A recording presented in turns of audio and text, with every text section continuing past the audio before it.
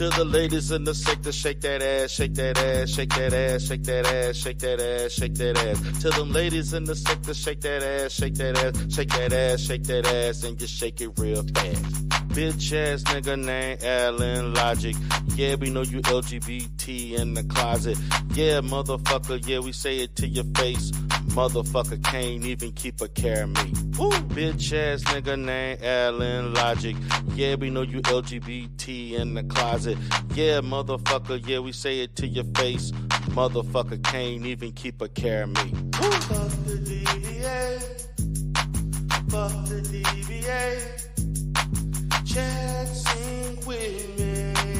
Fuck the DBA. Fuck the DBA. Fuck the DBA. Dumb bitch asses. Fuck the DBA.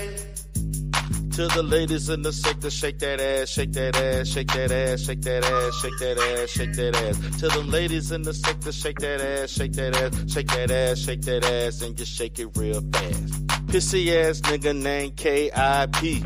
Crying ass nigga named motherfucking P.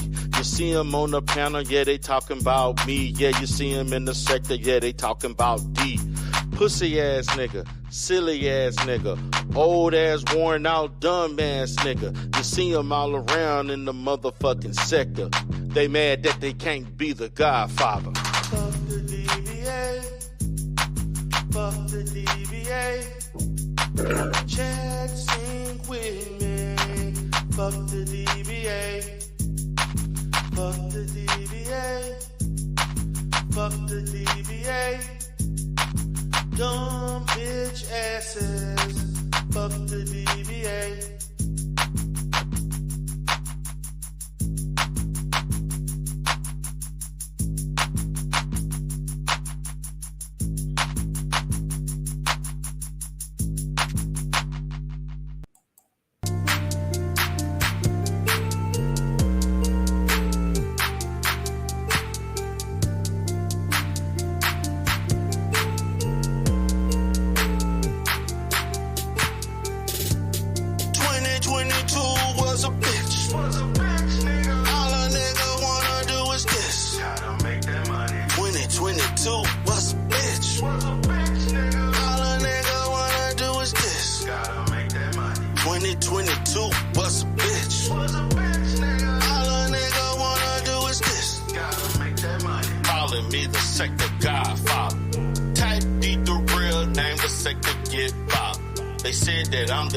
That they all love to hate. Fuck the damn chat, nigga. I say it's okay. Motherfuckers want the good guys to come back. Wanna beef with real niggas cause they channel whack. At the church sector in a motherfucking frenzy. Crazy ass nigga KOM tried to see. 2022 was a bitch. All a nigga wanna do is this. 2022 was a bitch. All a nigga wanna do is this. 2022 was a bitch. All a nigga wanna do is this. The sector wanna see a new beef every week. Especially from new niggas that wanna beef with me. Some say it's fun and some say it's hard. Trigger the bitch nigga, so he exposed the void. Took a trip to Vegas and we was Vegas lit. The haters saw the videos and they say ain't that a bitch. Left the damn sector, said my rivals tried to take my title. How the hell you try to take my title? I ain't got no fucking rock. 2022 was a bitch. All a nigga wanna do is this. Gotta make that money. 2022 was a bitch. All a nigga wanna do is this. Gotta make that money. 2022 was a bitch. All a nigga wanna do is this. Gotta make that money. Came for my motherfucking certifications, came for my license, and they came for my accreditation.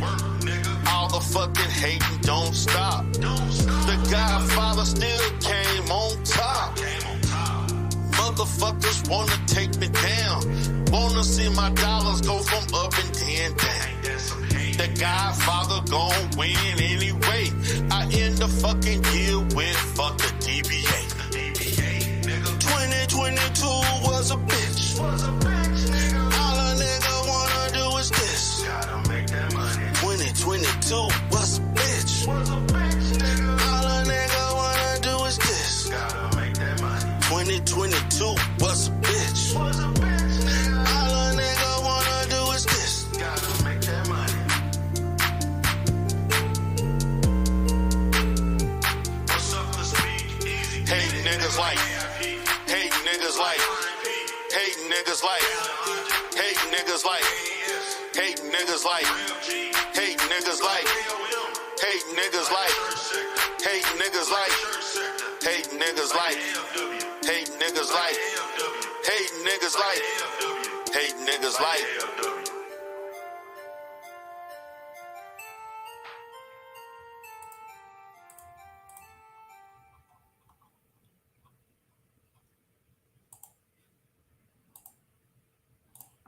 Welcome. The Godfather is back after over 2 weeks of not streaming a goddamn thing. I decided, since I had a little time today, time is definitely valuable and is not as available as it has been in the goddamn past. But D. Darrell, the Godfather, aka Black YouTube Therapist, is back again to do a live stream after a 2-week hiatus. I am back, and I'm happy to be here once again to chop it up with y'all asses. So, appreciate each and every one of you all for being here today. I see we got 14 people in the chat. Want to give a shout out to the people who are here. What's up, Vici? What's up, My Opinion? Miss Murphy in the house. What's up, sexy toy lady? Haven't seen you in a while. Good to see you once again. So, for those that don't know, you've been seeing me a little bit, chopping it up in the chat, in the sector. Don't do a whole lot of, haven't been doing any sector content. If I do the sector content, taking the shit down because I'm tired of my shit being clipped.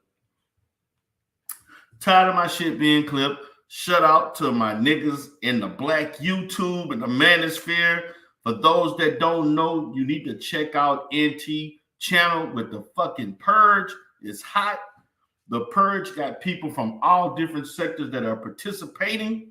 Yesterday, Taz bitch ass tried to call me out. But unfortunately, Taz, I got a business to run and I ain't got a business. I can't be bullshitting with an unemployed Negro like you who got to do that shit to make money. D. Darrell did not have fucking time. D. Darrell was chilling in the motherfucking Range Rover now. Nigga, that's what I was doing. That's what D. Darrell was doing, chilling in the motherfucking Range Rover, enjoying my day in the cool streets of Houston, Texas. What's up to Miss Queen? What's going on, baby? How you doing? Yeah, we're going to talk about Umar Johnson. We're going to get to that, but I just wanted to kind of do a little brief monologue on the fact that, haven't been doing a lot of live streams, which is basically how I'm going to be operating for the most part, man. I got so much shit going on. I can't, if you see me live stream more than 2 times in a week, that means I got spare time. If you don't, that means I'm busy as hell. What's up, Miss Scarlett? Good to see you. Don't waste your time on it. Yeah, I can't waste my time on them squares. Miss Nikki, Dr. Nikki. Shout out to Dr. Nikki. For those that want to know, Dr. Nikki told the Godfather, get the Range Rover, get the Range Rover. So D. Darrell had to drop 1K to get the goddamn 100K to get the goddamn Range Rover. I did it. I was looking at a Lexus. I was looking at the Mercedes. I was looking at the goddamn BMW. But I said, you know what? I like this goddamn Range Rover. It's nice. Shout out to Dr. Nikki. She the reason why the Godfather riding real well right now. Oh no. Miss Queen says Obsidian tried to fight me. Oh Lord, I gotta hear about that shit when I go live. What's up, Will Lock? I seen you do your clip on Umar speaking on some things, and it's like this, man. It's another video of Umar giving his opinion, and the shit goes viral. Once again. Okay, welcome to the S Grant 79. Appreciate you for coming in. Somebody new, don't recognize you, but welcome to the Conscious Clientele. Welcome to see Coach D, aka the Godfather. See Miss Doe Eyes, watching you from the clouds too, baby. Watching Miss Queen from the clouds. I've been watching a lot of people from the clouds, man, because you know, like I said, I'm just while I'm working, and sometimes I want to come up, but I'm like, damn, I don't have time. Don't have time. But I try to do what I do. We on lock. He said, I hear you, brother. Ain't nothing but a gangster party. I hear you, we on lock. So we're going to focus on this topic today. We're going to talk about Black YouTube continues to be triggered by Umar Johnson rhetoric. I'm trying to figure out why. Umar has been consistent with his rhetoric for the most part. He has been very, very consistent, has not deviated from any of his talking points, particularly as it pertains to being Pan-African. And as a Pan-African myself, just as we on lock, we agree with a lot of things as how we should approach the Black world, the Black community in the United States, both economically, religiously, spiritually, economically, socially, and etc. But what I want to do today, guys, is see, this is the problem. One of the reasons why I decided to do this topic today is because what Umar spoke about is basically putting into action what Black men should be doing for the community. Not about going and getting on panels and doing YouTube videos all fucking day, complaining that the fact that a Black woman won't be submissive to you, but you never talk about what you need to do to gain that submission if that's what you choose to want and she chooses to give you, because it's a choice. You cannot force a woman to submit to you. If you're trying to force a woman to submit to you and follow you, then that's not really submission. It's like extortion. You know, in a sense, you're coercing instead of allowing her to do that herself. Real men don't have to ask for something they're going to get naturally because they real men. What's up, Remix? Miss Queen said they was mad he was holding Black men accountable. Yes, I talk about Black male accountability all the fucking time. And they don't want to hear you hold a Black man accountable for a goddamn thing. Everything is Black women's fault, Black women's fault. And what they don't understand is they will continue to speak to a select crowd and experience a constant echo chamber until that changes. What's up, Chaos Rain? Faith, what's up, Faith, baby? How you doing? And so I want to speak on Black male accountability today. I'm going to talk about, and I'm going to show a variety of videos that Umar Johnson has as far as the video with the debate with the group of guys, and then the reactions. I'm going to talk about a reaction that Umar gave. Umar talked about stepfathers and black men standing up to the plate and being stepfathers, if need be, to women that they married that already have children, particularly if the men are not there. That should be a natural part of the process. That should be an understanding, because I'm going to guarantee you this. No man is marrying a woman if he has custody of his children unless she has the ability and the domesticated skills to take care of his children. So if men think this way and approach marriage in such a way, what is all of this confusion when it's reciprocal? So this is the reason why I don't fuck with the manosphere with a lot of these guys, because there's so much hypocrisy. Is that when you apply the equation and the variables on one end, for some reason, when it comes to black men, it don't apply on the opposite end. So you have men who think the black community, because a lot of the men, there's a lot of anti-blackism in the manosphere. There's a lot of anti-black, well, definitely anti-black woman, but also just anti-black community. You're criticizing the black woman as being the foundation of the destruction of black people in this country. But then you don't want to hold the black man accountable for his hand in that. And also, you don't want to, and I would say, support solutions. And some of those solutions you think being a stepfather is being a simp. Now, I don't understand how Obsidian is criticizing Umar Johnson for saying black men should be stepfathers when you're basically doing that, Obsidian. Don't you have a woman that when you got with her, she was 50 pounds heavier than what she is now, and she had about 2 or 3 children? So if you've been with this woman for 10, 11 years, were you not somewhat in a stepfather position? This the kind of shit I'm talking about. We even got the married, some of the very few married or divorced men, such as Mr. Fantastic, who was married. Now, all of a sudden, he anti-marriage and anti-black woman on shit. And you was married to a black woman and had 2 children for damn near over a decade or so. Now, all of a sudden, there ain't no good black women around. Well, it must have been a good-ass black woman that you laid up and had 2 children for and was married to for over 10 years, over a decade. She had to have been doing something right. See, this is the buffoonery. This is why I don't show any respect. It's why I don't fuck with some of these people, and I stay in my little lane and I talk my shit. It's because when you bring these things to light and you identify the concoction of all the stupidity that they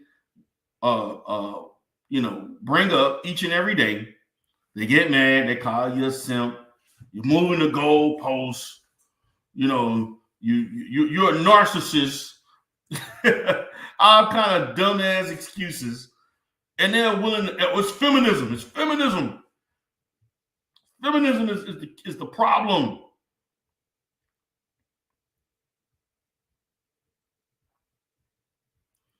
But Umar has always struck a nerve in the manosphere ass. Damn, Miss Queen.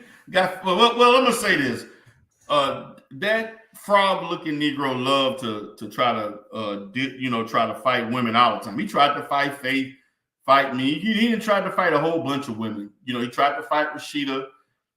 That's just what it is. Peppy the Frog loves to fight women. It's the same nigga that said that a 13-year-old is responsible enough to know how to handle herself in dealing with a grown ass man. This is what this 6'5" knock-kneed ass Negro said. It's just funny ass shit, stupid ass shit. So I'm gonna go ahead and get to the video. And what I want to do is first Go ahead and talk about the debate that he had with the daily wrap up crew, and we're going to focus on certain aspects of the. Yes, he has daughters. Yes, he has one daughter. He has a son and a daughter. Yes, he does.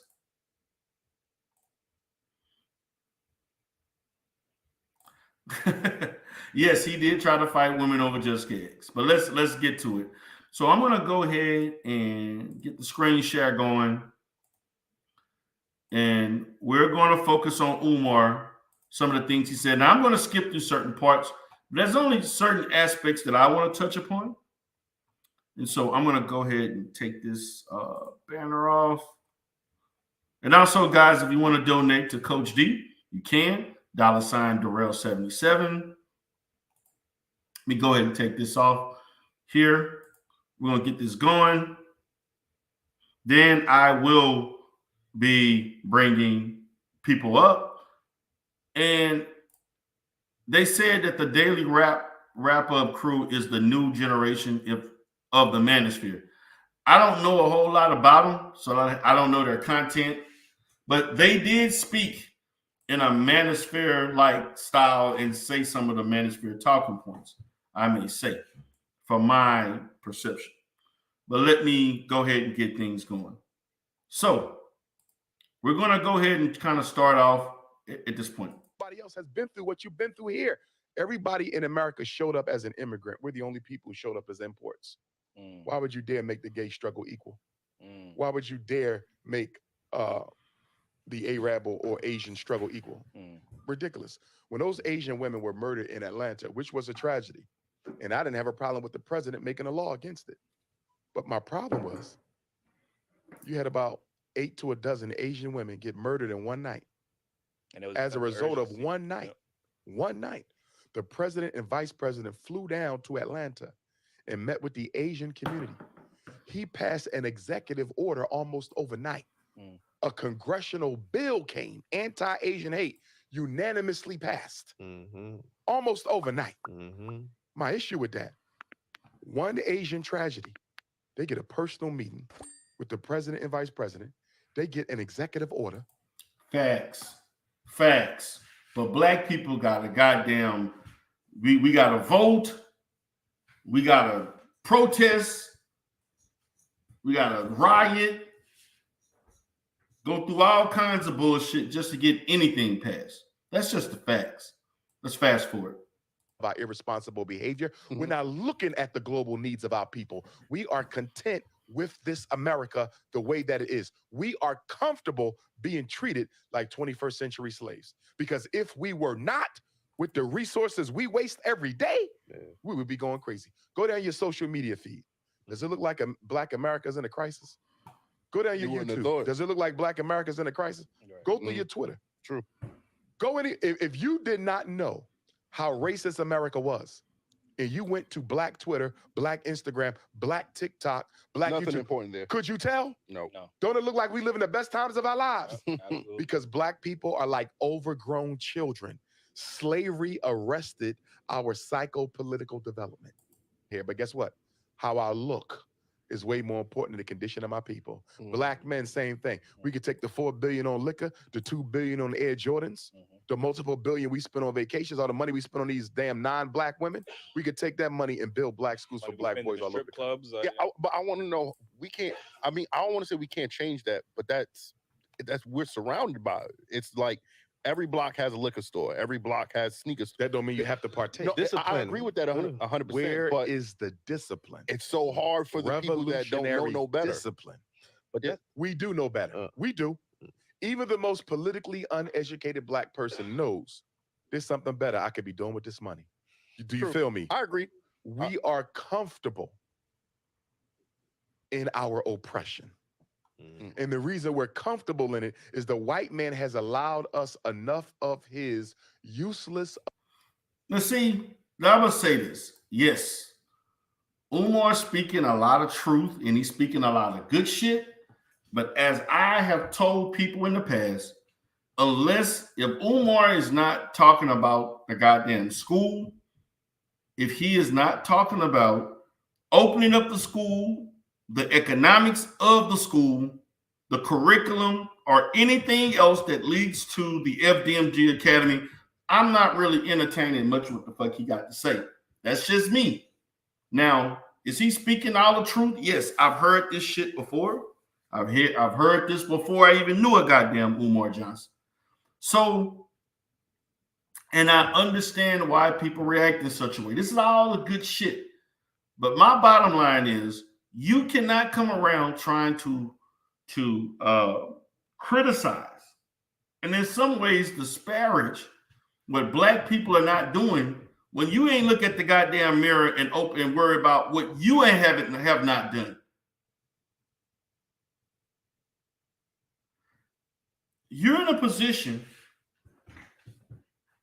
when you've tried to, in some ways you try to, I would say, compare and contrast yourself to the likes of MLK and Malcolm X, fearing for their lives, and why you have a very small network of people you deal with. These people actually accomplish and did shit. MLK resume speaks for itself. Malcolm X resume speaks for itself. What is the resume of Umar Johnson, and what the fuck did that resume say at this point in 2023? Because what people are going to say is, yes, you got 6 degrees, you don't have a real job, and you have a project that is failing and has never opened, and you're lacking resources. That's what I see.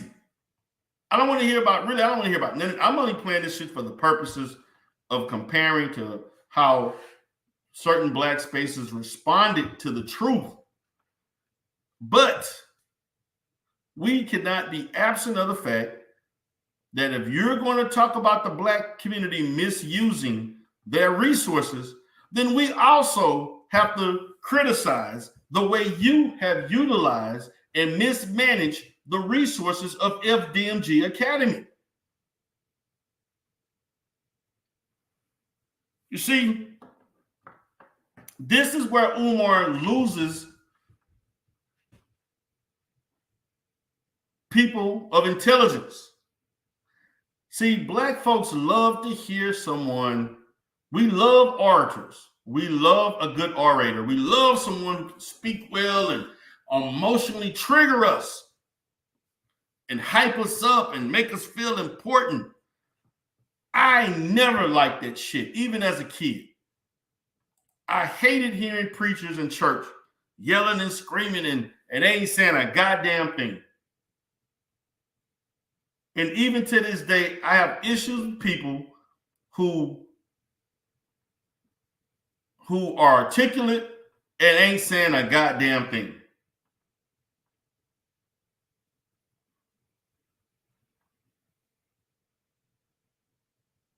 And it's great being a good orator. Yes, that's skillful. Your education, you're putting things together, you're expressing art. That's wonderful. That's a wonderful gift.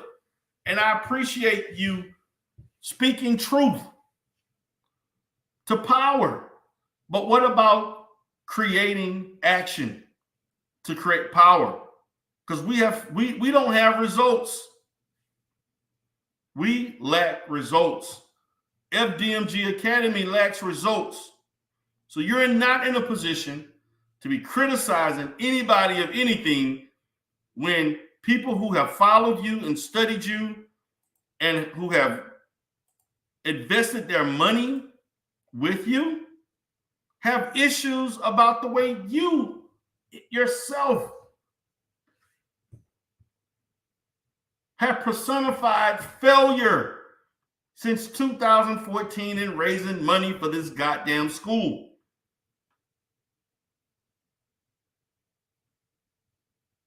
That's the position I'm coming from. Yeah, we're going to talk about the ministry. We're going to talk about the relationship stuff, black men, and this, and the takes and all of that. But the overall texture of what I may bring in throughout this show today is the fact that we can equally criticize you just as you equally criticize the community. So what's good for the gander is good for the goose. If you can criticize, then we can equally criticize you. Because you are part of the Black community. You're part of the Pan-African community. I am part of the Pan-African community.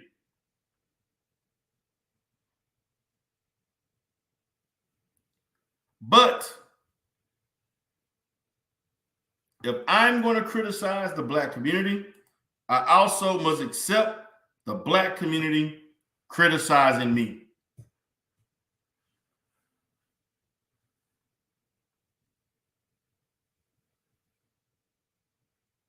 Black people are a collective. We can speak on anybody in the Black community, male or female.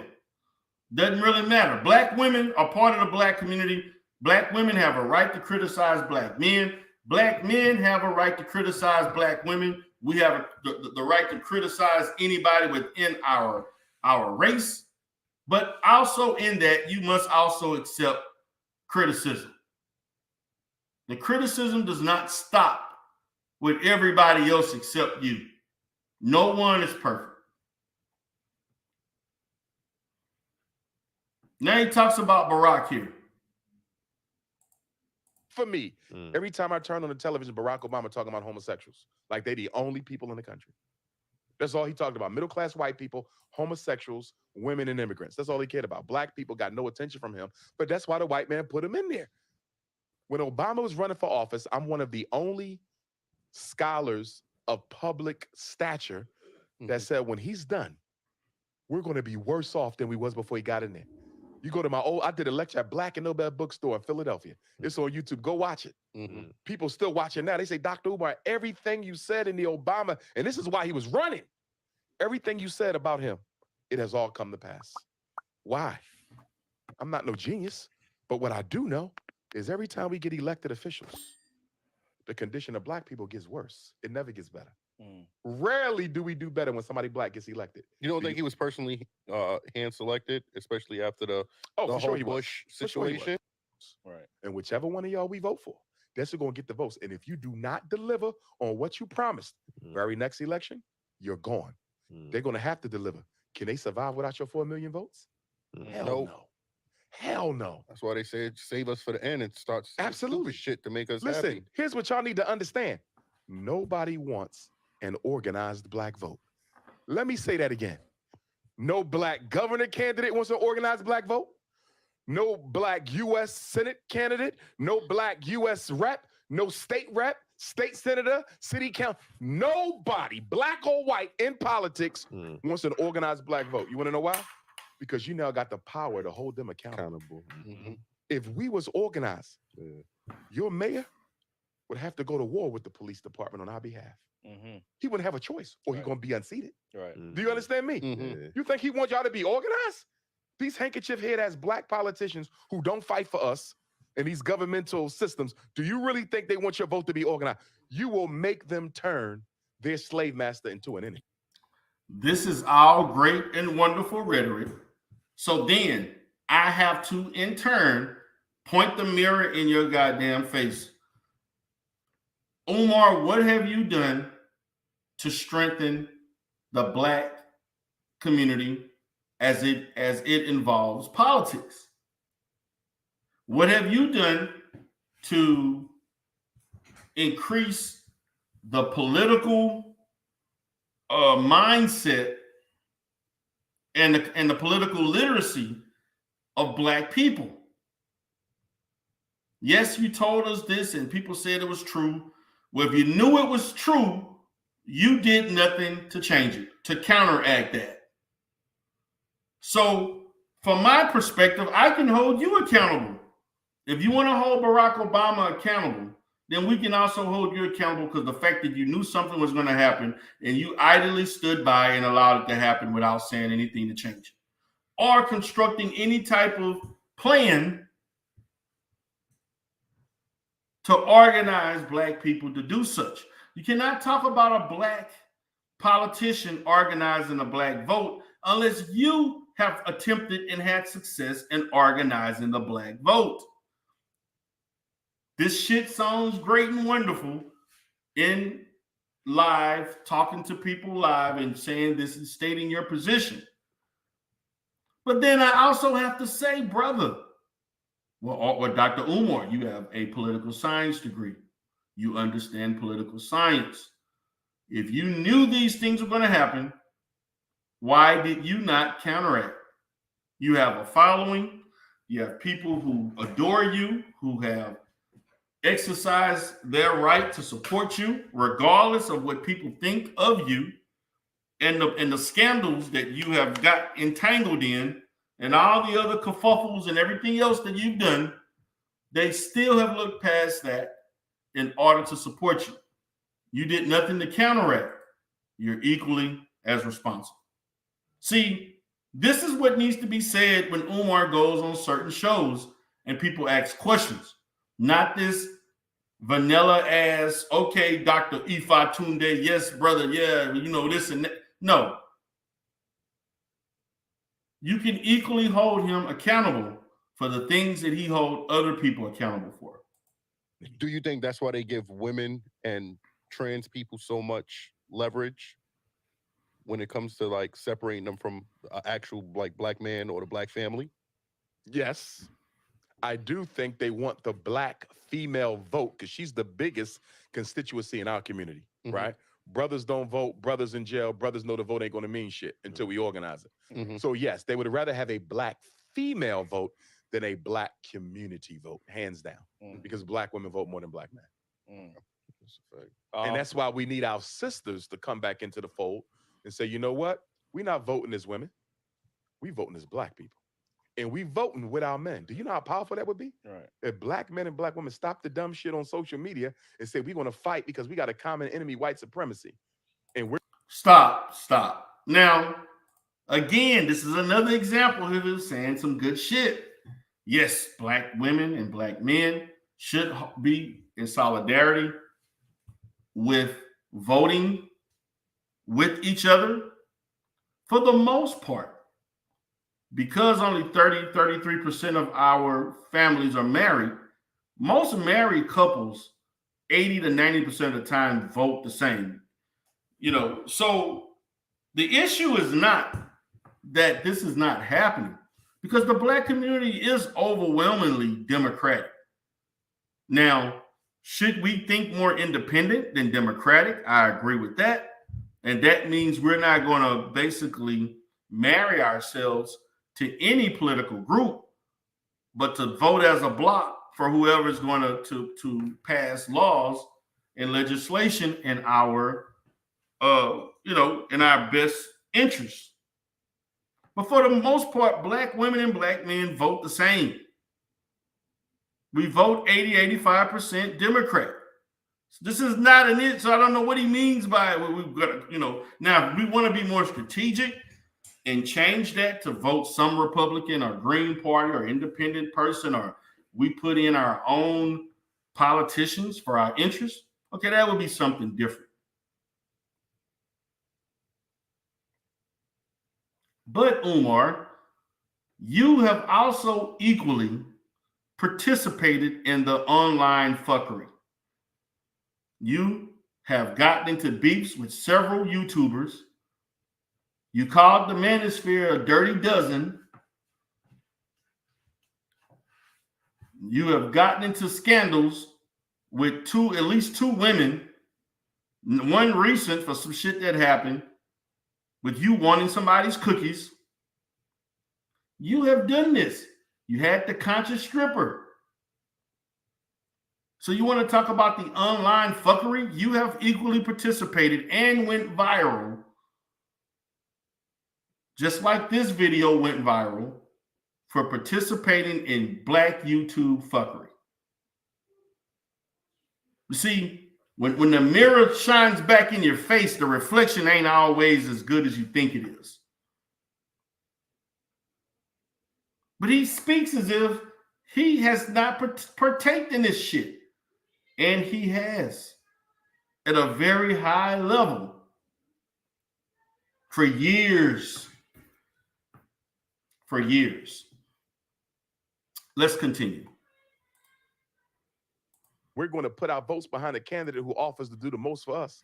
That would be revolutionary. Definitely. So speaking of that, I've seen a video of yours where you said that feminism has conditioned black women to view black men as the enemy. It has. Feminism was financed by the CIA.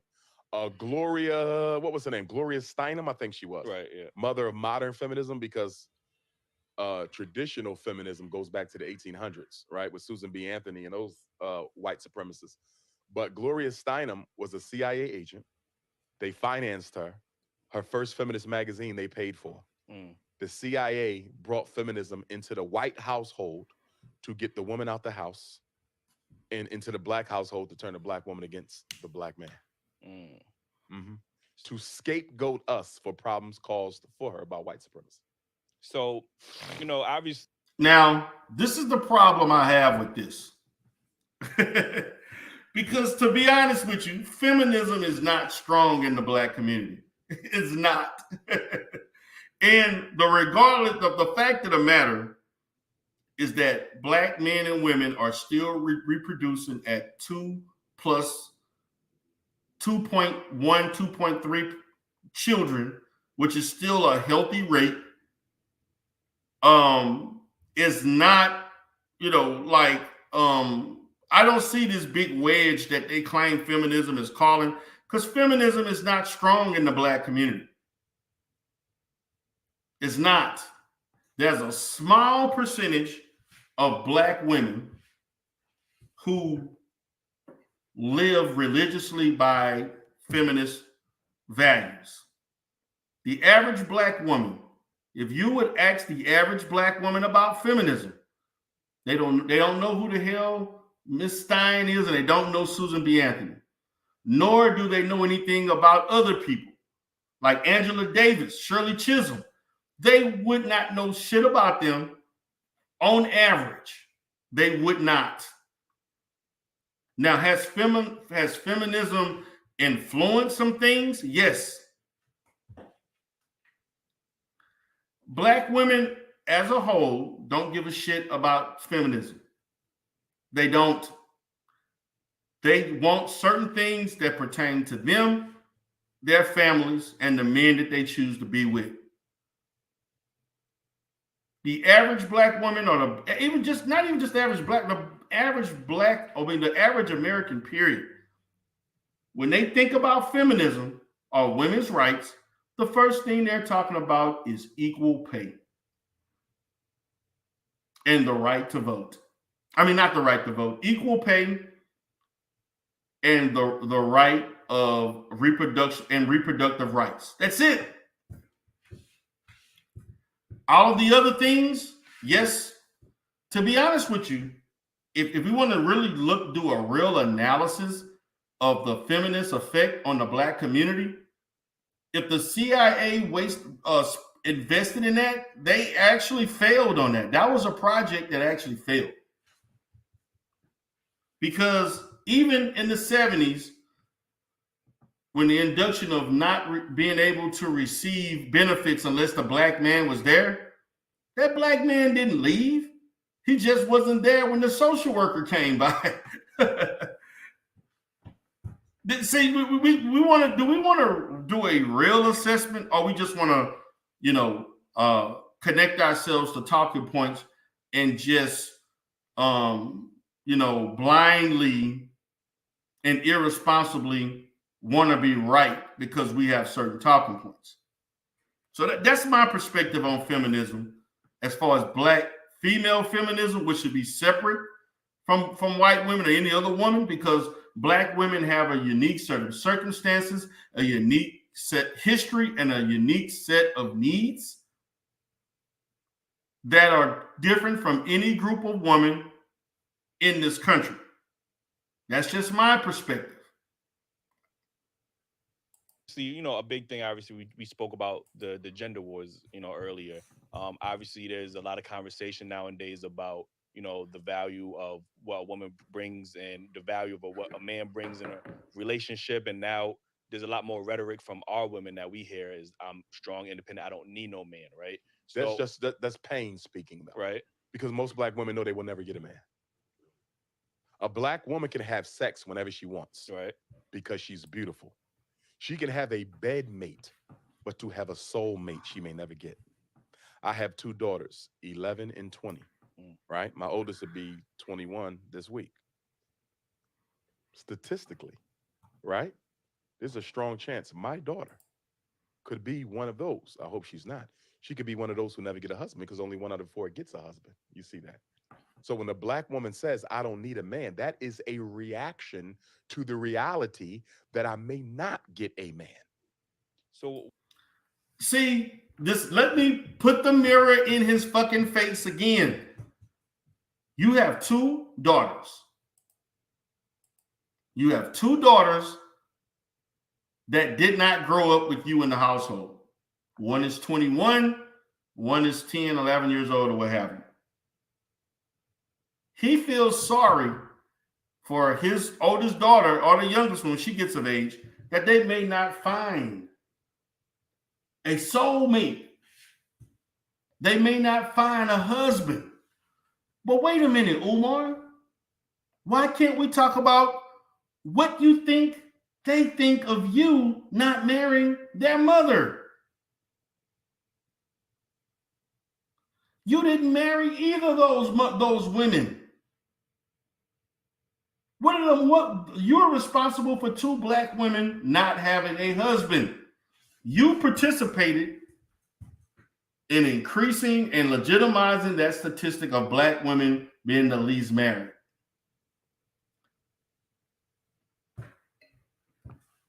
So explain your own shit before you talk about the bedroom choices of black women and black men.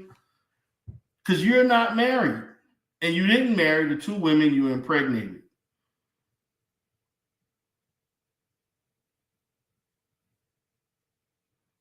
That's the facts, Umar. So can you explain why you didn't marry either woman? What was the reasons? And I guarantee you, your answer will reflect something to the level of it ain't none of your business and I'm not going to talk about my personal shit. So then, in holding black men accountable and black women accountable, they can equally say the same thing. Umar, stay out of our fucking business on why I'm single or I'm not married, because that's none of your business. You see, you have to be the example of what you want others to do. Yes, he spoke some good shit again. So eloquently placed, eloquently put, seamlessly spoken. But when we look at the man himself, wait. You have this perspective, but why wasn't it applicable to your life? Why you chose to pump and dump 2 women and leave your children without their father? Because you were the one who volunteered your business to the world about why you won't see one of your children because they want you to see them in a neutral ground and neutral air. You were the one that chose not to see your children for a long period of time because you didn't like the visitation arrangements.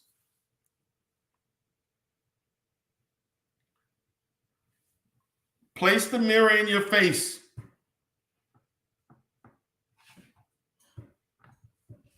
This is facts, Umar. This is facts of me just assessing what you say versus what you're doing in reality. Why not preach? Because I understood, you're obviously against interracial relations when it comes to black men with black women. With white women. With all women. You should only be with the black woman. And you will say, well, if you can't find a good woman in America, there's somewhere else. In Africa. Absolutely. So why not teach that same rhetoric to our women? Like, if you feel like tell sisters all the time, go to Africa. So I know sisters who marry. I just spoke with a sister. She invited me to the wedding. She just married a brother from the continent. So, but instead of saying they will never get married, I'll take sisters to Africa who married brothers they met in Africa. Right. So yeah, I think there's obviously plenty of black men and black women. So and what I also tell black women, if you're going to go get you an African man from the continent, right, you're gonna have to understand that the way in which you talk to black men in America will not be tolerated over there. Why the fuck is it tolerated? It's not tolerated here. That's what we're trying to tell them. Well, over here, I want to say this to us though, because we try to act like the way sisters treat us doesn't have a history that we are not at least partly responsible for. Let's be honest. The black woman has had to hold down the black house by herself, although imperfectly. She's had to do it by herself since the mass incarceration of black males began in the 1970s. You understand me? Most of our children are raised by a single mother right now. And it has been that way for about 50 years. So when a sister says, I don't need a man, because she couldn't find one strong enough to hold her down. Or when you meet a woman and you say, sister, I'm strong enough to be your man. You ain't got to work or you ain't got to pay the bills or whatever. Pull back. I got you. And she can't do it because all the other men before you who disappointed her. So what I'm saying is, black men, we got to be patient with our women because we created that personality. We created that. And then we want to act like we didn't play a role. We have to be held accountable. That is true. And that was one of the reasons why the manosphere, this is a counter to the manosphere. And this is one thing they don't like. They don't like to talk about the hand that black men played in influencing black women to have certain perspectives. And yes, as black men, we are culpable in that. For their poor selection? No, you have to be held accountable. No, you have to be held accountable because they have a poor selection. See, what you're saying, you're selecting a poor mate. And what I'm saying is they don't have much to select one, so of course she's going to end up with a poor mate. And why is she going to end up with a poor mate? Because we as black men are not raising black boys to be the men that our women need. Let me stop here. Now let me preface this for We On Lock. Shout out to my brother. He said, how do you know he's not seeing his kids, D? You're being a little too excited. No, I'm not. Umar has, and we on live. You know, I know a lot about Umar. There's not a lot of shit about Umar online that I don't know about. Umar has repetitively, on multiple times, stated the issues that he had with one of his baby mothers as it relates to the organization of visitation. Now, do I know whether or not he's consistently seeing his children or not? No, I don't. But I also know that there were problems with him not seeing his children for a long time because I talked to the family members. Myself, we unlocked. His own father. So I know. Now, I don't know what he's doing now. Of course. But Umar has had a history of not consistently seeing his children. Now I've in the past have supported and talked against people who spoke on him with his children because it's none of my business. But he is the one who said that there were issues with seeing his children. I never came out and stated anything about him being a father. You volunteered that information to the public. So that's something he needs to clean up, not I. I don't know whether or not he's seen it, but I do know in the past he had issues.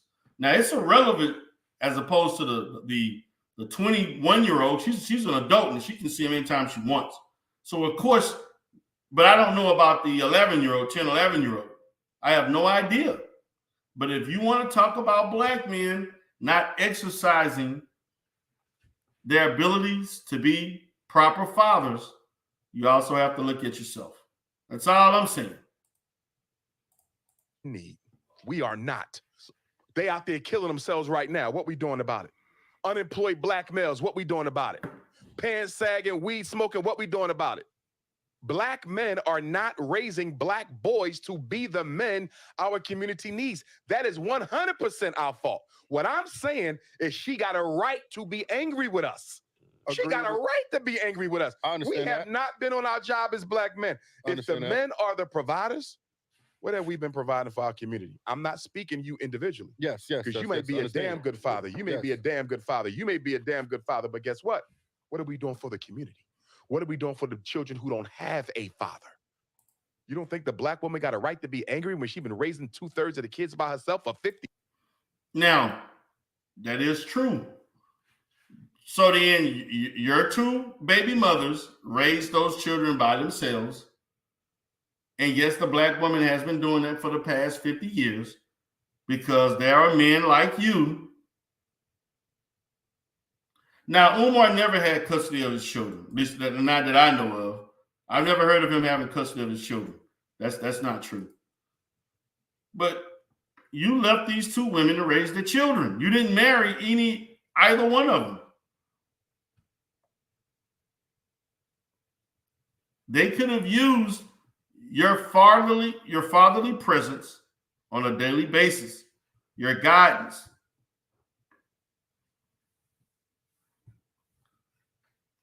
You were not there. You were around, parading around in speeches, going to churches and Pan-African institutions and religious organizations, making money. You were traveling around the country, selling books and speeches. And Pan-African events and buying a school in other states. The years? And the minute she raised her voice, we say she's not humble enough. She had to become masculine to survive the rape, the molestation, the domestic abuse. Are you telling me you can't see how we created that? I understand that, but she needs to be we was more loving selective. our women and taking care of our women, do you think she would be like that? That personality has a history. If she's picking Pookie and Ray Ray instead of you're making her a scapegoat. No, this engagement between them is very manosphere-like. Because their responses, the Daily Wrap-Up crew, is very, very similar to the manosphere. He's picking a scapegoat. No. There's good quality men that they ignore. Why she even got it? Why is there even a Pookie in the selection? You gotta ask Heather. No. I'm gonna tell you why there's a Pookie in the selection. What? Because black men have abandoned black boys and have allowed social media, white media, athletes, and rappers to raise them. That's why she with Pookie. If we never allowed Pookie to develop, she would not have.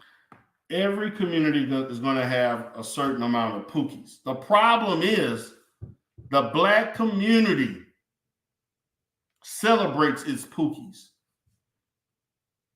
The black community celebrates its Pookies, its criminals, deficient black men, ignorant black men, criminalistic black men, trifling ass black men. We celebrate these Negroes. We celebrate it through dance, through music, through artistry, through media, through movies. We celebrate them. Athletes, sports. We celebrate deficient Pookie and Ray Ray as black men who happen to have some talent in some area. Now, to the Daily Wrap-Up crew point. Do black women choose Pookies and Ray Rays? Yes, to a certain extent.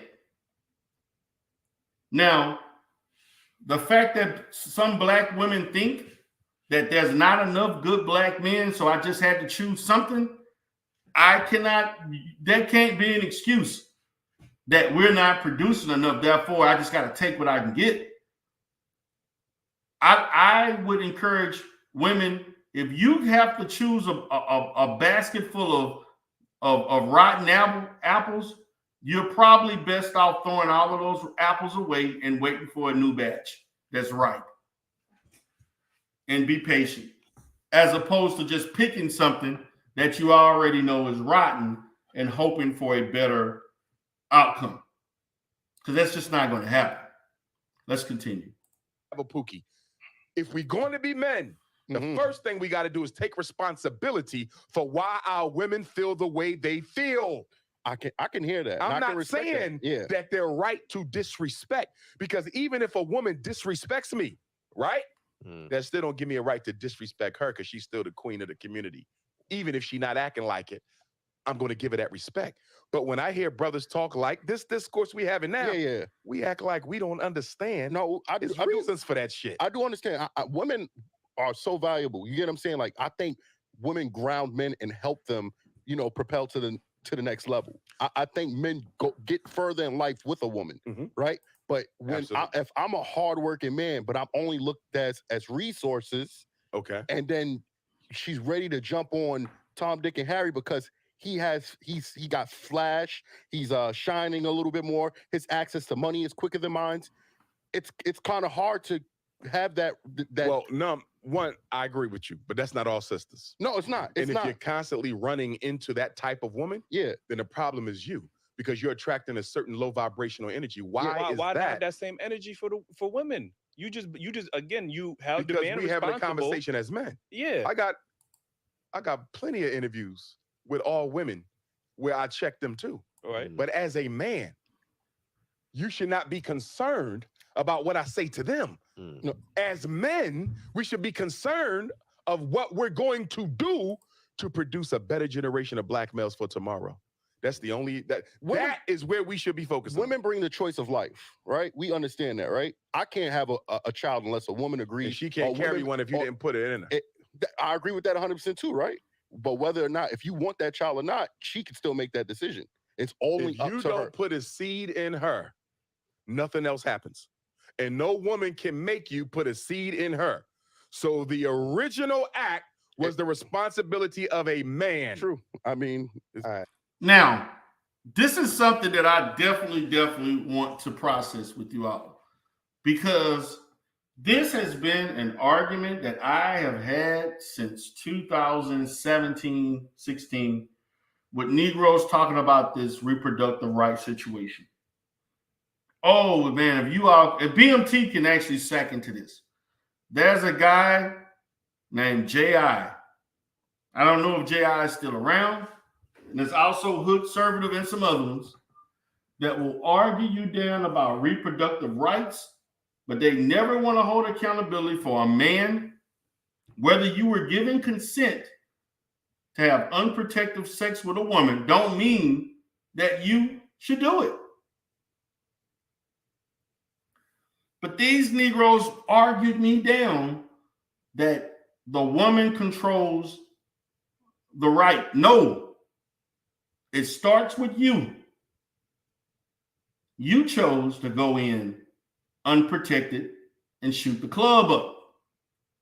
Now, once your act produces the child, then she has the responsibility to decide whether or not she wants to keep the child or not. And you want to be angry over that choice, when in all actuality, you held the key because you could have refused this. If this woman in your mind was not worthy of having your child, you had no business having sex with her in the first place.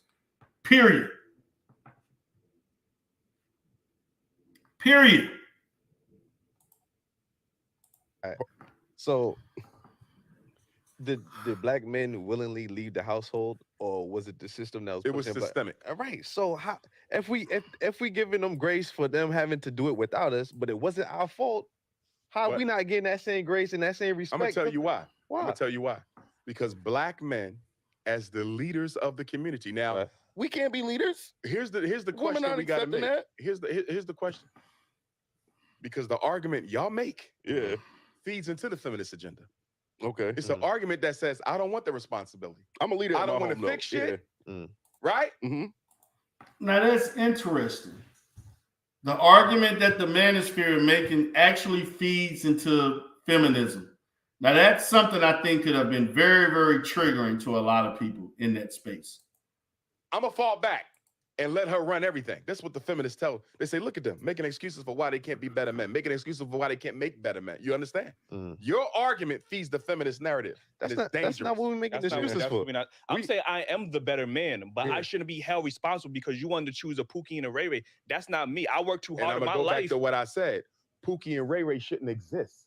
And the only reason why Pookie and Ray Ray exist because we're not in the community making those boys the men they need to be. Do you see that? And she don't get a Pookie if you didn't. You see, this is another example of why I don't like arguing with these type of Negroes, because They didn't hear a goddamn thing Umar just stated.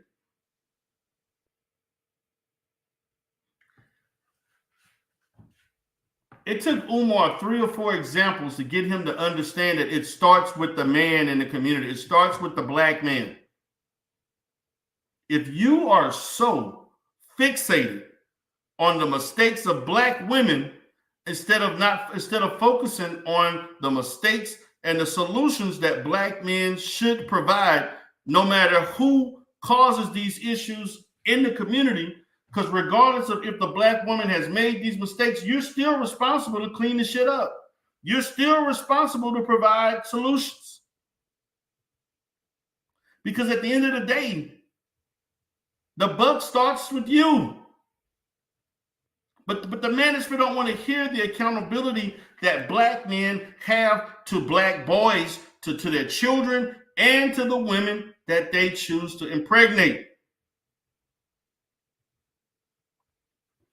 We want to argue about who's more wrong or who is more right. And I, at this point in my life, can't even hold the fact that it was systemic, even though it was systemic. Particularly in the urban or inner cities. Regardless of it being systemic, what are we going to do to change it? What are we going to do to counteract? What are we going to do to provide answers, problem solve, and put us on a different trajectory? Nobody wants to discuss that. We just want to blame. It's her fault. It's her fault. It's her fault. Okay, it's her fault. So what you gonna do about it? Didn't allow a Pookie, but she got an Eli. She ain't come to Eli. She went to Pookie, and that's what we're trying to say. She wouldn't have had a Pookie if we didn't allow one. Hard in my life. Right. She wouldn't have had a Pookie if we didn't allow one. But Dr. Umar, men supposed to make the raise the boys. Right. We as men is holding other men accountable for the same thing that you're talking about right now. That's a goddamn lie. Let me stop there. Men are not holding other men accountable. That's a lie.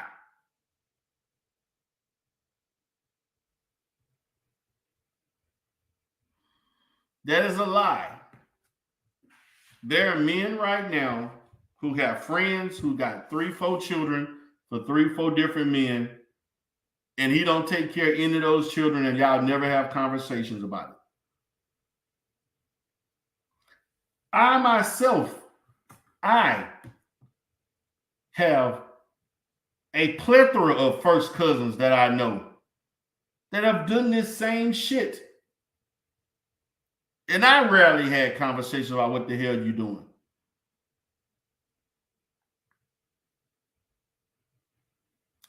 I have cousins who got 10 children for 5 different women. I got one cousin that got 7 or 8 children for 3 or 4 different women. And they come in all economical groups. Men, we need to do a better job of holding men accountable to take care of their children. And to teach the younger men to not put themselves in this position.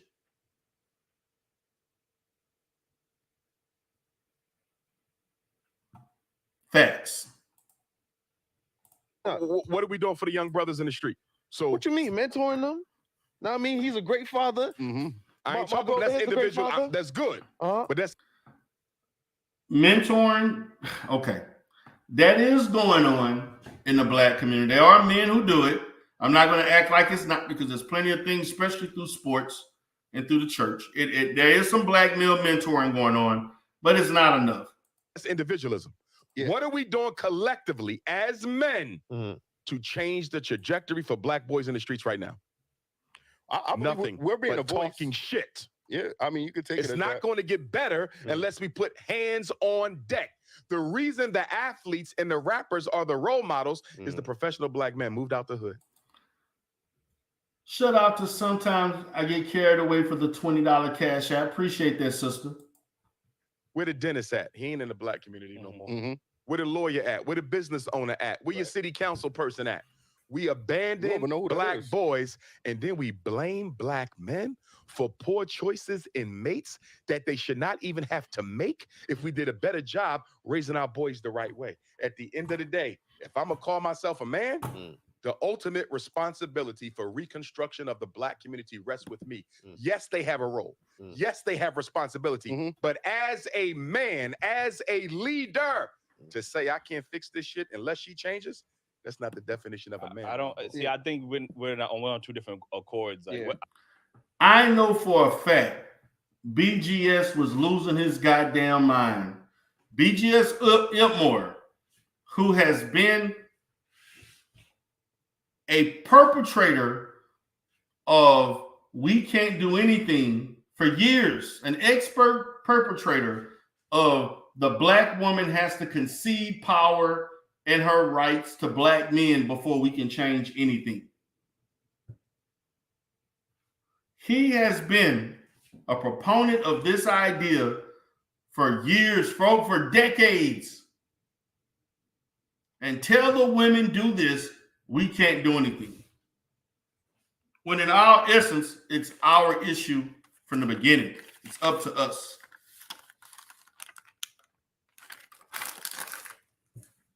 And this is facts. This is facts.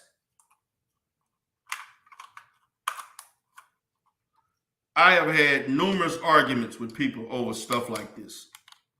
It became so tiresome. I just like, hell with it. They're just gonna believe what they want to believe. It doesn't matter of being right and wrong. Just a matter of doing whatever your subscribers want. I don't think we're saying that. What I'm saying is I'm capable of being that leader, that provider. I've worked hard in my life. You get what I'm saying? I should not have to. You still go back to individualism. But I only feel like we tell black men that we have to now deal with masculine women with children. Why is she masculine? Because we got to repeat this. See, this is the thing. Umar had to repeat this shit multiple fucking times. He went back to the same manosphere red pill bullshit. Why is she so masculine? Black women are the most feminine women, naturally feminine women on earth. Are you not understanding that when black women exhibit any form of masculinity, it is to survive? It is to adjust and adapt to the unnatural environment that she has gotten into. And partly because of the inability of black men to take care of their own responsibilities. It's a difference between understanding, firmness, somewhat combativeness, some levels of aggressiveness with being masculine when she has to use these tools in order to not get fucked over again. She has to use these tools in order to protect herself and protect her children. But he reverted back to the same thing. Well, she's masculine. And to be honest, usually weak men complain about black women being masculine because black women are not, as a whole, masculine. I'm going to say this. The most educated, the most competitive, the most sophisticated women all exude high levels of femininity. However, when they are in certain environments where they have to show a different personality, they have to adjust to that environment.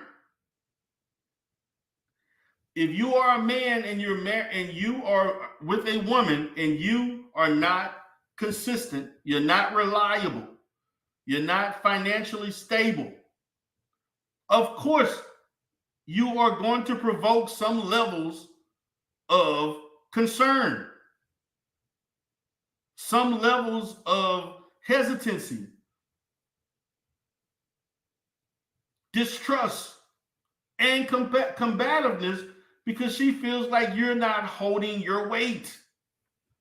What is she supposed to do? Just fucking smile and just pretend like shit isn't happening? The bills are not getting paid. You just had 3 jobs in 5 months.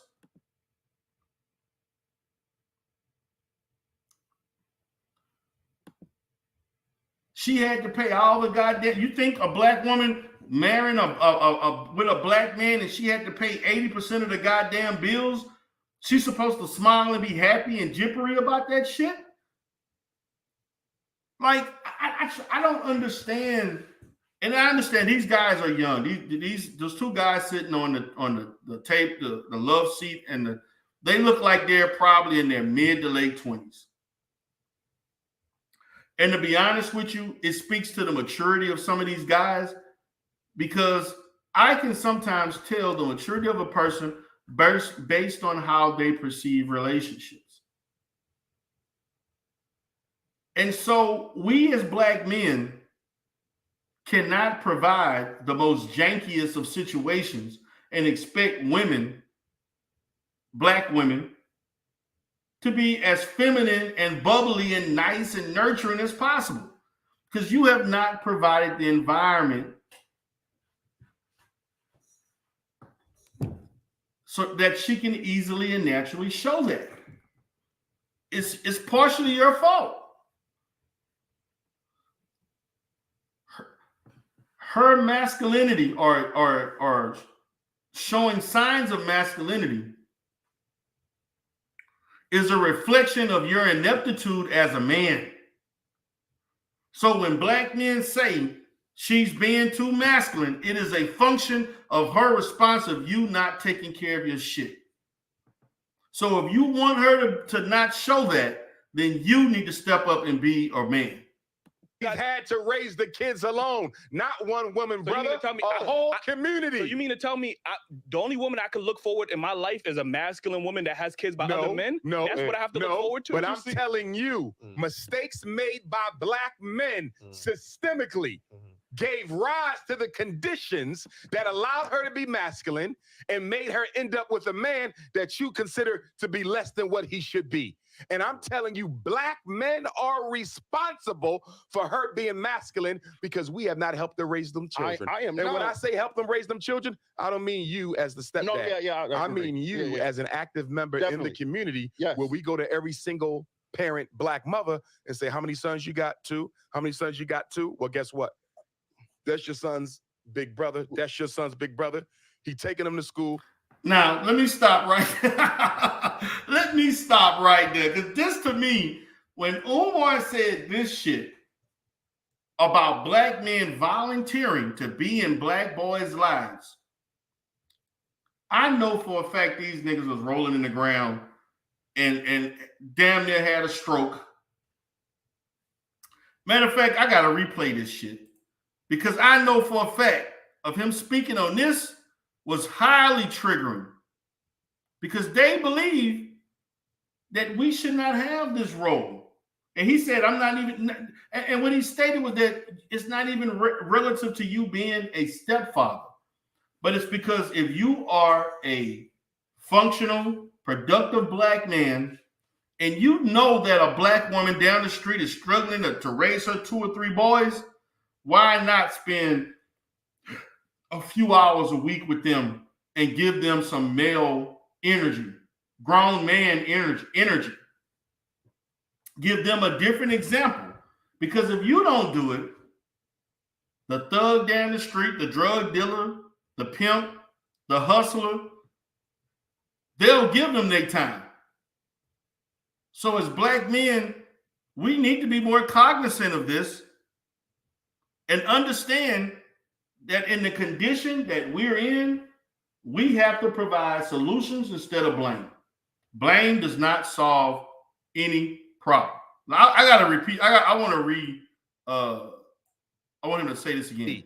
And I'm telling you, black men are responsible for her being masculine because we have not helped her raise them children. And when I say help them raise them children, I don't mean you as the stepdad. I mean you as an active member in the community where we go to every single parent black mother and say, how many sons you got? 2? How many sons you got? 2? Well, guess what? That's your son's big brother. That's your son's big brother. He taking them to school. He doing the homework. He gonna spend a couple hours with them every Saturday. He got his own kids too, but he gonna make time for you. She got masculine because she had to become masculine in order to deal with the rape, the abuse, the domestic violence, the disappointments that men had in her life, and also raising those kids and have to take care of herself all at the same time. The black woman has been the be-all, end-all in our community for half of a century, and now we want to turn around and say because she didn't do it perfectly enough or remain feminine enough when she had to absorb our responsibilities plus her own, that's insensitive and disingenuous.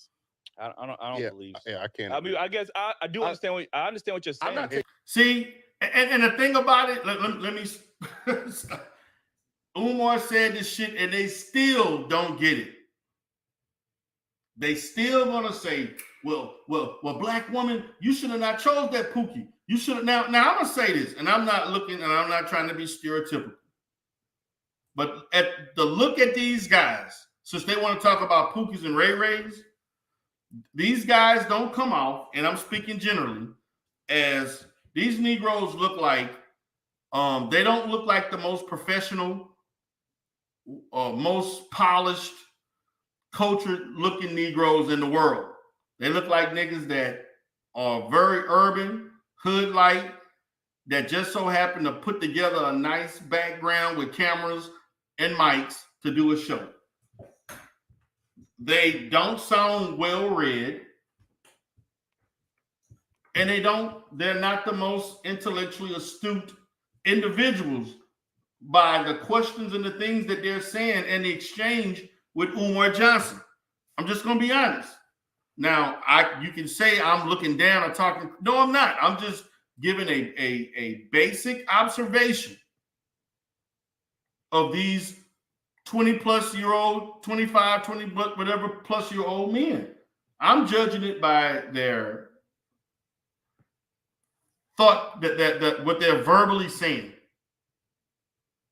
Umar has repetitively said things, and they're still revolting back to, well, she should have did this, and she should have said that. None of what they're stating is related to solving the problem. And you have yet to tell me something that we've done systemically to combat that. Because you keep saying me and her. I don't care about me and her. But there's plenty women of and men. Women and men as a group in the community. You understand? Right. We gave birth to that. You see? So you say she had a couple kids already because she met men. She probably thought they was good. Some of them, they left her. She knew they wasn't good. You don't know that, bro. She knew they wasn't good. You're making assumptions about her. Would you make the same assumption if she was a white woman? Yes. He says she knew that they wouldn't work shit. Now, listen, guys. You never know until you know. There are people who've been in marriages and thought they knew and didn't know. There are people who've been in relationships 2, 3, 4, 5 years and didn't know till they knew. That's a weak argument. You can never know. Now, are there certain characteristics that one could present? And in your presentation of who you are, there are certain telltale signs and attributes that you're going to say, no, I can't do that.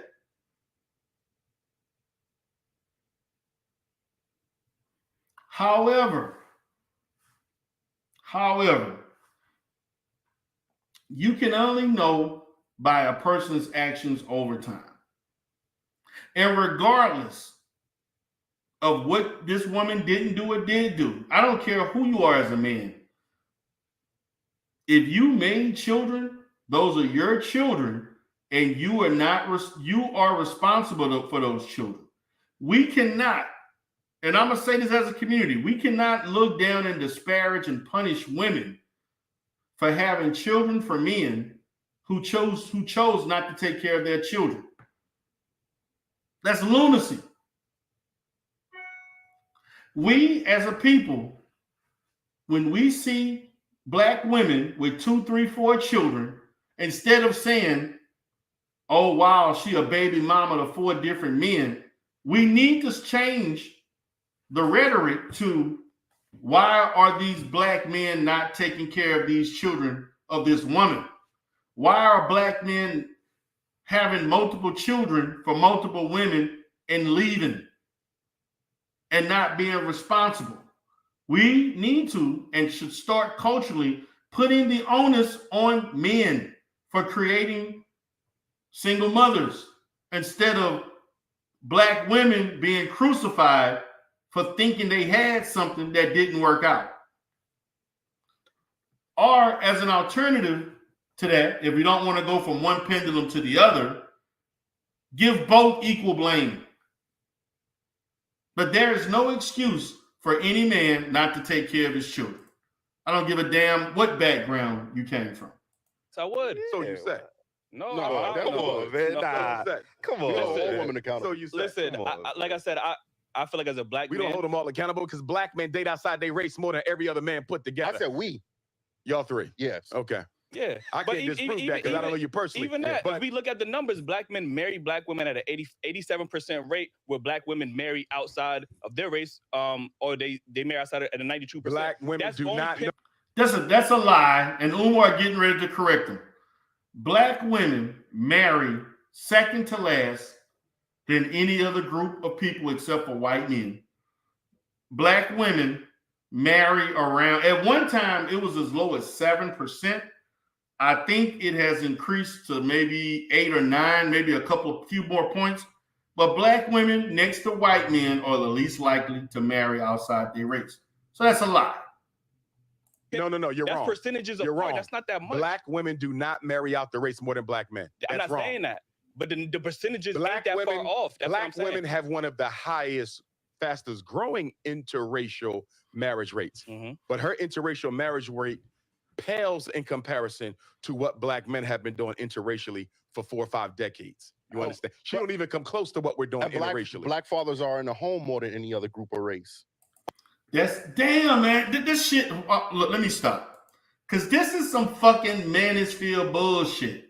Once again, you can tell these guys, as I'm listening to this ignorance, I can tell these guys were listening to some of these manosphere Negroes and just was taking notes and regurgitating.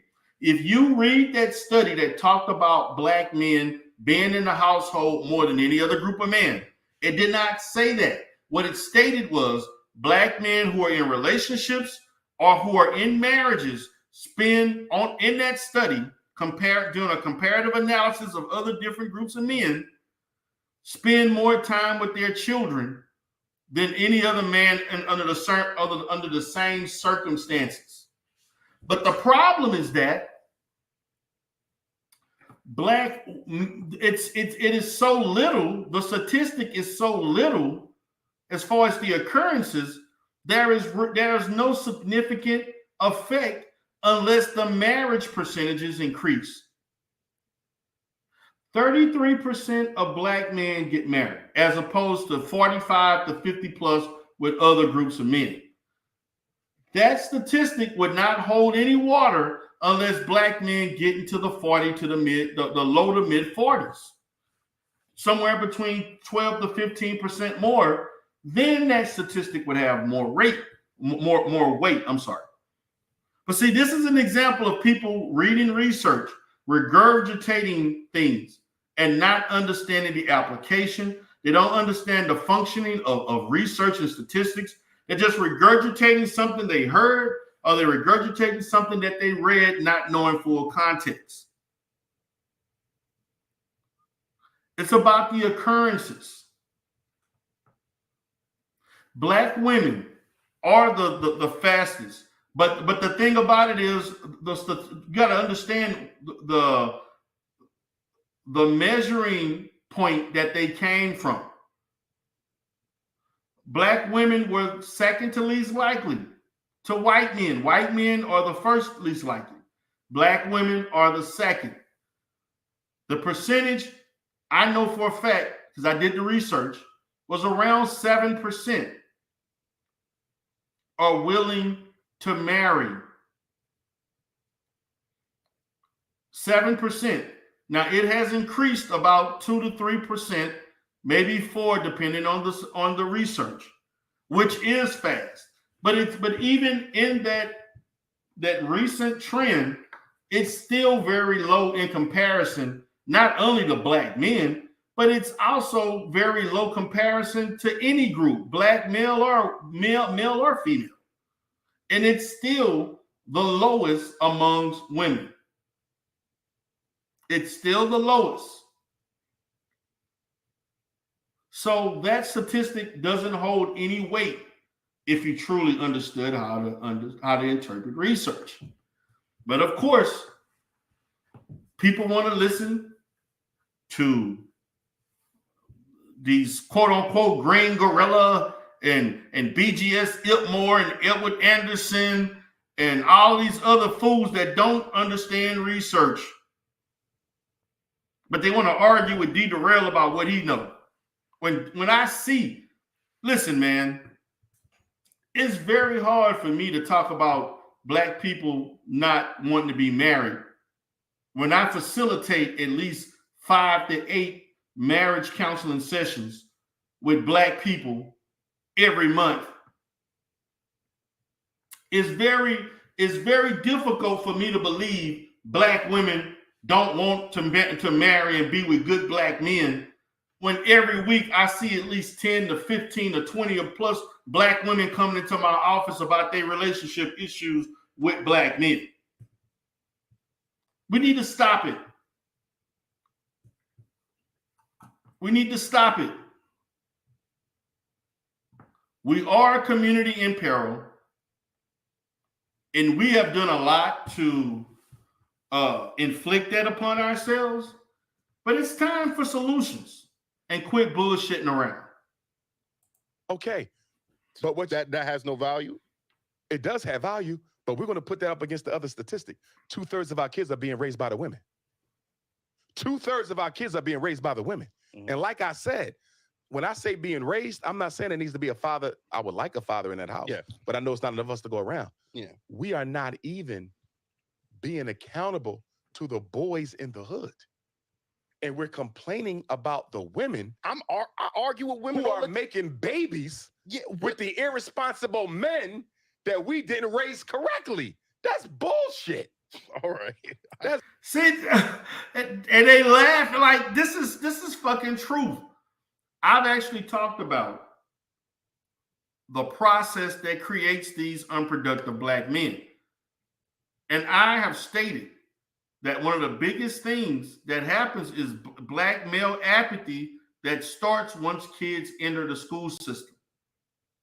The problem starts the minute they enter into kindergarten, first grade. And by the time they reach puberty, or around 13 to 15, they're done. And that's reflective of the low black male graduation rate. Black men reading at a 4th grade level. We have to turn this shit around if we want better black men, better thinkers. Not blaming women. That's wimp ass weak man shit. Take responsibility for our shit. Stop scapegoating them. Yeah, I could agree. I could agree to that. All I'm saying is look at all we could be doing better, man. Half the black boys in the 4th grade can't read. What black men doing about that systemically? Not enough. I know what I'm doing about it. I'm building agree. a school for it, 2 of them. Mhm. But systemically, as black men, Let's go. Oh Lord, this nigga goes. No, let me stop. Now he gonna sit here and say I'm doing something about it. I'm building 2 of them. No, you bought buildings that are not adequately, I guess, certified yet to do the school yet, and you don't have the money and the resources. You hadn't built a goddamn thing until you open and cut the ribbon and kids are enrolled and you got a staff. You ain't built shit. Now I just had to make him accountable on that. man, what are we doing about that? Nothing. Black boys are the most unemployed teenager in America. What black men doing about that? Not See, the as much. Pookie and Ray Not Ray as you much. kept talking about? Mhm. We letting them raise right before our eyes, and then we want to criticize stuff for ending up with one when we should have made sure there were none. Listen, we all got choices. Just like if I choose to live a You're lifestyle, dealing that with could, individualism that again. could, I but can't that's deal with part that. of choices. No, it's not. We have to deal with this systemically. He brought up a question earlier, and he said, did we make these problems on our own, or was there some systemics involved? It was systemics. Okay. In 1970, they shut down the factories. They took out the industrial building jobs. 1980, dropped off the crack and the AIDS. 1990, the Bill Clinton crime bill. There's systemic factors at play. You totally divorce your analysis from any systemic factors at all. You ain't mentioned one. You can be talking about her and Pookie and Ray Ray with the kids. You ain't said shit about the systemics. That's exactly what white folks want you to do. That's what white folks want you to do. I'm saying that ignore I have made what I've done to your women and scapegoat her, because that's what she's doing to you. She's ignoring what the system did to you, and she's going to scapegoat you. And we're both scapegoating each other. Okay, that's fair. Your analysis is feeding the gender war. It's not solving it. Listen, facts. And these Negroes online are monetizing and making money off this shit. Forget, and as I've said and even said, I'm here for the fuckery, and I'm here to monetize, and I'm here for the money. But you got Negroes who actually believe this shit. You got Negroes who actually think Mr. Palmer and all these other motherfuckers and Mr. Palmer actually left the manosphere, but damn it, I can't forget this other guy, man, that I want to name. The Game Changers and the Mr. Fantastics of the fucking world and all these other guys saying this dumbass shit every day. Sergeant Faulkner and his goons. Excuses after excuses and no solutions. And I don't mind us holding the women accountable. I don't mind us holding the men accountable. Right? Yeah. But when we're going to hold the system accountable as well. That's fair. And if we're going to hold the system accountable, that also means we got to make our own systems too. Black men have not been manly in quite some time when it comes to raising boys. How would you suggest that black men take on the role of leadership, especially when there's an attack on black masculinity, without women willing to listen to us? You get what I'm saying? How do we prove our worth or take back the leadership care of the boys? role? You want the women back? Take care of these damn boys. They run in the hood, killing people at will, flunking out of school, following the lead of the gangster rappers. There's a whole bunch of stuff we can do that ain't got nothing to do with the women, boys and men. Do you understand? Deal with the boys and the men. Leave her out of it and go straight to the boys.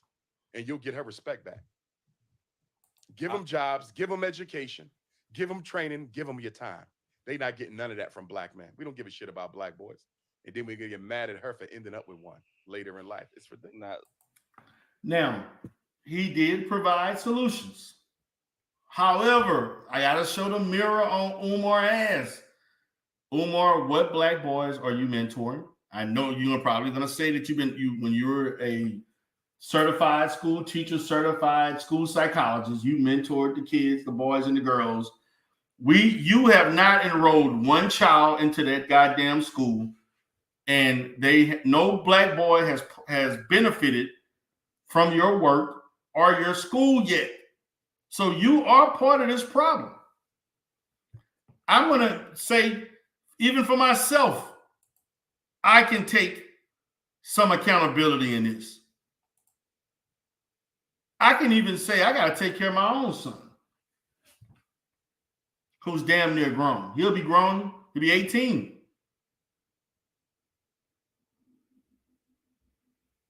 And that's a lot of good things about my son. My son also has flaws. Maybe I could have invested more of my time in other boys, other young men, and I haven't. We all can take accountability.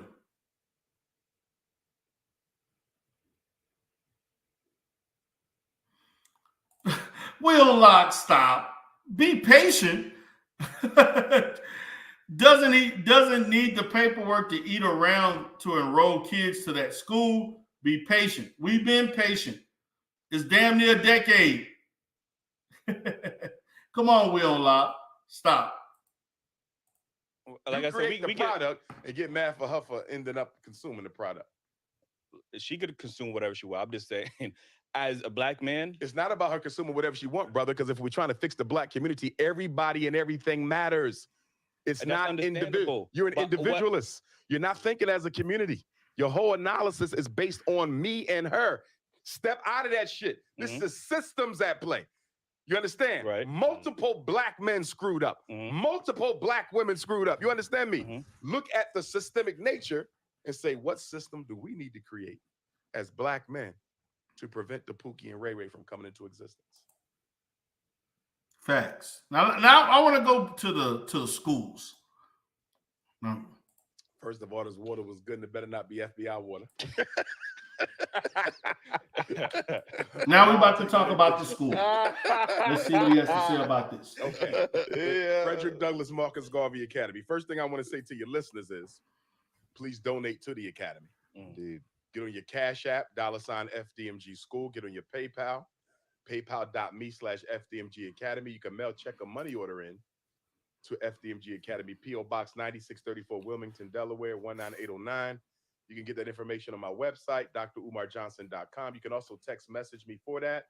And for my parents out there who are having issues with your children, learning disabilities, autisms, ADHDs, IEPs, 504s, white teacher racism, psychological evaluations, pre-referral intervention plans, behavior intervention plans, any issues you're having with your children, education and mental health, you can reach out to me.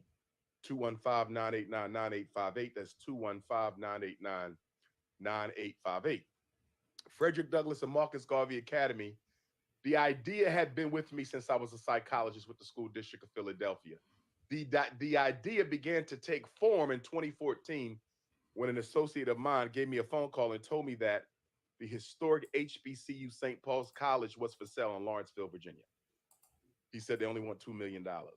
I said, a whole HBCU for $2 million?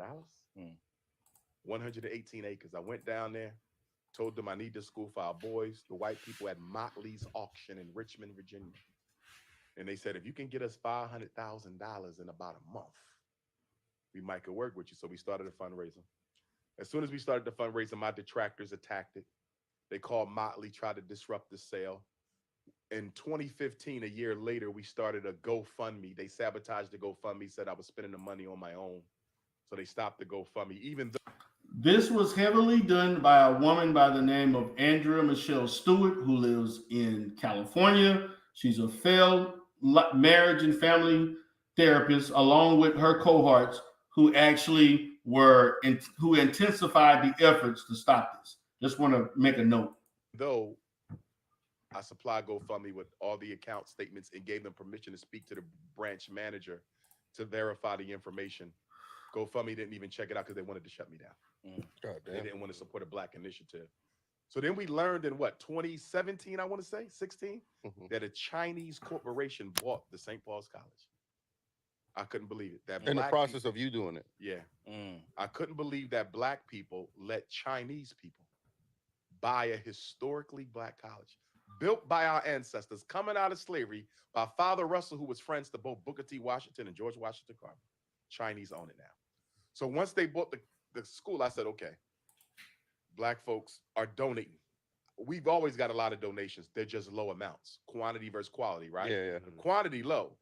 Or should I say the quality of the donation low, but the quantity vast. Yes. Okay, get you. So, a lot of 10s, 20s, 50s, 100s, but if you're trying to buy an institution, that ain't quite enough. Right. Got you. Right? So anyway, we said we're just going to get us a day school. So I used up all my frequent flyer miles flying all over America. I thought the school was going to be in Detroit because Detroit had a couple Catholic schools in great shape that we could afford. There was around the $300,000 mark. I said, we're going to end up in Detroit. Black city, I'm ready for Detroit. Roman Catholic Church wouldn't sell them to me. Then we had a school in Philly. Roman Catholic Church wouldn't sell it to me. Then we was going to lease a school in money earning Mount Vernon, New York. Clean Catholic school. White man said, I got to call Rome. I said, what? I said, I got to call Rome. I said, you got to call the Vatican. He said, yeah. I didn't know this. He said, half the Catholic schools in America are still managed directly from the Vatican. That's crazy. Did y'all hear that? I didn't know that. Guess what else he told me? That the Roman Catholic Church is the second largest owner of real estate on the planet Earth. White man told me this. So he called me back. Rome said, we can't give you the school. Right. The Roman Catholic Church refused me to lease the school in money earning Mount Vernon, New York. In other words, the school could have been open years ago, but we kept on getting sad. Is that because, do you feel because you are a Black man trying to purchase Because that? I'm Dr. Umar. Yeah, what he's trying to, Remember something Napoleon Bonaparte said during the Haitian Revolution? When Napoleon said we got to crush the Saint-Lô overture on Jean-Jacques Dessalines, one of his subordinates said, Commander, why are you so interested in destroying the Haitians? Is it to prevent them from destroying our investment on the island? He said, nah. We must stop and crush the Haitian Revolution to forever prevent the march of blacks forward into the world. Mm-hmm. The Haitian Revolution wasn't about the Haitian Revolution. It was about white supremacy. They can't let me succeed because they don't know how far I will go. You see that? When white people see a fire, they put it out. You feel me? Mm-hmm. Who is this black man coming up here who can afford to pay this type independent campus in the country, in the only independent black school with 2 buildings, 2 legitimate real schools, not no church, not no basement, not no home, real school. We're the only independent school in the country with 2 schools that's black, and we're the largest. That's dope, man. Like, listen, before we get up out of here, because I understand you're a busy man, I do want to ask you one question. It's a short question. I seen that you posted a female rapper by the name of Sukihana, right? She has some choice words for you and her song. You know what I mean? What would you say to our good sister about that? Sister, wait a minute. I do know Sukihana actually. Wait a minute, goddammit. I do know Sukihana said she definitely loved like Umar and all the other shit, but I didn't know she put him in the song. What the fuck? Sukihana, I never heard of the queen before a supporter of mine sent me the video.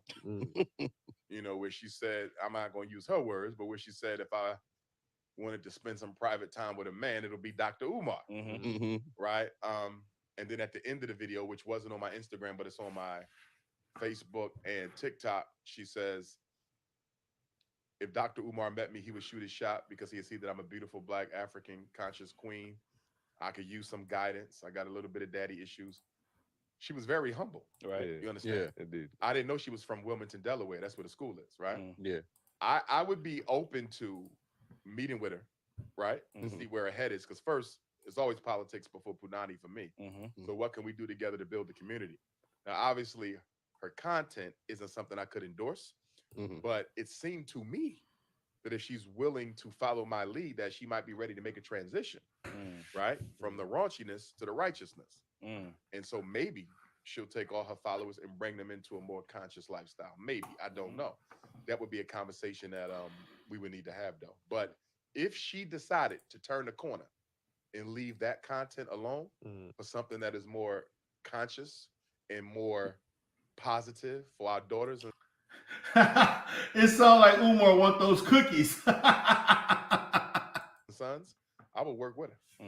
And I think we could do a whole lot together too.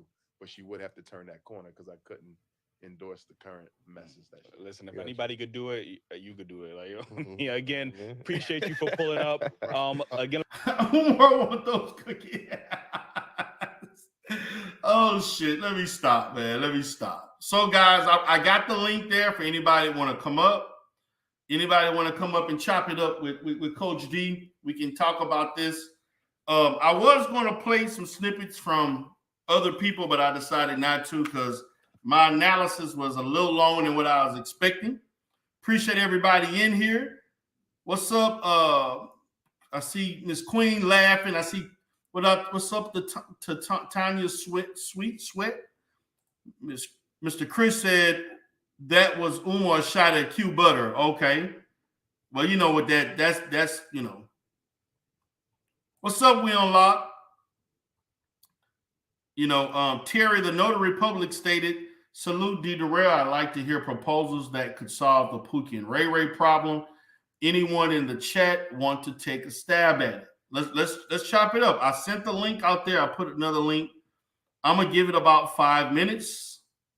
Anybody wants to come up and chop it up with me? We could talk about my review and responses to this video. Mamas Are Dangerous stated, even the righteous Umar would consider a Keisha Suki. Stop. Y'all need to stop. What's up, Miss Queen? Hey, Miss Queen. Miss Queen, are you there? Yeah, I'm here. I got a question. Yes, ma'am. What's a pookie? Come on, you know what a pookie is. I don't know what a pookie is because I be listening to these men and they call all each other pookie. So that means all y'all pookie. Well, a pookie can have many different, attachments to it. That's mainly just basically somebody who lazy, unproductive, don't work, don't want nothing out of life, constantly get in trouble, break law. Just a person that's just not productive in the community, make it worse.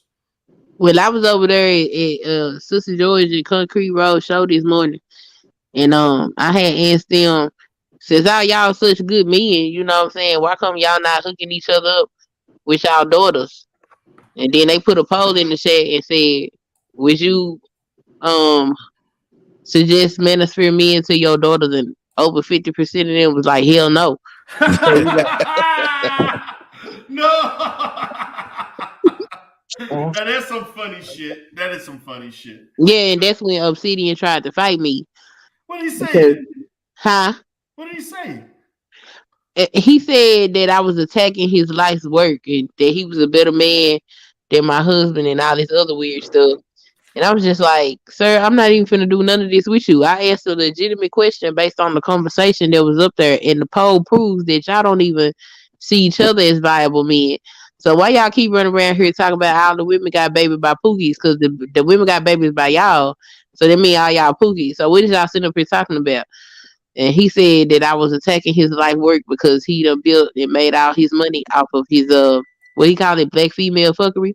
Yes. And I was like, oh, so my question is, you feel like your bag is in jeopardy.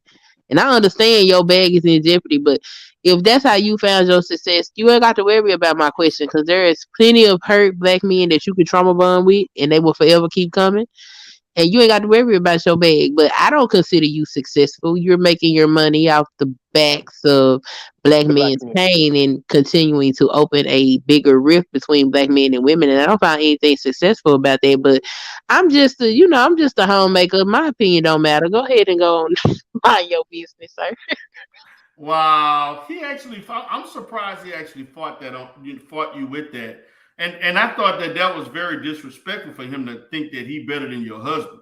Like you never even married a woman before in your life, and you got. He just wanted me to argue with him. I'm not going to argue with you, sir. You ain't married. You ain't got no kids. You didn't do what you is supposed to do as a basic human being, and that is to procreate. So, sir, sit your head down somewhere.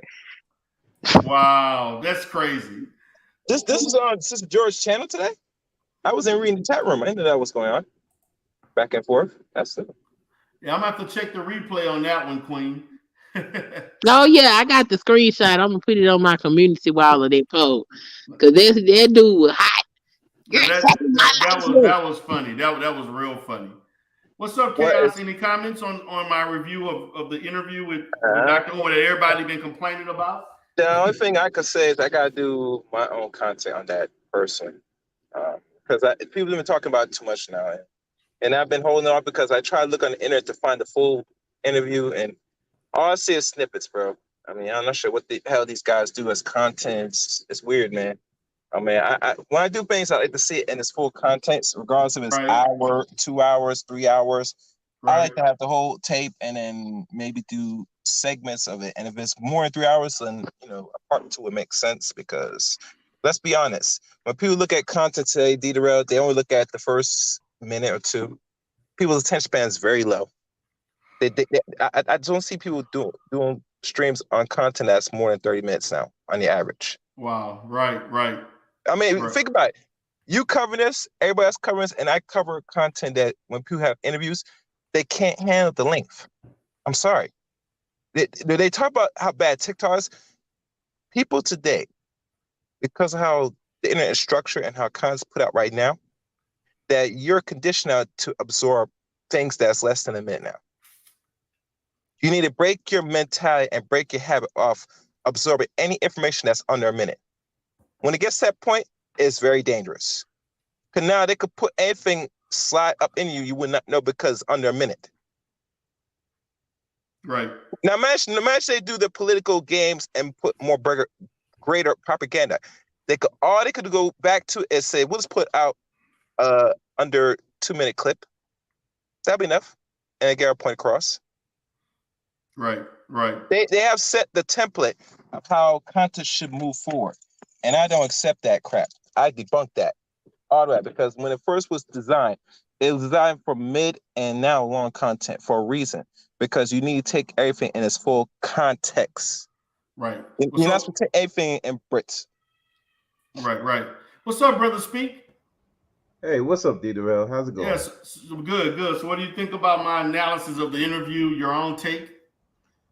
I think it was spot on, especially your criticism of both the guys.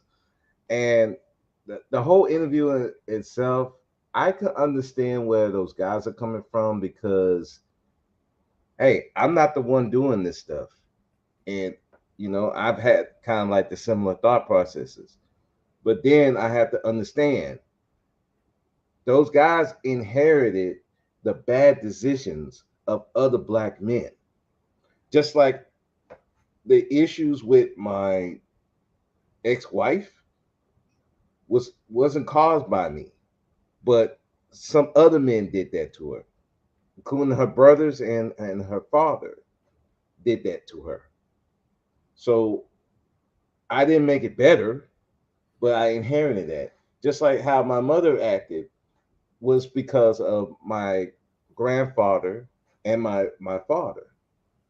So it's kind of like you're inheriting those problems, but unfortunately, now you have to deal with them. And blaming these women 24/7, all of these women, that's not going to help you because you're making it about the women. You're putting them on this pedestal that they're going to solve all your problems. Right. These women are not going to solve all your problems. They're not even built to that. They're supposed to help you, but they're not supposed to be the solver of all your problems. Right. That's the thing. Like you said, that's weak. That's weak as a man to say, I'm going to look to this woman who they have said is more emotional, has damaged the community, has damaged these boys, but yet you're going to look to them to save the community. That's insanity. Yeah, it makes no sense. I had an argument with BGS on what's the guy name? Damn, who panel that was? I don't know if it was but I had an argument with BGS about 7-8 months ago about that. He was saying that he claimed that black women have all this political power. And the only way that the black community is going to change is if the black woman submit all of her political power to the black man and allow us to take over and make things better. And my argument was, well, who concedes power? Like if she got to, why would she respect somebody she got to give power to? That don't even make sense. I had something similar on SKC channel with this guy, and I say, okay, how are you going to get these women who have power to concede some of the power to you? He was saying, oh, well, all I had to do is romance her and talk to her and make her feel good. And I'm like, this is your, I'm like, romance her and make her feel now. good. Oh, Lord. I went off on the dude. I'm like, what the fuck are you talking about? Romancer. I'm like, she can get that from any guy. Exactly, Nicole. Are you serious? Like, man, I'm like, oh my. All I gotta do. What do you think about that, like, Miss Queen? All I gotta do is romance you. Your husband out here do is romance you. I'm like, she could go buy that. She can go get a gigolo if she wanted something like that. And I'm like, this is the thought process of some of these guys out here. And you wonder why these women don't respect you. I wouldn't respect you. Now I'm a man. I'm looking at you like, if you have all women on your mind all the time, I'm not going to respect you. You're more like these inmates that I deal with. I can understand them having women on the mind. They locked up. You're not locked up, and you still have the same mentality as them. I can't respect you. So like, doesn't that sound backwards? That you know, like what respect do you get if you're going to your woman for power? Like I thought it's supposed to be the other way around. That don't even make sense. But you know that's the manosphere. What's up? What's up, my brother? What's going on, What's bro? up, Alonzo? Man, how you been doing, man? Been seeing you in a while, but I've been watching your channel. I see some of Yeah, the financial stuff. I'll be in the cloud sometime. yeah, man. I've been around. I just I closed a nice deal on a client. Okay. But some actually to business owners, this is good. Basically, I helped them create a tax shelter. So we're putting about 60 grand a year in there. Uh, Cool. Sounds talk good about to that in me. the future. But with these, I didn't get to see the entire breakdown, but I've seen so many Dr. Umar Johnson interview breakdowns this week.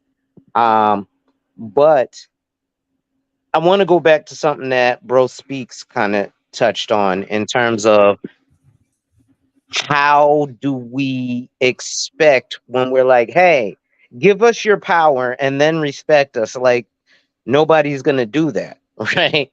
Um, You know, give me the gun and then I'll tell you that you're the man. No, how about I keep the gun and then you get on your knees? Uh, you know, but I think um, the, so. The difficulty um, is that we have like the guys talking about Goldman Sachs investing what was $10 billion in the black women specifically. And, I had a buddy of mine who actually asked me a serious question. He said, I'm going to put some light to, this whole manosphere thing because he used to be a pickup artist and he's hearing all this manosphere stuff now. And he says, well, Alonzo, you work in the financial services industry. He said collectively, not just, a few pockets here, pockets there, but in general, as a whole, do you find black men to be a good investment? Take yourself out of it. If this was you doing work, what would you say? And I had to say to him, overall, taking, the pockets of productive black men that I know out of it and my personal feelings, no. Overall, black men collectively in this country are not a good investment. Okay. Now, he went further to say, well, why is that? And I said, well, you've got the women who are college educated. And he said, but wait, there's an argument. They make all these things available for black women to go to college. And I was like, well, yeah, see, so, that's part of it. And he said, well, let me ask you this. Um, in order to even get that stuff, there is some form of qualification that you have to go through. It's not just, hey, you're a woman, you're black, let's send you to college. There's some form of qualification, right? Yes. Okay. He said, so as a teenager in high school, as a black boy, what were you and the other black boys doing? Were you trying to qualify for college? No, I was trying to be 50 Cent. Oh, okay. So that then further shows that it's a lack of a good investment. Now, I get it. You guys were kids. You're 16, 17. You're not thinking about the future, even though the black girls were. But who were the older men who you looked up to? And what were they encouraging you to do? And the dudes that I was hanging with that I looked up to were trying to have me do the same numbskullery that they were doing. So the rabbit hole kind of falls on us because we're not even saying, hey, young buck, listen, you don't, yeah, it looks cool because I'm out here in a Porsche and, whatever. This Porsche ain't even in my name. It's in my girlfriend or my baby's mother's name because I can't have nothing in my name because I make my money all off the books. So God forbid she gets an attitude one day. Guess what? I get kicked out the house. I don't have no car. So all this stuff looks nice, but possession is 9/10 of the law. And 9/10 of that is possession on paper. So on paper, everything is in her name. We don't tell the young boys about this rabbit hole. So now We're just heaping more, for lack of a better term, more bullshit on the pile of steaming bullshit. Right. Am I making sense here? Yeah, there's a cycle. There's a cycle of that. I get it. And we have to change the cycle of what we're producing. And I agree. As a whole, black men, I mean, as a consumer, investing, it all depends on what they're investing in, but overall, it's not a good investment. That's a very risky investment. Exactly. High risk and low ROI. Yeah, that's a risky investment. But like you said, there are a bunch of responses to this video, and a lot of people were triggered by it. But it had a lot of truth in it. So we can't, take that away from what he was. Now, I have issues with his life reflecting some of the truths that he told, but it had a lot of truths in it. And I can't take that away. But this is my issue. As we talk about resources, and we talk about black men, as far as where we stand with resources and being a attractable mate, because that's what it really boils down. When we hear black women say there's not enough good black men, we're basically hearing there's not enough good black men who are financially, doing things at a level that they should be. So there's a lot of issues of financial illiteracy, professionalism, having skills or education that makes you a valuable commodity in the marketplace. And, I do think that one of the biggest things you can do to make yourself an attractive mate is to financially have your shit together. You have to be able to show the ability to show that you can provide security. And if you can't provide security, then you can't be a good mate. Any responses? I agree. Of course you don't agree. I do. I agree. I think his conversation was great, and I hate to say it because it's Umar. I mean, but you know what I'm missing, and I want to get this answer from Alonzo, Mr. Hall. When we talk about, and being that you're in the financial industry, right? And we look at, because we hear a lot of, variances as it relates to financially where a man should be and provide. And I know it can, it can vary based on the state you live in, the city you live in. But what do you think of the black community providing some type of economic standard of what black men should have at a certain age? Or what do you think about that? I agree with it. Unfortunately, what it is, we do have one, but it's unrealistic. So right now, everyone needs to be by the age of 30. You need to have 7 houses and 4 Maseratis if you're in the black community. Otherwise, you're a failure. Whereas, even Kevin Samuels mentioned most men don't reach their financial stride until their 50s. And this isn't black men, this is American men. That's facts. That's facts. Right? So we have to understand that. I think one of the major difficulties in our community is that we keep starting from zero.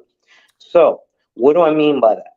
Right? I'm not even going to put it in, what I like to sell in terms of life insurance. Let's talk about business. So my mother-in-law retired from Morgan fucking Stanley, right? Now I work in financial services.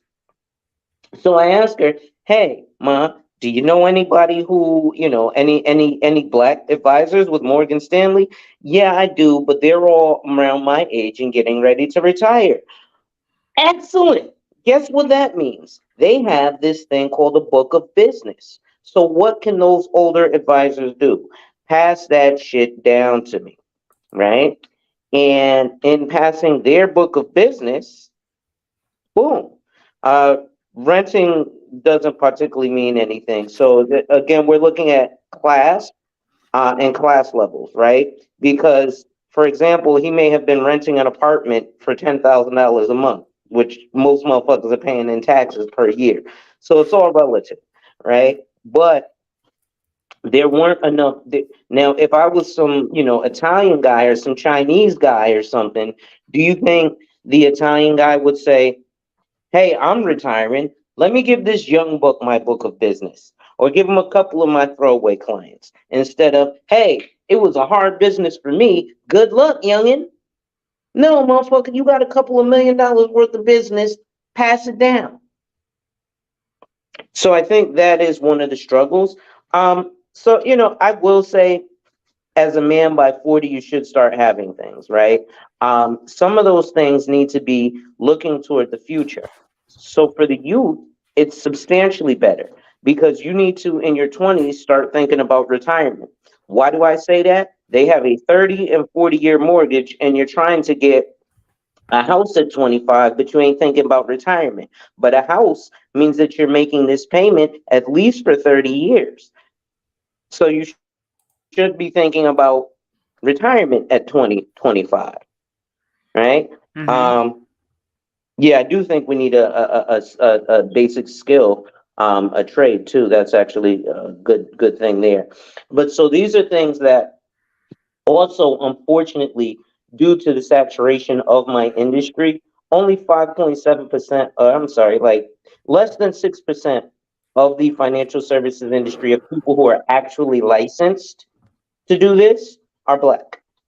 Right? I'm not talking about Wall Street Trapper who's, right twice a day because he told you, Apple's gonna pop or, Nvidia or something that he learned from his financial advisor. So he just takes it and goes, "Hey, go buy this." And it's right. Yeah, but then he charges you $3,500, and when it's wrong, there's no recourse. Right? 72% of the financial services industry is white males. Right? So a lot of that education gets passed down. According to Brookings Institute, the apex net worth of black men is 140,000 some odd dollars. Do you know what the median net worth of white men is? So this is including their high school dropouts. Do you know it's $184,000? So it's 40,000 more than the apex of black men.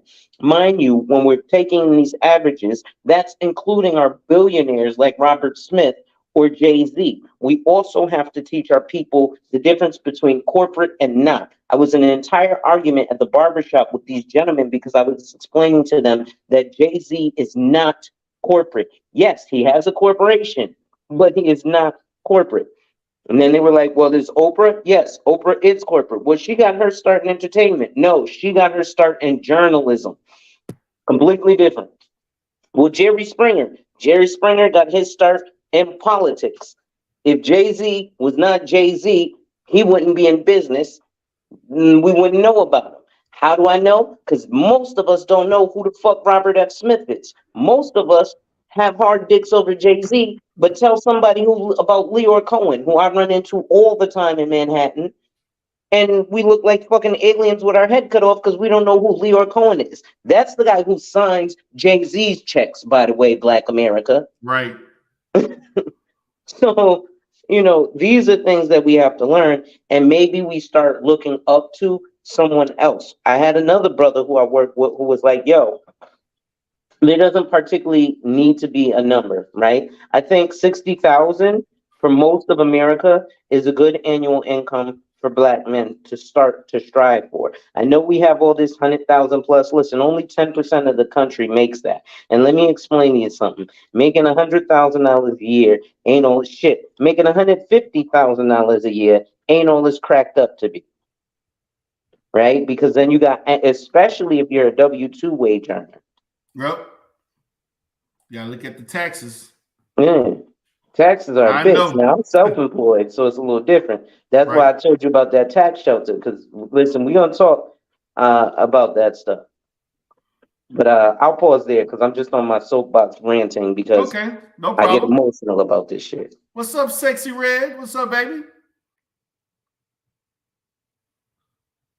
Sexy Red, are you there?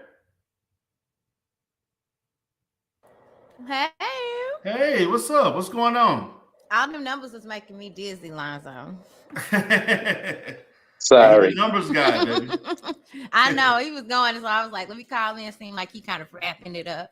But what's up? How's everybody doing? We good. We good. We just talking about the infamous Umar debate and everything that everybody been responding on. I seen you had made some comments about some things about it, about him holding black men accountable and so forth. So I took a crack at it. You can't tell black men to be accountable. They don't like to hear it. That's a curse word. Right. Accountability, but what about the women? Responsible. I don't understand how some men, like the sperm, you make the sperm, right? The sperm is made inside of a man. Then you give that sperm away. Then you complain about who you gave it to.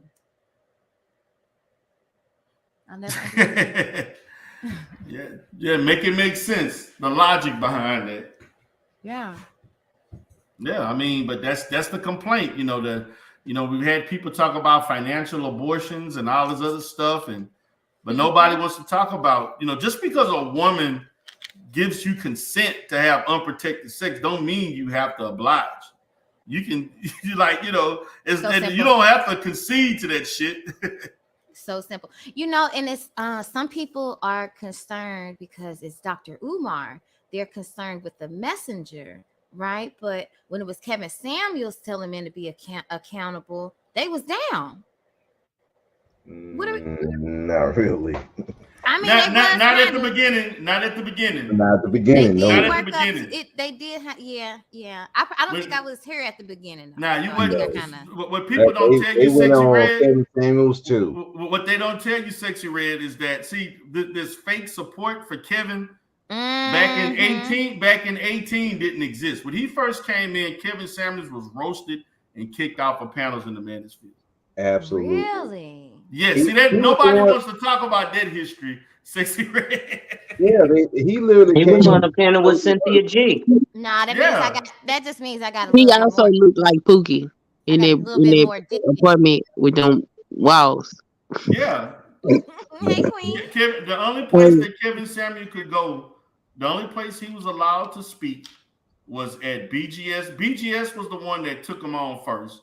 Then Obsidian, and then O'Shea brought him in to do interviews. That was it. Nobody else. And to be honest with you, the place that he went to the most was BGS, because that was his safe space. But he was not greeted with open arms and admiration by 97% of the neither was Obsidian. Obsidian used to get dogged on them fucking panels. He's a dog. Yeah, people used to argue with Obsidian, but he came with a certain clout because he came at the beginning. But Kevin Samuel, this fake, I'm gonna tell you this: 70 to 80% of the people who support Kevin Samuel the way they do now did not support him back in 18. They like that fake stuff. That's fake. Yeah, it's fake. All that shit is fake. There are so many fake. All of that shit is fake. A lot of these people talking about, oh, he this man. I wish I'd had a way to record or go back in the archives. Mm-hmm. I guarantee you, if you saw like all the videos of 2018 of people speaking on Kevin, you'll see some of those same people on a Manosphere panel talking about, oh man, Kevin was the GOAT. And back then they was cursing him out. They called him gay. They did all of this stuff, So when he got big, he just took retaliation on some people. Yeah, well, when he got big, they the one who turned. All of a sudden, he the greatest. You know what I'm saying? Like there are a lot of it was just this the Kevin. What is it? The Kevin Samuels defense team and all that shit. All that stuff was fake, man. That's crazy. I baked some cookies this afternoon. Man, they did not like Kevin. They didn't want Kevin on the panels. They didn't want Kevin at the Coliseum. Sexy Red, you got to stop saying stuff like that if you're trying to avoid pollinators. I do gotta stop saying I can't cook. Oh Lord. But I can. But I can't. Hey, just one dish at a time. And No, don't be showing the muffins. actually, I have. I've been cooking since I was like 8. So, I just don't cook for people. I don't like cooking for somebody I'm not interested in. But I did make some peanut butter cookies this afternoon. Oh, okay. So cooking is a show of love. For me, yeah. Okay. Yeah, my wife, it's a show of love what she cooks. She enjoys that. I enjoy her food and shit. Like, she really, and we have a dynamic relationship because she has a high powered position, and on paper, she makes more money than me. But she won't work. She won't be able ever to work harder than me. Therefore, plus I work on 100% commission, so one good client could be her annual salary. I'm a cook anyway, though, honestly, because I just like cooking. Well, shit, I don't like eating fast food, honestly. For real?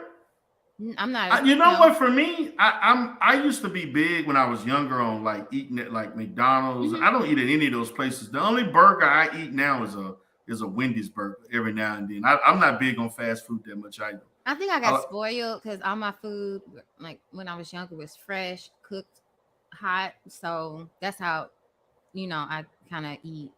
I eat every now and then at fast food, but I prefer to cook because you don't know what people be doing with they hands. I've heard that a lot too. Yeah, but I prefer to cook. Don't tell anybody this, okay? They got a lot of men listening to that. That's music to men's. Never mind. Don't tell. You be surprised. If you tell anybody, I'm gonna mess you up. You can go a long way saying you like to cook. Shoot. I'm about to post it on my community page. I'm gonna be honest. For me, that was a non-negotiable. That was a non-negotiable for me. If you can't cook, to eat good food. Listen, I do. I'm gonna put it to you like this, right? I remember I had dated this one chick, video vixen, stereotypical, light skin, short, the dimensions, everything. Went over, had a good time. She was like, "Hey, you want to come back over?" I was like, "Yeah, but can you cook me something?" She was like, "I'll hook up some ramen noodles." So I hung up the phone and never came back. Ramen noodles. That's college food. Yeah, so I it was a great time. Beautiful, beautiful woman. But she was like, "I'll hook up some ramen noodles." And now I was what? like, What if she put some egg in that ramen noodles, some fresh vegetables in them ramen noodles? I could do that. That's what I'm saying. You dress up. You dress it up. You don't just eat it like I'll dress up y'all just eating noodles. ramen like y'all I just need a whole meal. Y'all just eating. Time out. Y'all just eating ramen just out the package with water. Y'all ain't putting No. Man, that's a I put egg. I put vegetables. I put seasoning. So I don't even eat ramen like that, honestly. So you yeah, have to have and then if you've been to jail, you're gonna put sausage and cheese squeeze and all that other stuff in it. Potato chips. I ain't been to jail, but I know people. They make miracles in that prison. Yeah, they put mayonnaise. That's why they like and staying in that motherfucker. Yeah, man, I tell you, they like men. That's why they like staying in that The other motherfucker. day, I saw he cooking something. You had something on the stove. She must be doing business. I thought I saw her cooking some, but some content creators do cook while they doing content. Yeah. Yeah. Oh yeah, biscuit always cook. Yeah, I thought you was cooking something in the kitchen the other day. Oh, I cook all the time. Most of my mushroom recipe in the kitchen. I got a whole family to take care of. Cooking is a very important part of my life. That's what's yeah. So most of the time I'm doing cooking, I'm in the kitchen. I think that is a beautiful thing. You know what I'm Yeah, saying? me too. I agree. Shit, cooking, you can't beat that. And it's natural. It's just the most natural thing you do for your family because that's how you sustain your family. Right. And some women have issue with that. If a man is asking, "Can you cook?" He's asking, "Can you nourish a family?" What the fuck? So, what do you say to women who feel that they don't think cooking, like some women say, "I don't cook" or "I can't cook"? Like, what do you think about that? Like, I think they should learn. Look, y'all cannot go back and tell people I've been saying this stuff, okay? But okay, I got an image to maintain. But I think you should learn how to, if you like a man, it's all kind of videos on YouTube Right. You know, all kind of recipes. Really, cooking is chemistry. Really, if you really think about it, Okay. because certain ingredients work better with other ingredients, like sugar. Like if you baking, like sugar doesn't work the same, or butter. Is it room temperature? Is it melted? There's you'll get a different outcome depending on like how you use butter. So, or if you use baking soda versus baking powder, it's chemistry. It's just like all reactions. So it's just learning how things react together to make a good meal. Okay. Sounds good to me. Yeah. So, like, say for It's instance, fun. I don't see why it's fun to me. I want to see what I can come up with. Right. Know. Well, so what about men cooking? So what do you think about a man cooking for you? I've met a lot of wonderful men that can cook. Yes, I'm down for that. Okay. That's a good thing. It can be reciprocal. You can cook for each other. Some days he can do it. Days you want to, you can do that for each other as a way of showing your gratitude towards each other. Yeah. The thing I think a lot of people get misconstrued is that love has to be shown in a monetary way. It's always a give and take.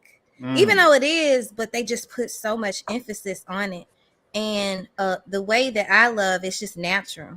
You don't have to really, you know what I mean? It's a give and take, but it's not really, oh, can you do this? Can you do that? It's just a natural compromise. It's a regular flow of things. It just happens. Yeah. So what? So we before you came up, we were kind of talking about like, because we talking about resources with black men, and how in the manosphere everybody claim they make $100,000 and they in tech. We know that ain't true. But I sat with 36 of them. I know it cannot be true. So what do you think?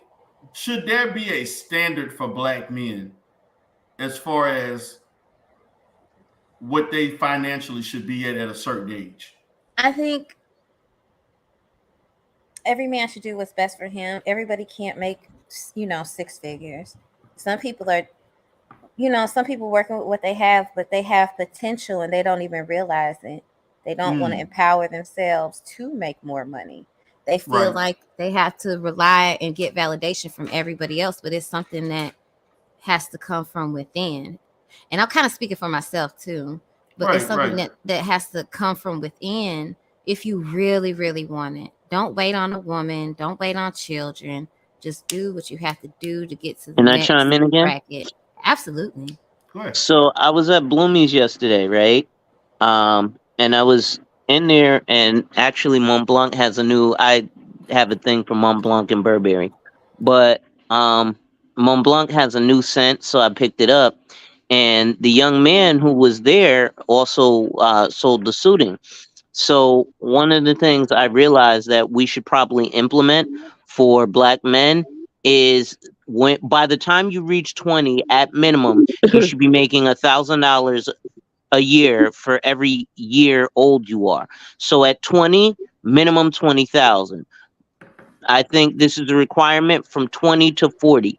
Every black man needs to be making $1,000 a year for every year old he is. So by 40, and this is absolute minimum, you should be making a minimum of $40,000 per year. Right now, as you gain age, obviously it's harder to make more money, but I'm talking about absolute minimums. So things that are absolutely attainable.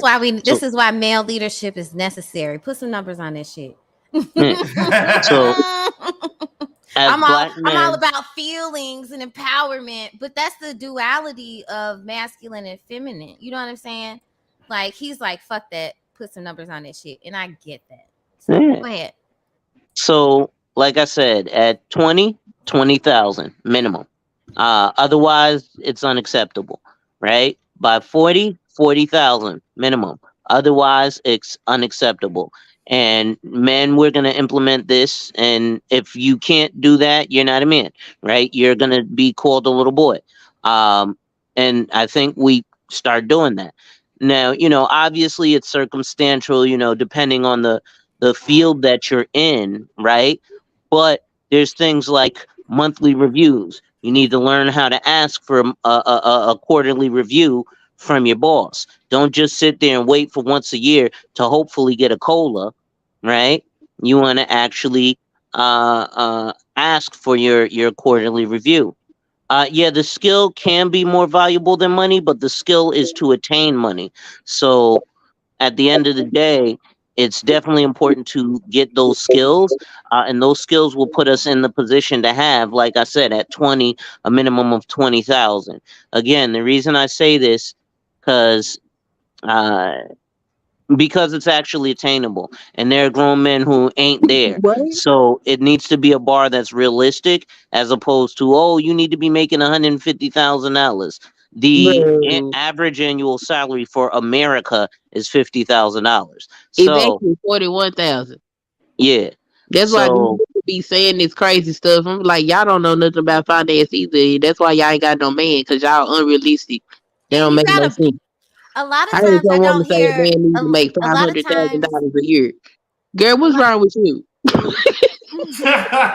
A lot of times I never hear people say the word budget ever. Got a budget? No, because they don't budget. That's why. that's not in our lexicon. No, of course not. You Budget. I mean, saying I'm not. budget shit. I mean, I'm not Budget great at is it, but I know that there's. It's not a flex, You know what I'm Mammy, saying? but it's the reality, right? Because there are men at 40 who ain't at 40K.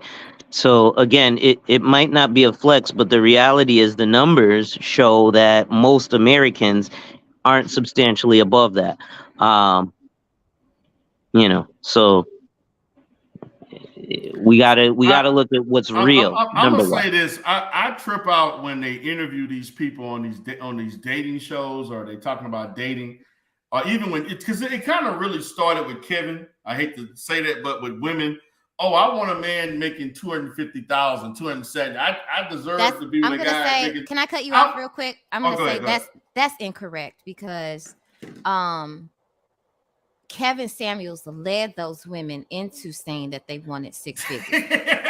Those Yes, women. he did. Yes, No, he no, no, did. no. But what's Those wrong with women. wanting a Those. man with I don't six know figures? about that one. We Those want to talk about women. this. No. When those women first called in, they weren't even thinking about monetary. He asked them, "How do you want a six-figure man?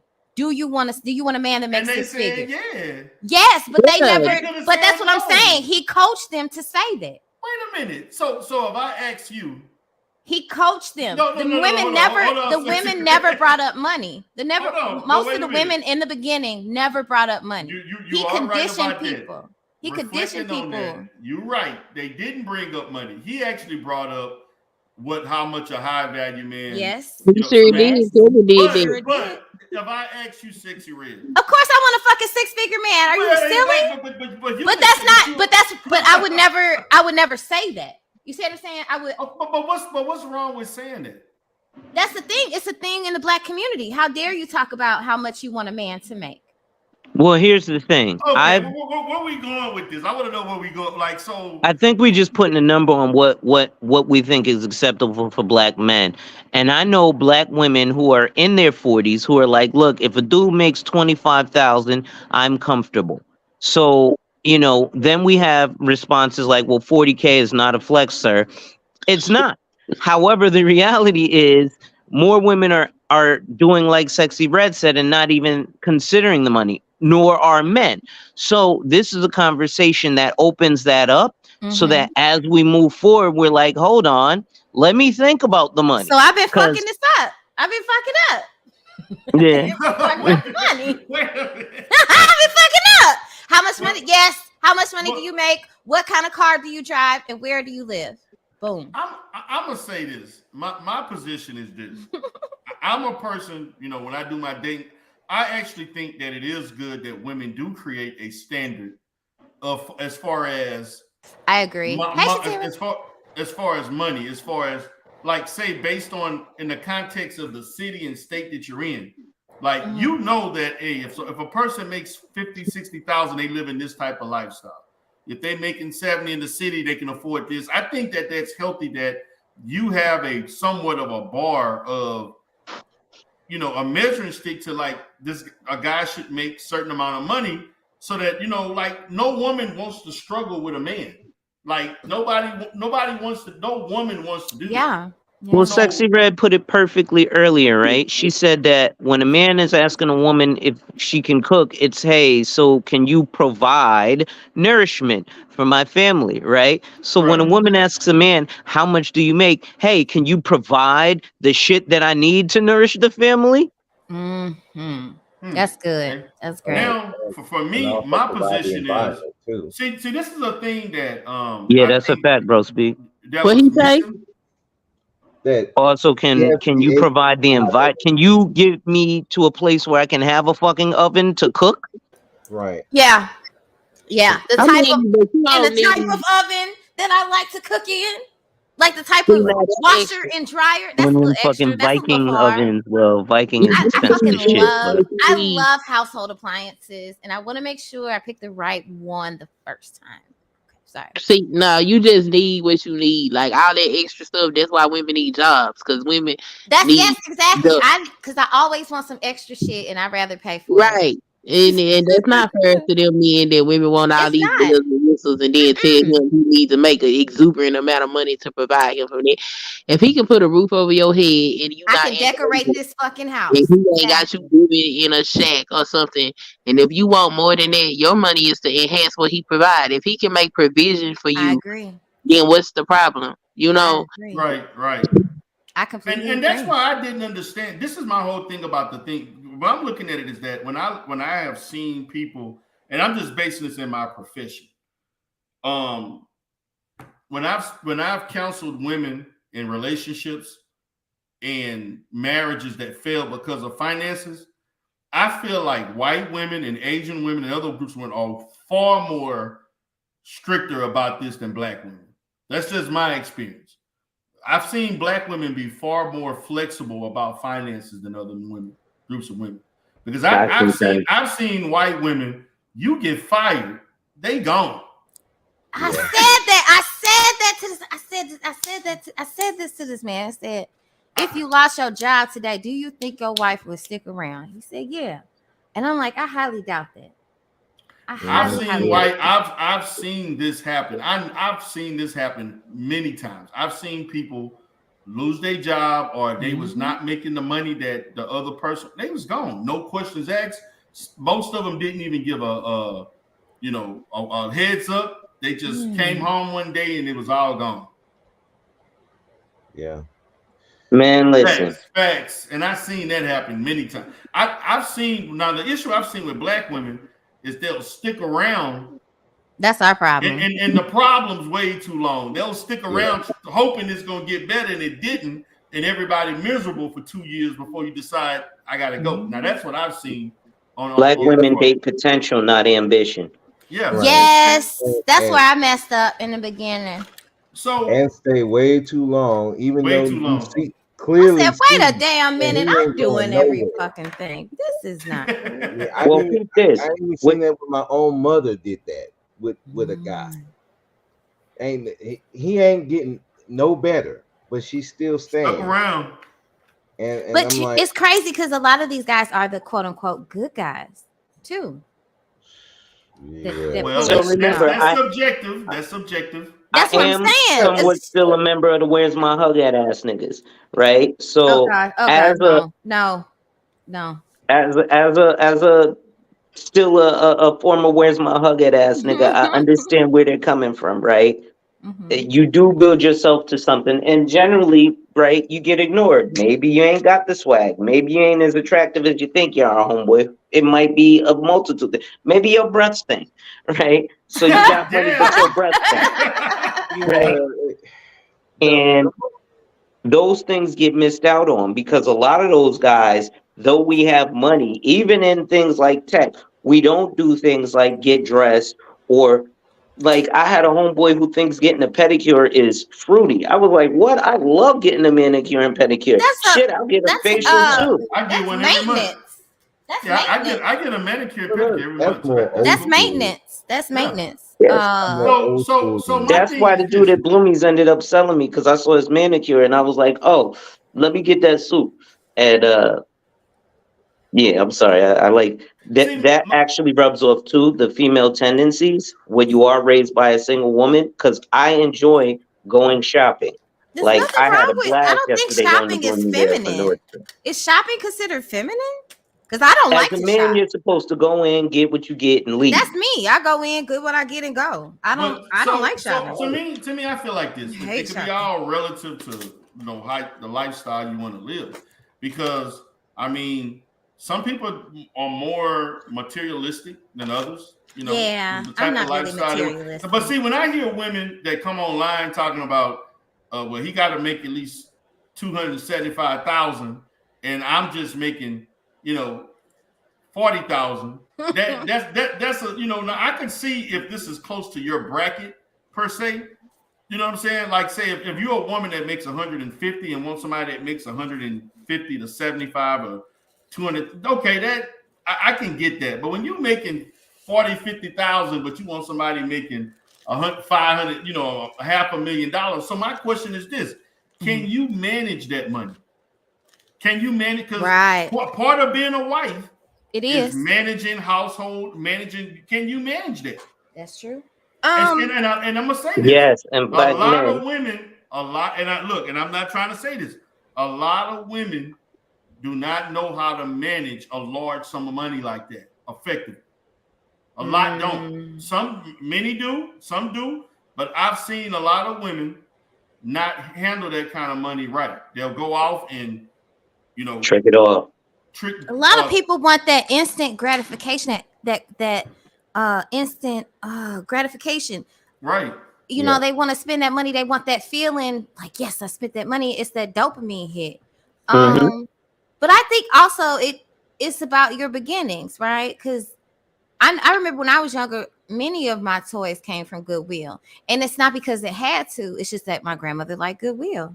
You know what I'm saying? So you just was accustomed to that right. Sport.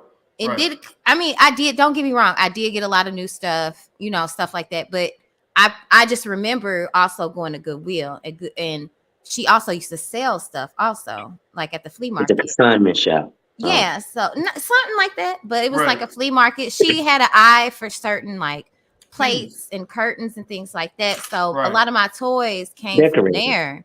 So I just never thought about that until now. For some reason. Yeah, and I think also, to me as a man, if dating, I'm gonna see how a woman likes to function. Like, does she like to go shopping every week? Does she like to eat out versus cooking?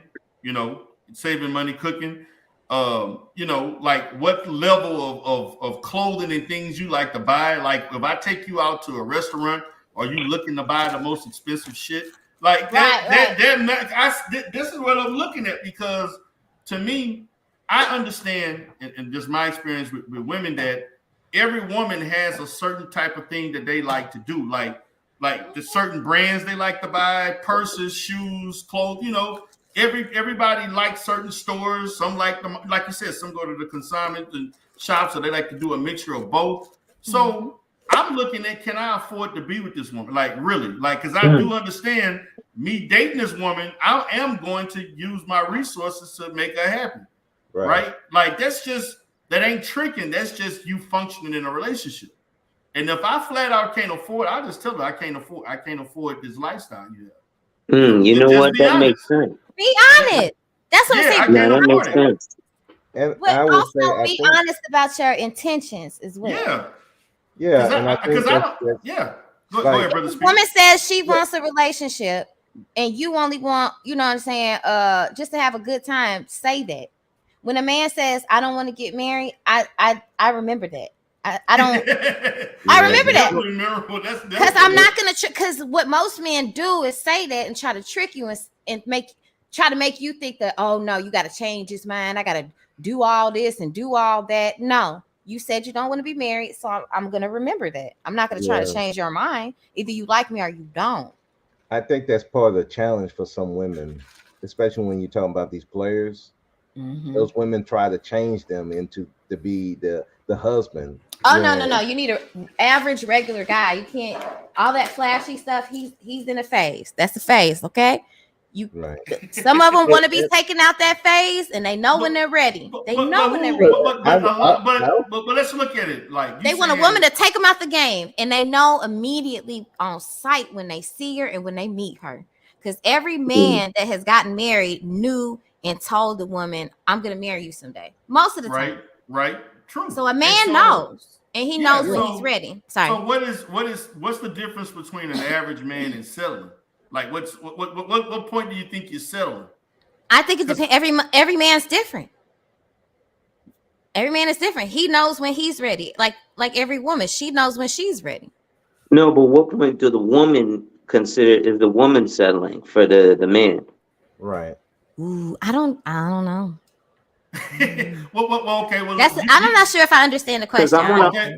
I want to harken back to something you said earlier, D. Darrell, about like non-black women being out, right? Prime example, I'll give you a good one, right? I don't know if anybody is familiar with a town called Pleasantville in New York, upstate New York, expensive. I've heard of that. Yeah, it is.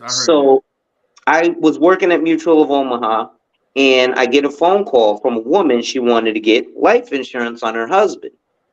Why? Because their next door neighbor, who was 44 years old, completely healthy, used to jog, suffered from a heart attack on his daughter's sweet 16 and died the week before. So she called like, "Hey, I need at least $1 million worth of life insurance. When can you come?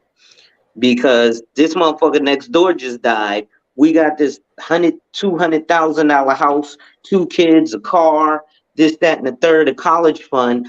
All right, if he dies, I need some money." So she did whatever needed to happen to make sure that he got at least $1 million worth of life insurance on his ass. Meanwhile, I go to the hood, Shaniqua, Walmart Tavius done got shot 16 times, and we ain't thinking about getting a policy on him. No, I'm gonna tell you why. I'm gonna tell you why, because a lot of men think that if you want to take out a life insurance policy on them, that you're trying to put a target on his back. Let's keep it all the way 100. But to be honest, but you know what? That doesn't happen in other communities. That shit happens. That's what I'm saying. It don't happen in other communities. It ain't like that in the black community though. She trying to kill me. She don't love me. Like, that's only white community. White community do that shit. They notorious. Boy, these white women will poison you for years, making sure that one day you die. That's probably what happened to their neighbor. I wouldn't be surprised, man. I watch way too much Forensic Files to be ever be thinking. We only gonna poison you if you beating on us. Make sure all your food tastes good. Have you ever watched that? Well, damn. For your man or women. Yeah, my grandmother poisoned my grandfather's spaghetti. Yeah, that too. I've looked at that. Those two shows, man, they got a lot of that, but women. I don't watch those shows. Yeah, you got just check it out. You'll see. No. I don't like kind of watching that kind. I just like why would you say that you love somebody one day and then want to kill them the next? They got in a jam. They need money, gambling debts. People be finding other people to love on and then try to get the people killed. Like, damn, that's kind of fucked up. Man, that's that happens a lot. Again, don't repeat anything I've said over here. Okay, I'm ruthless. Okay, I'm the hateful, bitter black woman. Really? Yeah, I don't like you because I'm part of the Where's My Hug at ass niggas. I gotta stay this way. Okay, so I'm to like looking at like when we talk about settling, which is talked about a lot, like for a woman, like I want you to speak for yourself, Sexy Red. What do you consider like when you think you're settling? What are you computing in your mind that makes you think is like the man is not progressing, he's not where he needs to be? What would come to your mind to make you think a woman is settling or you're settling for somebody? I don't know. Okay. I honestly don't know. What wouldn't you accept from a man? What? What would you not accept from a man who you're attracted to? The sex is good.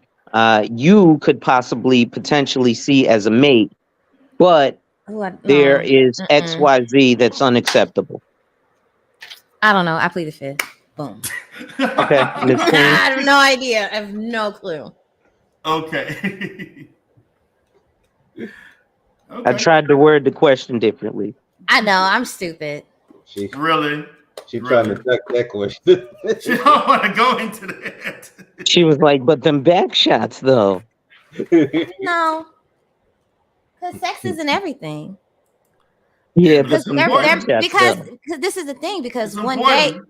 it is important, but one day, what if he suffers from ED? Yeah. Okay. And Well, you say Well, you took those vows. You say you love that man. You stay. Sex is, you know what I'm saying? But there has to be other attraction just besides sex. That's what I'm saying. Sex is great. Don't get me wrong, but there has to be other factors here. like Shatera saying I lying. admit. She can't tolerate a liar. That's like That's true. non-negotiable. That's true. A if I got- cheater. Okay. A cheater. A cheater. Okay, we get it. What's up, Faith? What's up, Queen? Okay. Hey, What's up, Vic? what's up, panel? What's up? I see you. I see you in the chat. I saw what you said. But go ahead. No, well, you know what? When you got to talking about the settling portion, it's really about for each individual woman, settling is different. Okay. Because to me, it's like this: if you are accepting something to the point where you're not happy in the relationship, but you're just in the relationship just for the sake of saying that you have someone, that's when you settle. That's when you know you've hit rock bottom. So a good example of that is a woman that would get married just to say she has a husband, but her husband ain't shit, and everybody know he ain't shit. So it's kind of like, okay, well, you got the ring and you got the title, and you just settled for the ring and the title, but you didn't get any of the things that you would have normally have gone for. Like you wouldn't have definitely not settled for a man that didn't make X amount of dollars. So now you're making I'm just going to use for example 60K, and your man is down here at 20K. He can't possibly do anything for you. It's basically like you married a son husband, but because you want the title and because you're tired of being single, you just settled. That's what I think it is for women to settle. That's a good one. Now, I have actually, because you did bring up a number, you brought up 60, and that's a $40,000 difference. Now, Alonzo did talk about a bar, basically $1,000 per age. You seem to have some issues with that, so it's a little bit too low. So, kind of tell me, what do you think about that per age in your 20s, 30s? Where do you think a man should be financially? Yeah. Well, financially, I think when a man becomes grown, which to me at 25, you should be pretty much established. Okay. Most other groups of men, when they turn 25, they're hitting more than 40K, but I would say 45K at 25 should be the bare minimum. I don't think that 20K at any age is a good. I mean, I could make 20K as a teenager working at Popeyes. That the bar is too low. When you start, putting out those little small numbers, it reminds me of Kevin Samuels backtracking, and he's trying to get black women to lower the bar and settle for men that have just basically not tried to achieve anything in life. And that's not any good either. Kevin Samuels held a pretty high bar. I called into his show where he called me high value homeless because I wasn't at 10K a month for 3 years. So I don't know about. I wasn't aware of him backtracking things, but he is talking to a specific type of person. The reason I say $1,000 per year, is a barometer. It's somewhere to start. Again, this also does depend on where you are. Prime example, I was in New York City, right? Living in New York City, dating my now wife, right? And she has the job she has. And we were out to dinner and drinks with her and some friends from her job. And they were like, yeah, he's cute, but you need a man who makes a certain kind of money because we live a certain type of lifestyle. I was sitting there, right? So, but New York Damn, City's are you not. serious? New York chicks is a whole different type of But chick, that's bro. what They, they supposed to do. Yeah, but Without Exactly. right in front of them. yes, Goddamn. yes. No, No, Yes. no. that's disrespectful. I'm We sorry. always no, because we're Come always on, saying. now. Let me finish. We're always saying, Okay. what happened to those grandmothers that we used to have? Big Mama would have did that shit. How much is he making? Can he provide? Because it's Right. The family is supposed to where you vet. think, because we need to figure out, are you good enough to be in this family? Exactly. The family is supposed to vet you. So I'm sorry if your feelings were hurt, but they were being honest. But you got that shit together, didn't you? obviously, All right? right. Good. But So I did that empower you? Did it make you feel some kind of way where you was like, you want to prove them wrong? not really, because I found out women are vicious. Because when my wife went to the bathroom, the same woman who was saying that was, like, "Hey, what's up with you with your fine ass?" And I'm like, "But bitch, I'm broke. What happened to that?" So, Damn. Goddamn.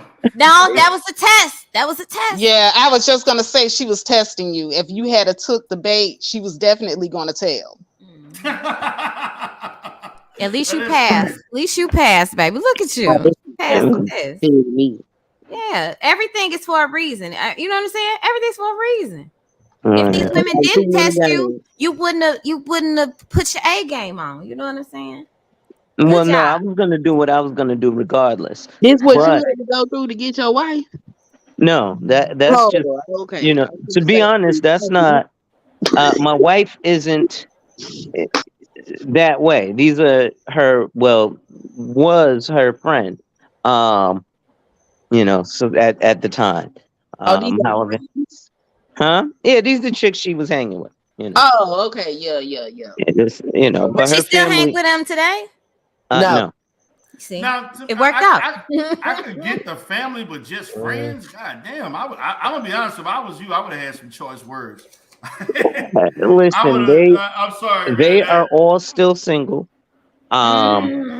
The one who said whatever she said would like to actually be a housewife. She was like, "I would love to be barefoot and pregnant, but it ain't no brothers out there who are able to provide that for me."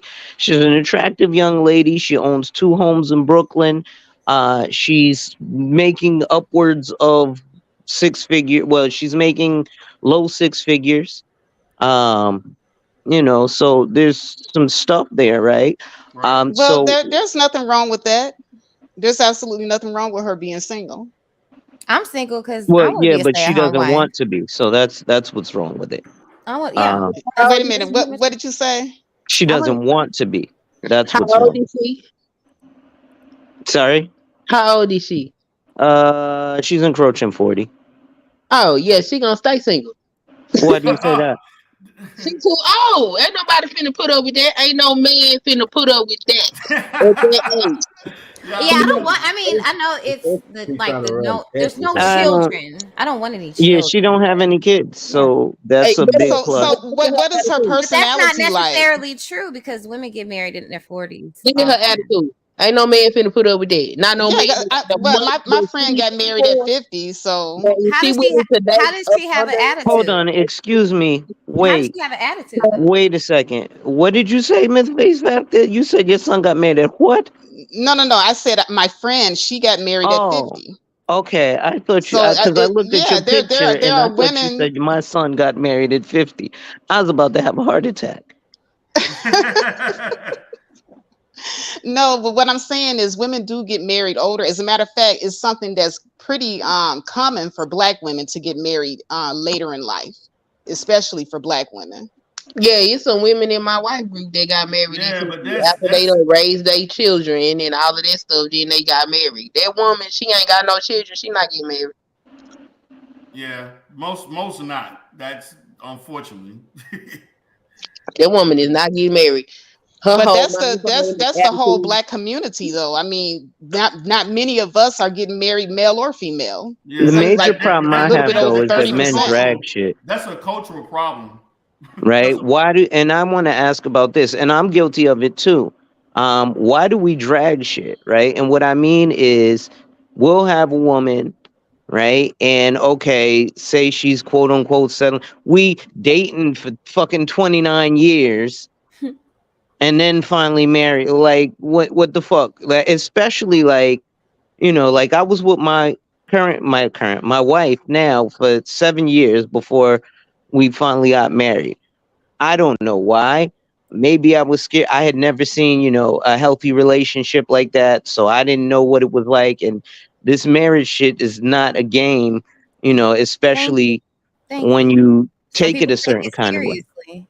Yeah. But Like, why do some people devalue women who aren't married, who choose not to get married earlier in their life? For some Yeah, I reason, it's have like no some clue. it's a culture. disdain or some just like Well, she's not gonna get married. It's Like a maybe culture that's her thing. choice. yeah, She hasn't I found think Because anyone. that is I an went, unfair thing to do because Yeah, there are because circumstances that can obviously make she's you. a good woman. She can budget money. She's beautiful. She has sexual discipline. So obviously she's a good catch. But for some reason, Sexy red, you know good and daggone well how it is with black men. Black men can have the best woman in their face oh God, every Lord. day of their life, and they're Right. still going to be waiting on a freak train to come. But there are people, but you know what's crazy? There Well, are that's people men in Lord, here general. we But go with this. there are people who are married and unhappy and will disrespect a single woman for no reason. right.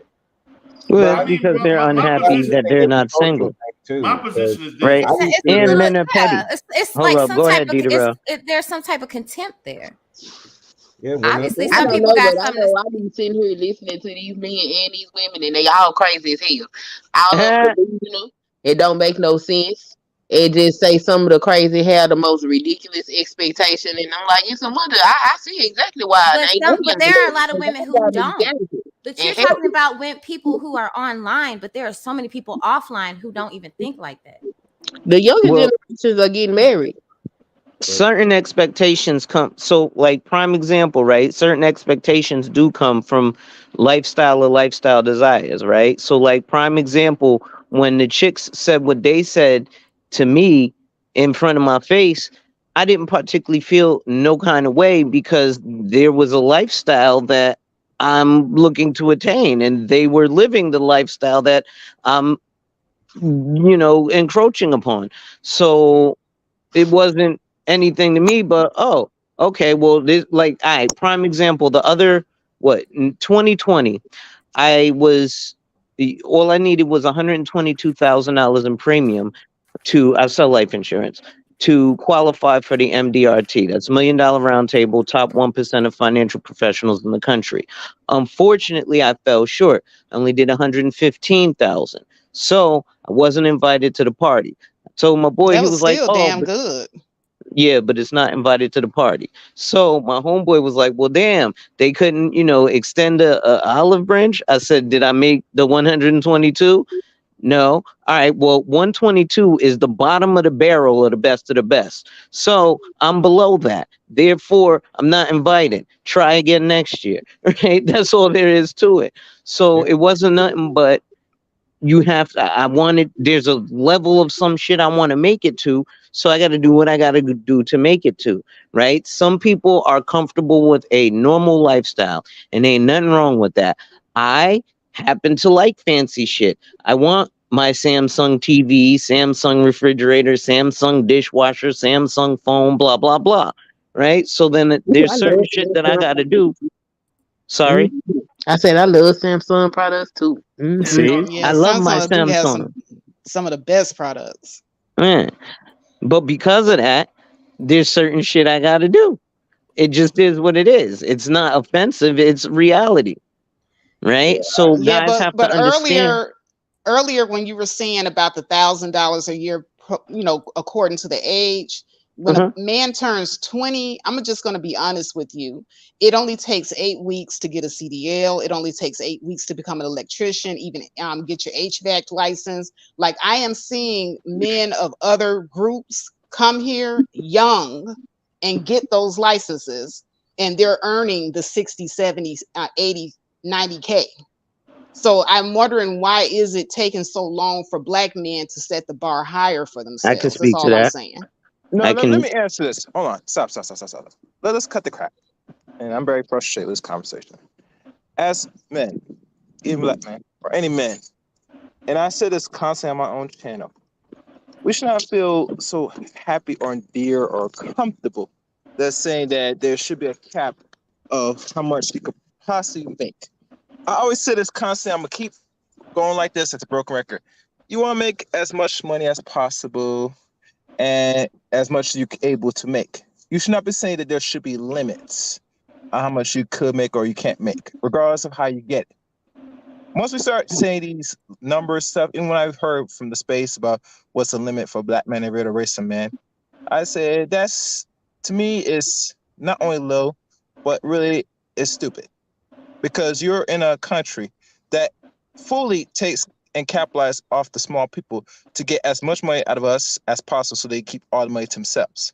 So when you set these numbers and parameters, you shoot yourself in the foot. I would tell any person of any age, 16 up, says make as much money as possible. If you can make more, make more. And if you think to try other methods, if possible. We should not be capping anything. Now, regardless of why other groups make money, because they don't got the mindset of most black people here in America. See, now, if I would say, I would tell women in reality, if you have sons, and that nigga's still around, I would say you dump your son as soon as possible to him and let him and his son figure out. That's the way you're going to break the cycle, period. Because now, how his son, how you see your son move forward, it's going to be under this dude that you choose or husband, whatever, on his shoulders. That is it. This will stop all the nonsense of what the potential of the outcomes, what black boys going to become in the near future. Once you start giving to these men, we're going to see really what they're made of. And if they're failure, that's on him and his father. And the story. Now you can say what you want to say, Alonzo. Well, damn. Okay. You answer that. Yeah. That's so to the reason, the faith factor, part of the reason, again, with black men, is often because, again, we are starting from zero continuously, right? Even when black men start businesses, we don't think of things like business continuation or setting up buy-sell agreements, because we don't know about it, right? Because there aren't enough people like me who work in this sector who are even willing to extend an olive branch and explain to you, you got your LLC. Now, instead of getting $150,000 in business credit, why don't you create your business exit plan now, which is part of your 5-year business plan that you already have forecasted. And let's learn what a business valuation is. But what I mean by starting from zero. So when I started in financial services, I have an uncle who's Caucasian because my brother's adopted, long story. So anyway, I got a side of my family that's white people. And so he works in financial services. He has his own brokerage here in Connecticut and in Florida. So I call him. I'm like, hey, listen, I'm getting into financial services. Any pointers? Can you help me out? Clients, this, that, and the third. He said to me this, hey, Alonzo, yeah, congratulations for getting in the business. Look, I started in this business as a white male from money with connections who knew people, and it was hard for me. You're a black kid from the hood with no money who doesn't know anybody. Good luck, click. Then, as I mentioned, my mother-in-law in 2020 retired from Morgan Stanley. Smith, Barney, Dean Witter bought your mama's house. And I asked her, hey, do you know any advisors who are black who might want to give a brother some pointers? Well, yeah, but they're all old and they're ready to retire. Even better, Ma, because now they're likely to want to pass down their book of business, because I work on 100% commission. So for all intents and purposes, I'm like the dope boy. So if you want the dopamine, ladies, from a guy who, lives by the seat of his pants, go look for somebody who sells life insurance, right? And so Well, Alonzo, Mhm. let me cut you off. cry me a So river. many men are getting this. Cry me a river, Alonzo, please. Okay, because I'm just here to tell you. I mean, I see these other groups of men coming in here getting it out the paint with nothing, They're and I not. do mean nothing, like nada. No, And that's They why. have an entire nation behind them. hold on. Let me rock for a second, Alonzo, because I know you'll tell a story for a long time. But Alonzo, I work in the transportation industry, and I just recently left a brother, that had his own fleet of cargo vans with on track. He has about 60 employees. Okay. He got it out the mud. He didn't nobody teach him. He told me, he was like, look, when I came up in here, I didn't know nothing. He was like, I had to ask questions. I had to inquire around. I had to watch people. I had to do what I had to do to get my business off and running. See, all of this excuses that a lot of brothers like to make for why they're not competing. Look around. I looked around that on track. That brother was competing with Asian men that had convoy services. He was competing with Arab men that had convoy services. He was competing with all other groups of men. And I respected him because I knew he got it out the paint. This was And one brother? no. There's one brother, and he didn't come with no excuses. Most of the brothers that I know that are doing well with their business, they don't come with no excuses. They come in doing what they know they have to do to get to where they're at. There's no excuses. They just do it. I just wanted to say my name is May. Hey, everybody. Hey, man. Hey, May. Hey, that word is what got me up here. Excuses. I'm glad you beat me to it. I ain't heard nothing but some excuses in that spill, my brother. They have something called the SBA, the Small Business Administration. Our wonderful tax dollars pay for that place. And any and everybody locally can go to a SBA. They can hook you up with loans, financing. They can help you do everything. They even coach you to get your business started all the way through. And a lot of free classes online as well. So anybody who actually wants to be an entrepreneur, who wants to start from the bottom, this is a resource that everybody's pretty aware of, SBA. So, I don't really want to hear, me personally, I've seen a lot of people start businesses, male and female, black and other colors, start from scratch. Some of the best companies in America started in a garage. They started at a desktop, okay? So can't nobody really use excuses. That's just not the case. And I'm going to tell you another thing real fast that I think we're missing the mark on. There's two things. Age is absolutely a factor when it comes to productivity in America as well as marriage. Age is a factor. So the first thing is this. A lot of brothers, the reason why they're falling behind, I'm going to keep it real. They don't have good sisters beside them. They don't have any sister beside them. If we work together, we could accomplish so much. But everybody wants to be individualistic. And therefore, particularly black men are stagnated by the fact. I don't know if you noticed, but black women are very creative. So and we built kind of tough. You know what I'm saying? We know how to get some shit done. And when you got a black woman that you sincere about and she's by your side, she's naturally going to float to the top. That's just what we do as black women. We're very resilient. And when you're with a black man, you naturally, when you love him and you're in it together and it ain't no jokes and ain't no games, you're going to rise with that woman. And I'm not saying she's raising you, but she's going to make you better than what you are. That's why a woman is always with a man. And then the second thing is age is relevant. All of y'all brothers that's talking about, black women this and black women that, y'all mugs be coming at 40 years old, 50 years old, trying to talk to young women. And y'all are past y'all's prime, and men don't believe they're past their prime. Y'all need to get it together in y'all's 20s. And women and men together, if marriage is a priority, you get married in your early 20s and you build together. And that's what's not happening. Everybody coming late to the table. And then they looking around like, ugh, ain't nothing but scraps here. That's what happens when you wait a long time. Just to interject. So, D-Derail, you need to get that applause button.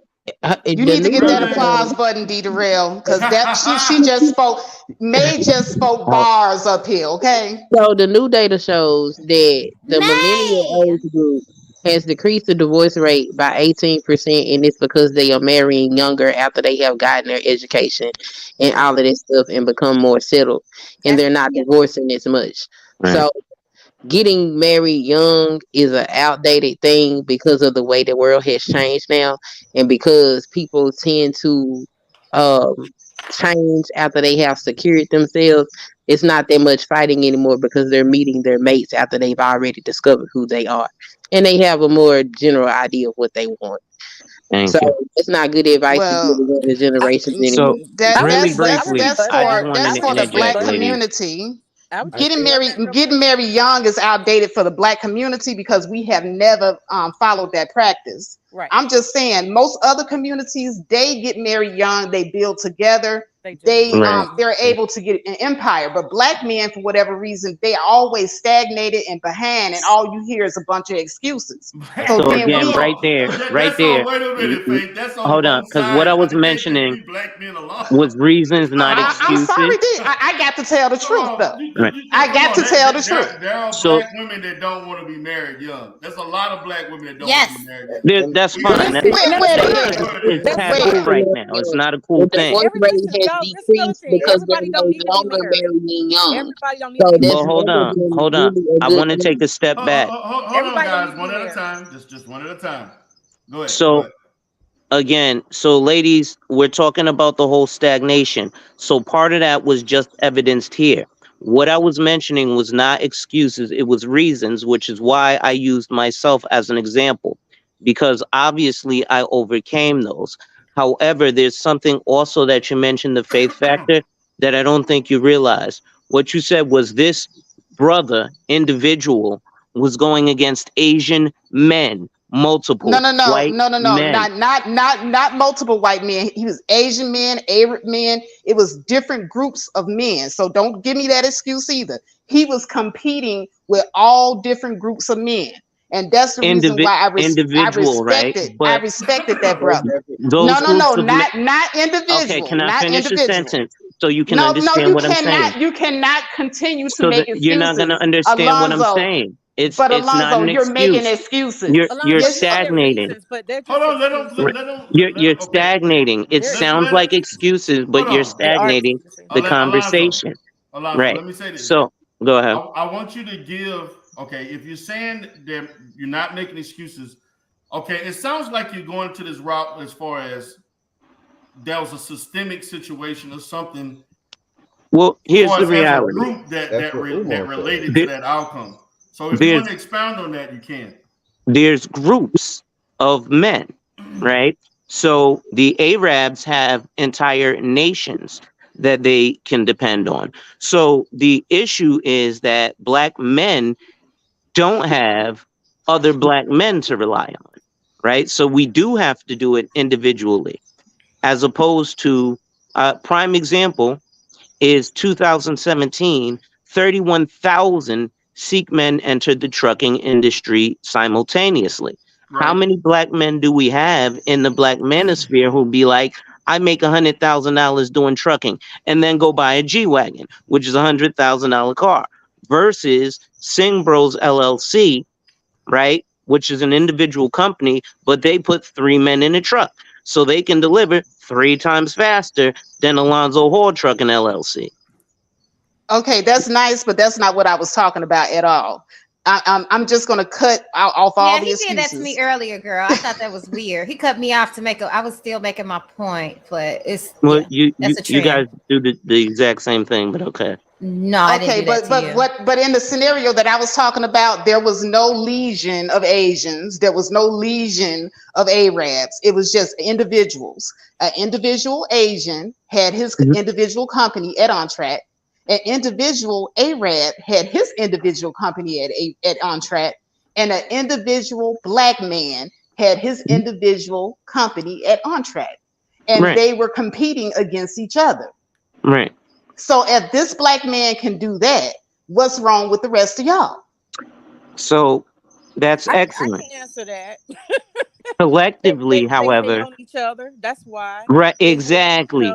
and they don't work together. That's and they exactly. The black community don't help each other. That's just not relative to black men. That's just the whole culture. So, But that's what Umar was saying. That's what Umar is saying, though. We don't practice group economics. That's exactly what Umar is saying. exactly. I mean, so He's not asking men to be stepfathers. He's asking men to help the boys in your family, help the boys around in your neighborhood. He's not asking y'all to be stepdaddies or provide. I'll give you an example. May I finish? Thank you. He's not asking for you all to step up monetarily, just time. That's it. Now you can go. All right.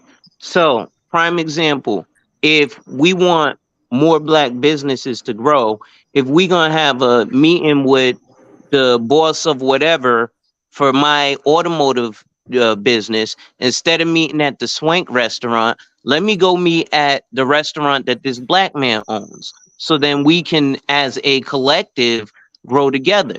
Because right now it is still too individual, like May said, right? Because instead of Alonzo Hall Trucking LLC going and getting absorbed by Coach Durrell LLC Trucking, because you're a bigger company, nah, man, screw that dude. And that's what I mean about the individual, right? I don't mean it's just okay. Let me say this to you real quick. Let me ask you something. What city are you based out of? Or what state? What state are you based out of? Currently Connecticut, but I do most of my business in New York. You see what you're surrounded by up there? You might do better off being in a place where there's more black people. I'm just keeping it real. If you want more like, cultural connection. If you want to use blackness as a way to connect business-wise, you might want to move to a city that's predominantly black. That's just a thought. The second thing is this, we have to realize that we have to create networks. That's our own fault if we don't create networks among ourselves. That's right. And offer each other connections. I actually reach out in the business I'm in, event planning and rentals for events. I reach out to other people, other black women particularly, who are doing what I do. And we pass each other customers. We promote each other. We work together to get bigger contracts. That's very common. And so it's really a matter of black men really, really having each other's back and not being egotistical. I think it goes back to that end of the day. No excuses. Exactly. Hold on. I want to say something. I'm having an issue with the gender aspect of this because being in business, I do business with black men and black women, and these issues don't come up.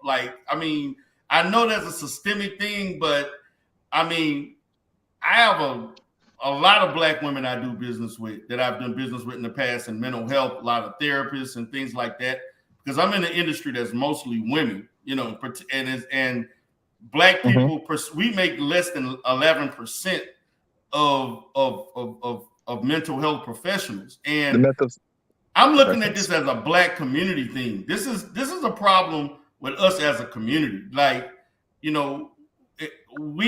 Regardless of whatever, we have to pool our resources together. You know what I'm saying? And to me, because that's just so if the black females were telling me, but they're gonna only do business with black women, I'd be cut out of some things, and I couldn't help them. Just like they helped me, I couldn't help them. I don't know about that mindset. They're more apt to do business with black women. That's not going to work. Can I clear this up real quick? I do feminine stuff. Like I do wedding stuff. Most men, unless they're gay, they don't do what I do. That's why I said I reach out to mostly women who do business. Oh, okay. That's what I mean.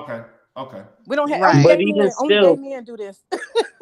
Even still, it is a hating thing with black men. We really, I have 8 agents who work under me. Every training I have all the women there, all black women, all with kids there. I got one guy who's single, 33, works in an accounting office, and his excuse is he got a full-time job, while my woman in California got 6 kids, a full-time job, and a husband, and drives all of them, and she's on these Zoom meetings.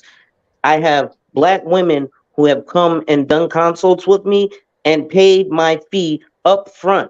I have brothers who I'm like, hey, where's my hug at ass niggas? I'll only charge you X amount of dollars. And it's like pulling teeth.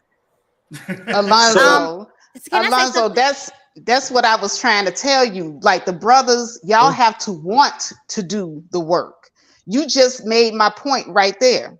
Like in trucking, I used to train. The women that came in, they would go hard and they would go out to be truck drivers and they would even go on to own their own fleet. The black men that I would train, they wanted to go home. They missed the hood. They missed the surroundings. So, you know, they have to want it. And that's what I was getting at. You guys don't want it as much as other groups do. Even groups of women, y'all don't want it as much as your own women. Also, men tend to promote men more than they do women who are even qualified for the job. So, well, men should promote women more. Let's make it more even. I mean, I'm just being honest. I can't relate to this, but it is the truth. I have a strong network of black people I deal with, and I'm not saying you. I'm saying statistically. The stats show that men will promote men more than they would a woman that is even more qualified than the men that they actually promote.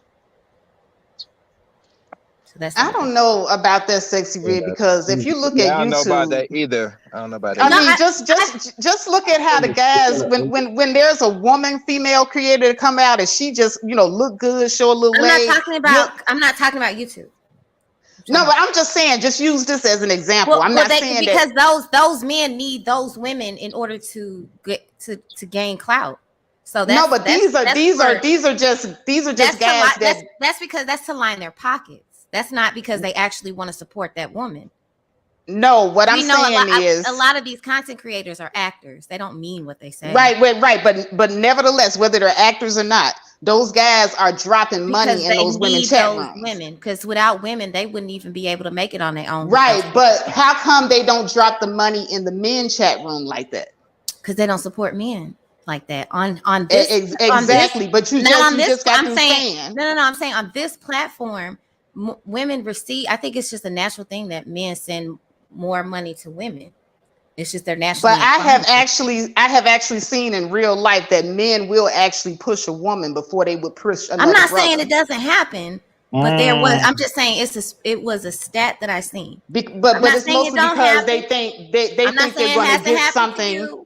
They think that they're going to get something out of it if they push that woman, but they don't see themselves as getting something out of it if they help another brother. And that's just what I've observed. I do think it's dependent on industry. Like in corrections, it's either or. It just depends on what they need at the time. They'll promote a woman as a supervisor, or they'll promote a man as a supervisor. It depends on what they need at the time. So I think it was just a stat I saw. Just not a big deal. So I want to point out. I think.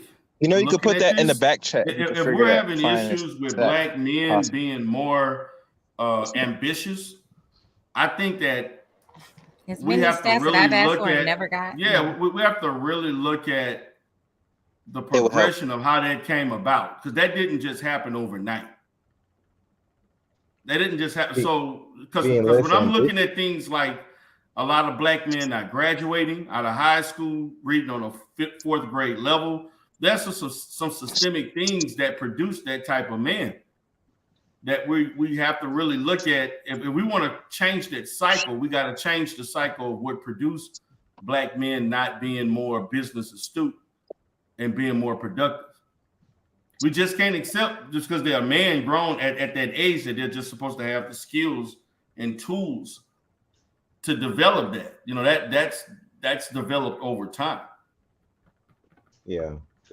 I agree with that, because we'll be like, oh, well, he's 18, he should know all this now. I'm like, and he don't. Wait a minute, but you ain't providing. They don't know that. That's what the whole intention is. Like, use you up until it's necessary, and after that, not just discard you. Find another one. That's how it goes. You know how life is. Yeah, but black men are more concerned with conquering women than they are with going out and competing against other men. That's true. So I don't know about that. I say that all the time. Well, not even conquering, just being around women. The women is the most important. Where's my hug? I'm going to say that we have cultural issues that need to change. Right. That's true. We have cultural issues that need to change. Like what kind of cultural issues? Because the only cultural issue I see is that black men are obsessed with, you know, the PUSSY. Well, all men are obsessed with that. That ain't Yeah, nothing yeah, different. but Yeah, I you gotta can't say say that. that. Yeah, You can't say that, D-Rail, Yes, you because all can. men are not struggling like black men to Yeah, focus on getting their business done. But hold on, but all men don't have the black experience either. You Oh can't sit Lord, and Yeah, here act we that's like it. go. everything is equal. And, Everything is and not that's it. equal. I see you later, Hold D-Rail. on, I Cass. gotta go. Hold on, Cass. Chaos. I had to go. I see you later. Bye. Hold on, Chaos. I mean, Bye. we can't pretend that we just have a fair share just off the rip. That it just doesn't work like that. Not that I'm saying that's an excuse, but we have certain things that we have to deal with that other men don't have to deal with. I mean, that's just the reality of it. I'm not saying that's an excuse to not be successful, because it's not. You still should, as a man, you should strive and try your hardest to be as successful as you can. But there are certain things that are in place in this country that deter young black. I'm starting from when you're a young black male, because that was the reference to the video that I was speaking of, as we talked about Umar stating as far as black male mentorship and guidance and things like that. And so I'm looking at it from a problem solving standpoint, like how we need to change this culturally. Okay, so what's holding you back? Racism is holding us back. The fact that we don't have generational wealth. The fact that we're more likely when we're in elementary school 3 times to 5 times more likely to be suspended, 5 times more likely to be expelled. The fact of the matter that we grow up in poor urban communities with lack of resources. That those things really matter. And so we can't pretend that other groups have those same situations. Well, hold on a second, D-Rail, but aren't black women growing up in those same circumstances? Yes, and how come we're not being held back? You are being held back. You are being held back. We all are being held back. I don't feel held back at all. You personally don't feel held back, but if I can take you to the hood right up the street, I bet you're gonna see a bunch of single parent women living in. I grew up in the hood. I know, but most black women don't come out. That's the reality. We can't individualize this.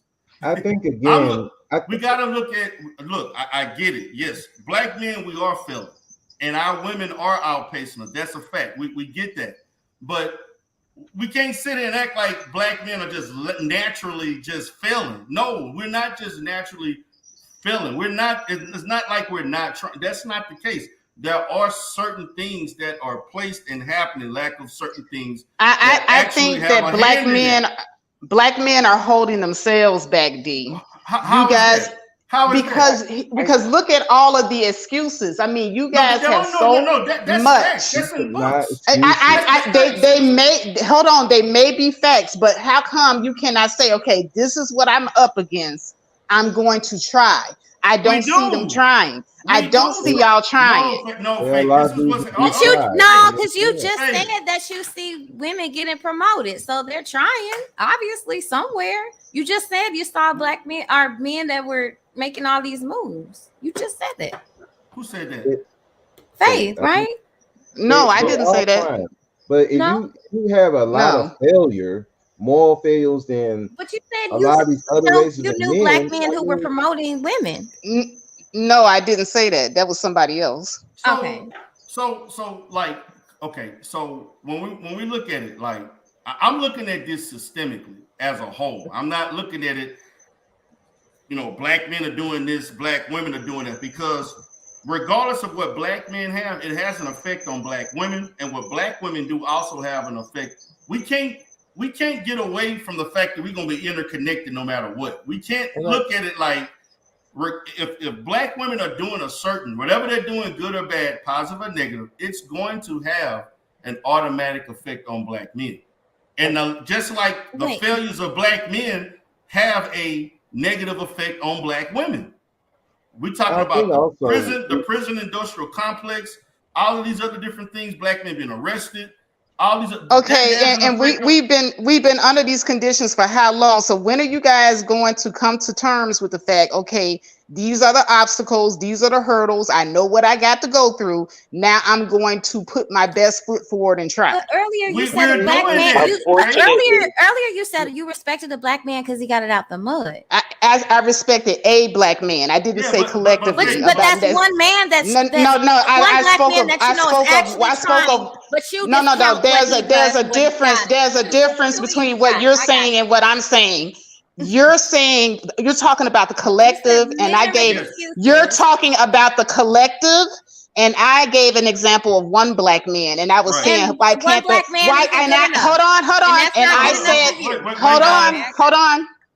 And I said, why can't the collective of black men be like that one black man? So you're talking about the collective. I used an example of one black man and asked why the collective can't do that. Black men are doing better than they were, say, 10 years ago. Okay, well, that's great and everything, but they're still setting the bar extremely low. Like Alonzo just sat up here on this panel and said that a black man at $20,000 is good enough, and a black man at $40,000 is good enough. That's the minimum. He didn't say that was good enough. He just said that's the minimum. Right, the minimum is good enough, and it's not good enough. That is setting the bar extremely low. The minimum, that is not good enough. That should not even be the minimum. 20,000 should not even be the minimum. Reality is a lot of black men at 20,000 that's what they're gonna make. Whether you want it to be good enough, bad enough, whatever, that's the reality. What you mean? That's what they gonna make? Really? Wow. That is the reality of what's going on. So this is what black men. You heard them, y'all. That's all y'all destined to do. 20,000. That's all y'all. No, that's what you just said. Good enough. Black men, good enough. 20,000, good enough. I didn't say it was good enough. I said you just got through saying. I did not say it was good enough. I said you said that's the bare minimum. That's good enough. Hey, 20,000. You're doing the bare minimum. I said good enough. It's the reality, not it's good enough, bad enough, or whatever. Why should that be the reality though? Why should it? Why should you set the bar that low? Why should you even? That's the reality of narrative. Let him respond better. In my reality, it shouldn't be like this. But guess what? We're not in that reality. We're in this reality. And this reality is that a lot of black men got a lot of things against them. And yes, they can try and they fail. And just like you're human, some humans, they get a lot of failure enough, they're gonna quit. That's just what it is. Yes, I understand. You think it's an excuse. This is reality. They both can be true at the same time. Do men use it as an excuse? Yes, they do. I don't accept that excuse. You shouldn't accept that excuse. But to say that is not a reality, that's not true. And the fact that y'all think that this is the mistake that women do. We suffer the same thing. We don't suffer the same thing under the system. Black men suffer a lot more than black women. Now you get the effects of what we suffer through. But we're now we're gonna do the struggle Olympics. Okay, I'm not doing the struggle Olympics. It's a fact. You hard on this. I'm not trying to do struggle Olympics. I'm just saying what they say. What Alonzo was trying to say is true. And a lot of things I see, we suffer differently than what black women have gone through in this country. Can you agree with me on that? Yeah, we suffer differently, but at the same time, we still both suffer. We still both suffer. Okay, dude could be suffering from a broken leg. Dude can be suffering from a messed up knee. Yes, you both suffer, but it's different types of things that's going on. We got to at least recognize that. We got different things going on. I'm not saying black men should use that as an excuse. I agree with you on that, Faith. I don't use it as an excuse. I look at my own brother. He's not producing what he should be. I don't use it as an excuse. He whines to me all the time. I'm looking at him, rolling my eyes at him. But I also understand there's other things that were going on that kept him from where he was supposed to be also. We got to be looking at both. Okay, so if you're not using it as an don't excuse, what are you saying then? What are you saying then? Because it's not making any sense. I'm saying is accept the reality of it that these men are going to fail. Oh God. And make sure you getting the best. Who's the ones who ain't trying to? These men are going to fail. But everybody fails at something. That's a part of learning and experience. Everything isn't peaches and cream. Like throughout life, you're gonna have ebbs and flows. You learn. To me, I'm looking at this again as a just. If we're talking about why black men fail, well, let's look at the fact that we don't have an easy access to capital as other groups of people do. And when we look at from an entrepreneurial standpoint, black men have more of a difficult time obtaining resources and capital as other men. Therefore, it's going to be more difficult for us from an entrepreneurial standpoint to be more successful. That's why you got to start while you're young. Yeah, but see, the thing about, I hear what you're saying, but you're looking at it from a lens as if, well, you just got to know you got to do this, you just got to do, and again, this starts, and I'm looking at what happened 18 years prior to you becoming an adult and trying to be out on your own, because there's issues of the development of black boys becoming black men. And a part of that is the fact that hold on, Faith, let me finish. A big part of that is black men not raising their own kids. It's part of our fault. I'm not trying to take the blame out from us. No, we are partially responsible for that. But a big part of that is the fact that there's a large percentage of black men in our community that's not raising their children. And I think that one thing in itself, being involved, productive fathers will produce better black men that and be better black men that will be more ambitious and more knowledgeable and strive to do better things. It's a dynamic that consists of a lot of different things, not just one specific thing. Black men are not inherently inefficient. It's the fact that we're not trained, cultured, and socialized and educated like other groups of men.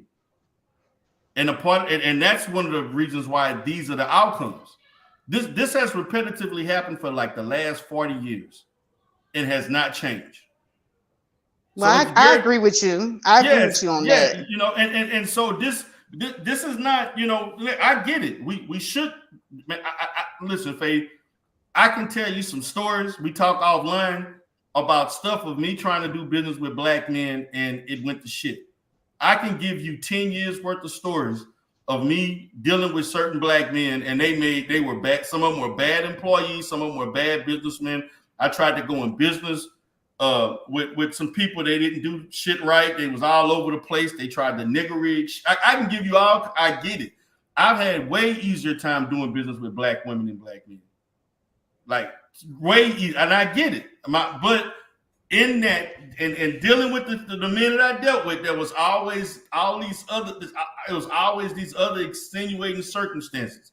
There was always all kind of other extra shit. There was always all kind of other stuff. Excuses. Go ahead and say it, D. Hold on. Some of it was excuses. Some of it was. A lot of it was excuses, but some of it wasn't. But I do get. I'm not discrediting what you're saying because you do have validity what you're saying. But I think that what I think is missing, this is what it's almost like we're coming into into these industries in the world, we're given a fair shot. And we not. It's not, and not to say that that's an excuse because it's not. Regardless, you got to play with the hand that you dealt. And I do agree with you with saying that you need to be prepared for what's about to happen and know to do this and know to do that. And that's a fault of black men. We're not preparing our young black boys and young men for this kind of stuff. We doing a poor job. If we're not there, we can't prepare our boys how to deal with adversity. Well, the first thing is don't come in talking about some black men are going to fail. I feel sorry for y'all if this is what the elders are saying to the younger black men. Oh, we just going to fail. Oh, well, y'all. What's going on here? Nah, we're not just going to fail. But the thing that I want to look at with Alonzo when that was just his one standard. Okay, that's not saying that that's the standard black man. He basically gave a very conservative number to say that we can kind of start somewhere and then maybe we can improve. But I do think it was a little bit low. I do think if you 25 wanting to make $25,000 ain't gonna cut it. Now I do think once you're, let's say, between the ages of 21 and 25, you should be making about $30,000 to $40,000, depending on starting though. Yeah, just start, and then you kind of because if you have a job, most likely you're gonna get promoted, right? So if you're doing a good job, yeah. But I do think that's a conservative. That's a conservative. We should also be teaching children or kids about promoting and getting themselves promoted, and not just staying at that same entry level that they started at. Yeah, because see, that's also stepped over, and negotiating salary. Yeah, see, the trajectory that we're heading in is that black women, and this was stuff that I seen even when I was in college. This was back in the mid to late 90s. I mean, I went to an HBCU, which is where most black women go to college. You're going to see classrooms that are going to be 75 to 80% black women. That's like a norm in HBCUs. And even when you get an advanced degree, and a master's degree is even worse. You may see a class with 20 people and one man. That's what I did when I got my master's. And so we're not having enough black men that are going into the professional realm, valuing to do these things to be successful. And what a lot of black men are doing, they're wanting to work and get minimum jobs and things like that, and not seeking these professional jobs that are more lucrative long term.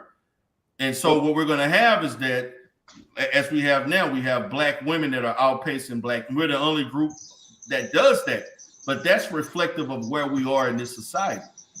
But we cannot act like this is not that the government and the powers to be don't have a hand in allowing that to happen.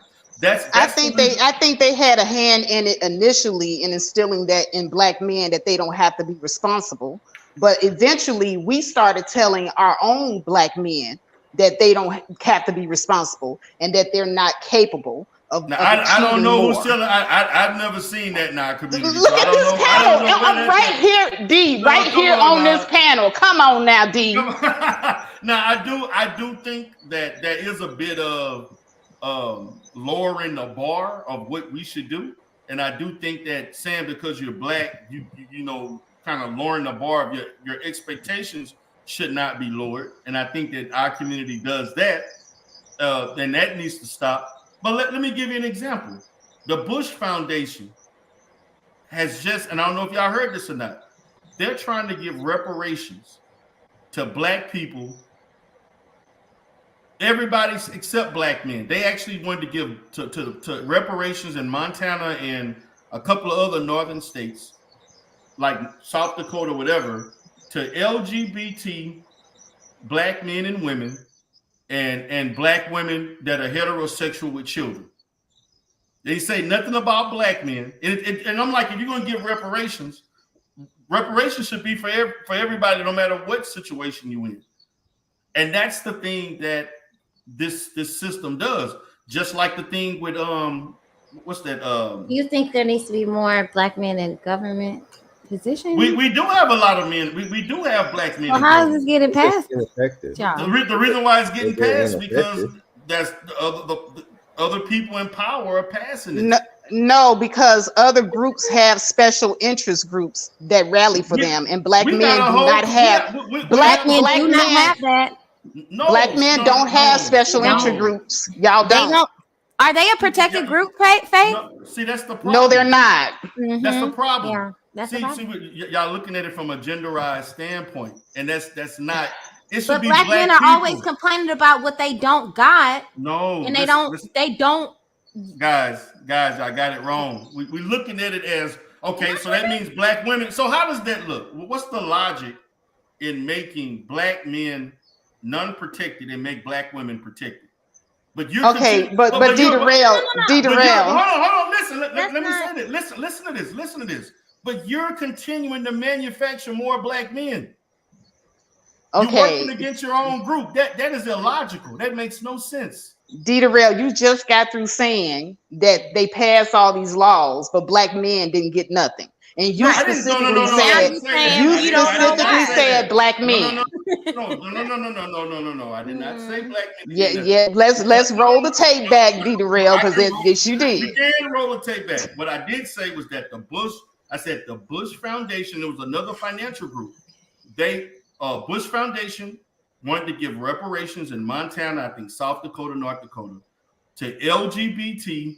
Which is a protected group, right? Which is a protected group. We're supposed to be a protected group.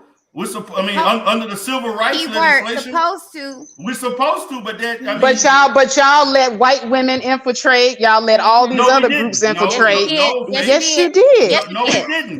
Do you want to go? How far back do you want to go? Because we could go back as far as Frederick Douglass and Victoria Woodhull.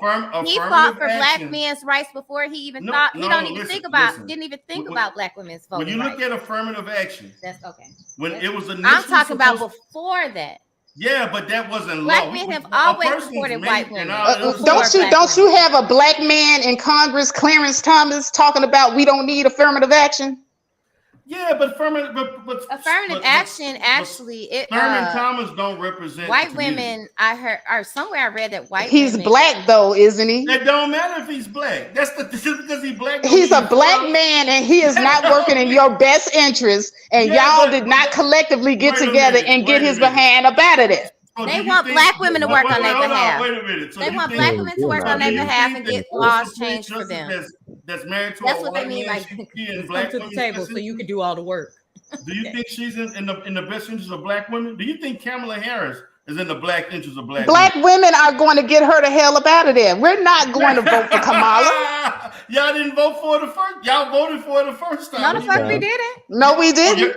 Yes, it was 9%. Y'all think people vote just because of their color? Most black women do. Most black people do. Black people vote the Democratic Party, and that's because a lot of people don't think critically. They are hive-minded. I agree with that. I agree with that.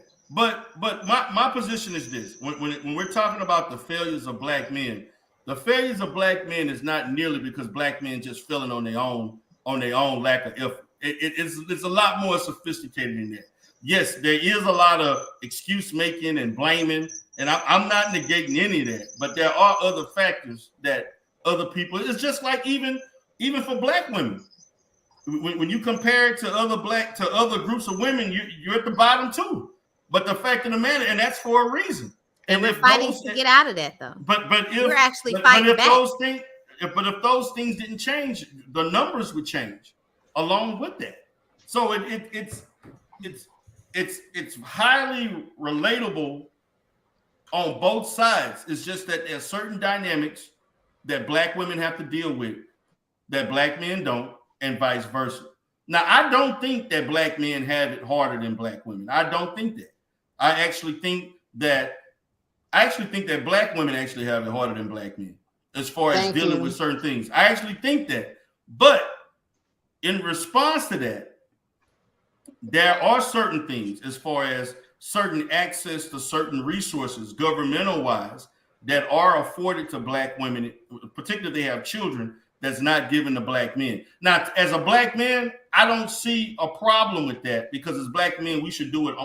We shouldn't need that. But if we strengthen the family, there wouldn't be no need for that anyway. We have to be more responsible as fathers and respecting the institution of family. And I think if we can change that, it will have discipline. And sexual discipline. You can add that to it. Yes, sexy red. Whatever that may mean. Women yes, sexy red. Say that. They be missing that part. Because if the men have the body, they have the balls, make the sperm. So that's theirs, right? Now, when they give that sperm away to a woman, don't go complaining about don't complain about the woman that you put it in. You chose that. I agree. You chose. You knew that much. woman wasn't mother material. You knew she had an attitude, but yet you still had to take You that still condom off, chose her. put them last little 5 strokes in. Really? And look, sexy. Not to mention the fact that white women are spoiled. Their men spoil them. Our men do. Hold on, our men do not spoil us. D-Rail, I'll never forget. I had to make this comparison real quick, D-Rail. Let me make this comparison real quick. So I saw a black woman get into a fight with her man on the train one day, and she slapped the shit out of that black man. That black man got up and beat her all up and down the car. Now, in comparison, on the same train, She didn't hit him now. Like, on the same train, I saw later on in the week a white woman going off with her white man. She smacked the shit out of him, and you know what he did? He turned around and said, "Did you hurt your hand?" Come on now, Faye. Hold on. White women are spoiled. They get away with murder. I tell you, they get away with murder. Well, you're okay with domestic violence. I'm not okay with the domestic violence, but it's just a difference in the outcome. Black men, they don't spoil us like that. They don't be like, oh, you know what, you just a woman, I'm gonna take that hit. No, white men, they let them women get away with murder. I be sitting up there like, ooh, you should really put your foot up her ass. Why you doing this? You tripping right now. I don't know. Lifetime tells me differently. Hey, she saw what she saw. Tell me a little differently. They ain't getting spoiled like that. You know, I have to be a little biased, D. I'm just messing with you. I know. I will say this. Spoiling and everything. Now, depending on. I will say this. Mm-hmm. White men are known for being the most generous when it comes, but they got the most resources too. But they are known for that. That goes across with any group of women.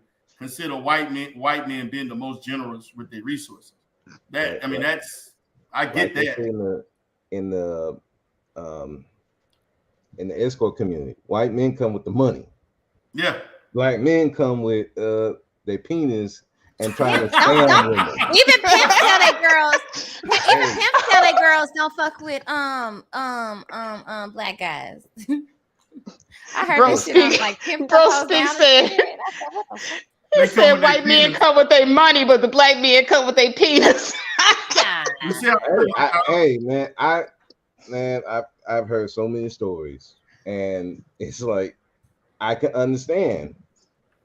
But on the flip side, the white man will be easy to get rid of you in a heartbeat if you ain't doing. That is true. Whereas black men ain't that quick to get rid of you like that.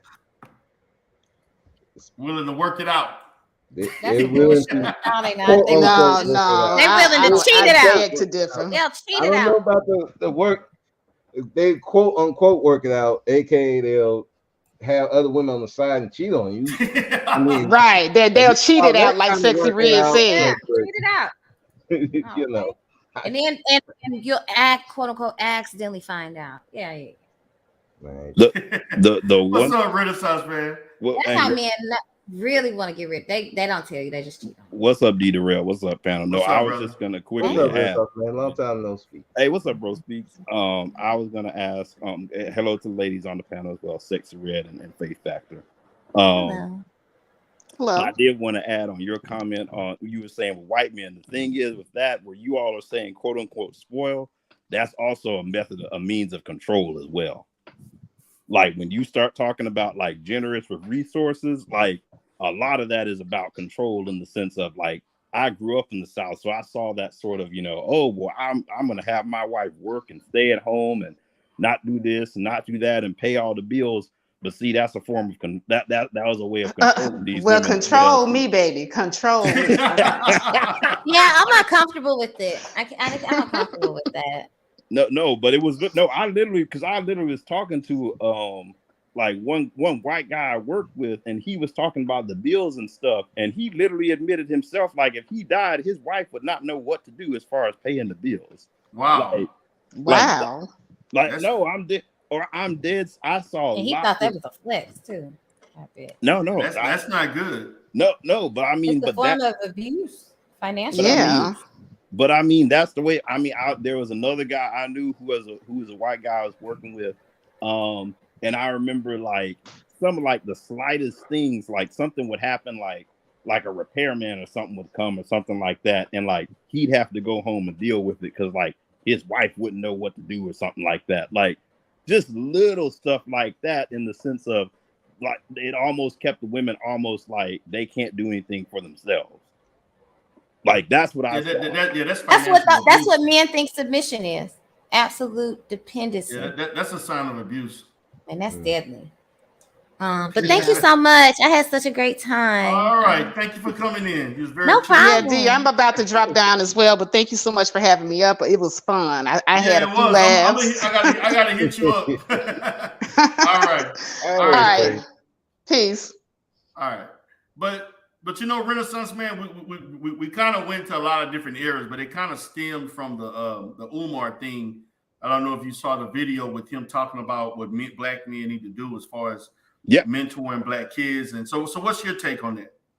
Now, I normally disagree with Umar on a lot of stuff, but to be honest with you, I agreed with what a lot of what he said, in the sense of a lot of the rhetoric, I at least here in the manosphere, is almost like they want men to lead and this, and that. And I can tell they haven't really like read many like leadership books, or like been put in any sort of leadership training, or been like in a leadership role really, just because their ideas of leadership is very much like being a dictator. Like there's no accountability for me. I get to tell people whatever to do and they got to do it. And that's really it. And I think what Umar was hitting on was, hey, like if you're at the end of the day, a lot of what I heard was, if you want to be this leader and, you know, respected amongst your community, the buck's got to stop with you, essentially. Like you can't pass it off on, oh, well, you know, like I heard you, D. Durrell, saying that, you know, they were bringing up the fact that, oh, well, you know, if a woman gets pregnant, she can abort the child unilaterally. And he was like, and I heard you say as well, like, yeah, but you put the child in her. If you don't want her having that right or being in that situation, you don't put yourself in that situation. And exactly. And that's unfortunately what I see with a lot of black men, both on like in this space and sometimes, truth be told, in real life, is a lot of us don't really want to be in control of our own destiny like that.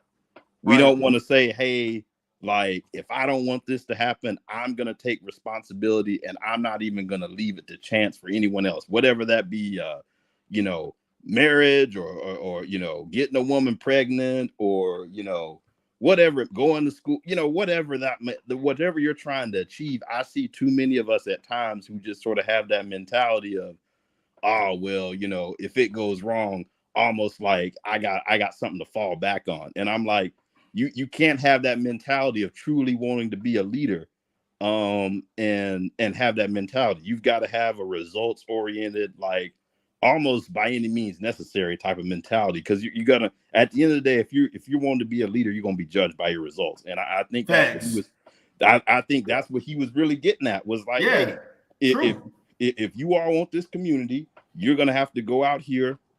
You're gonna have to acknowledge that you're gonna have to hold other men accountable for their behavior that is destructive to the community. In the meantime, if you want to salvage it, you're gonna have to do something with the men who for whatever reason, you know, didn't come from the right home, or, you know, are sort of out here struggling. Because at the end of the day, you know, even the dominant society has realized that, hey, these black men in society that are kind of, you know, just not really doing much of anything, they understand it's going to affect their society. Their response has just been, hey, we're going to put them all in jail, essentially. Like, we're going to warehouse these people. So you're going to have to figure out, like, what do you do with these men who, you know, you would be deemed as the Pookie and Ray Ray element? Are you going to try to reform them? Or are you going to take the same mentality as white society? Are you going to try to segregate yourself from them? Like, you know, what are you going to go and do? And you've got to go and build the community. And I think he's right. If black men really want what we say we want, what you hear these men talking about in these spaces they want, that's what it's going to take. I think he laid it out pretty well. Yeah, they want this magical woman to come from the 50s to come fix everything.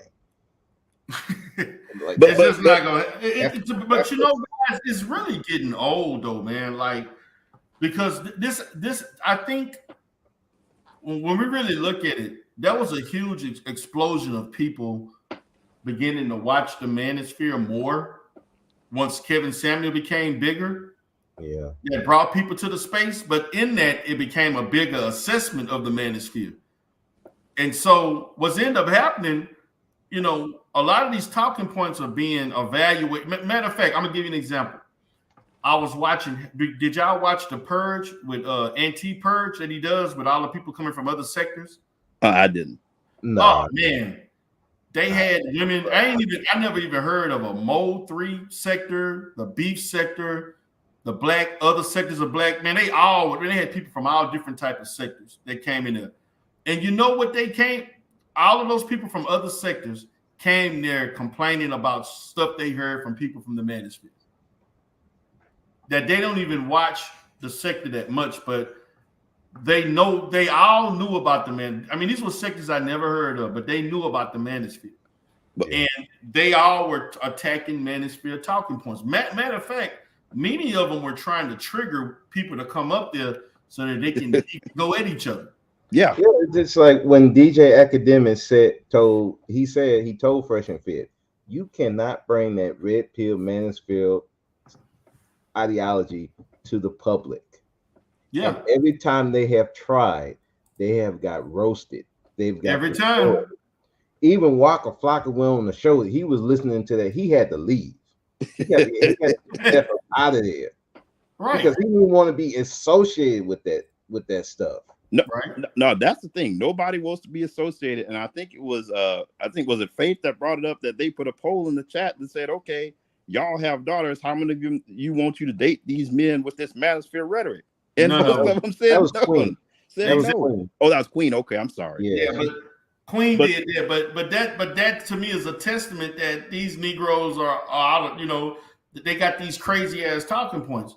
And so my position now, man, is that when I talk to any of them, I'm looking at solutions. Yeah, she did this, that. So what's the solution? If you can't give me no solutions or ways to solve problems or have anything in that realm, we don't really have nothing to talk about. That's how because I mean, y'all, especially Renaissance, man, well, both of y'all knew being in the Manosphere for as long as I've been in the space. I get on certain panels. I went on Teapot's channel, other people. They used to come over here back in the day, 2 or 3 years ago. They used to come and try to argue. Man, we argued till 5. We spent 5 hours arguing. And they still arguing the same talking points to this day. Same shit, different day. So I'm like, man, I can't do it. I can't do it no more, man. I'm all argued out, man. I'm like, these Negroes still arguing about that they think they're supposed to get submission right off the top. Nobody talking about black male raising a status, getting money, collective group economics, like providing no safety net for black men.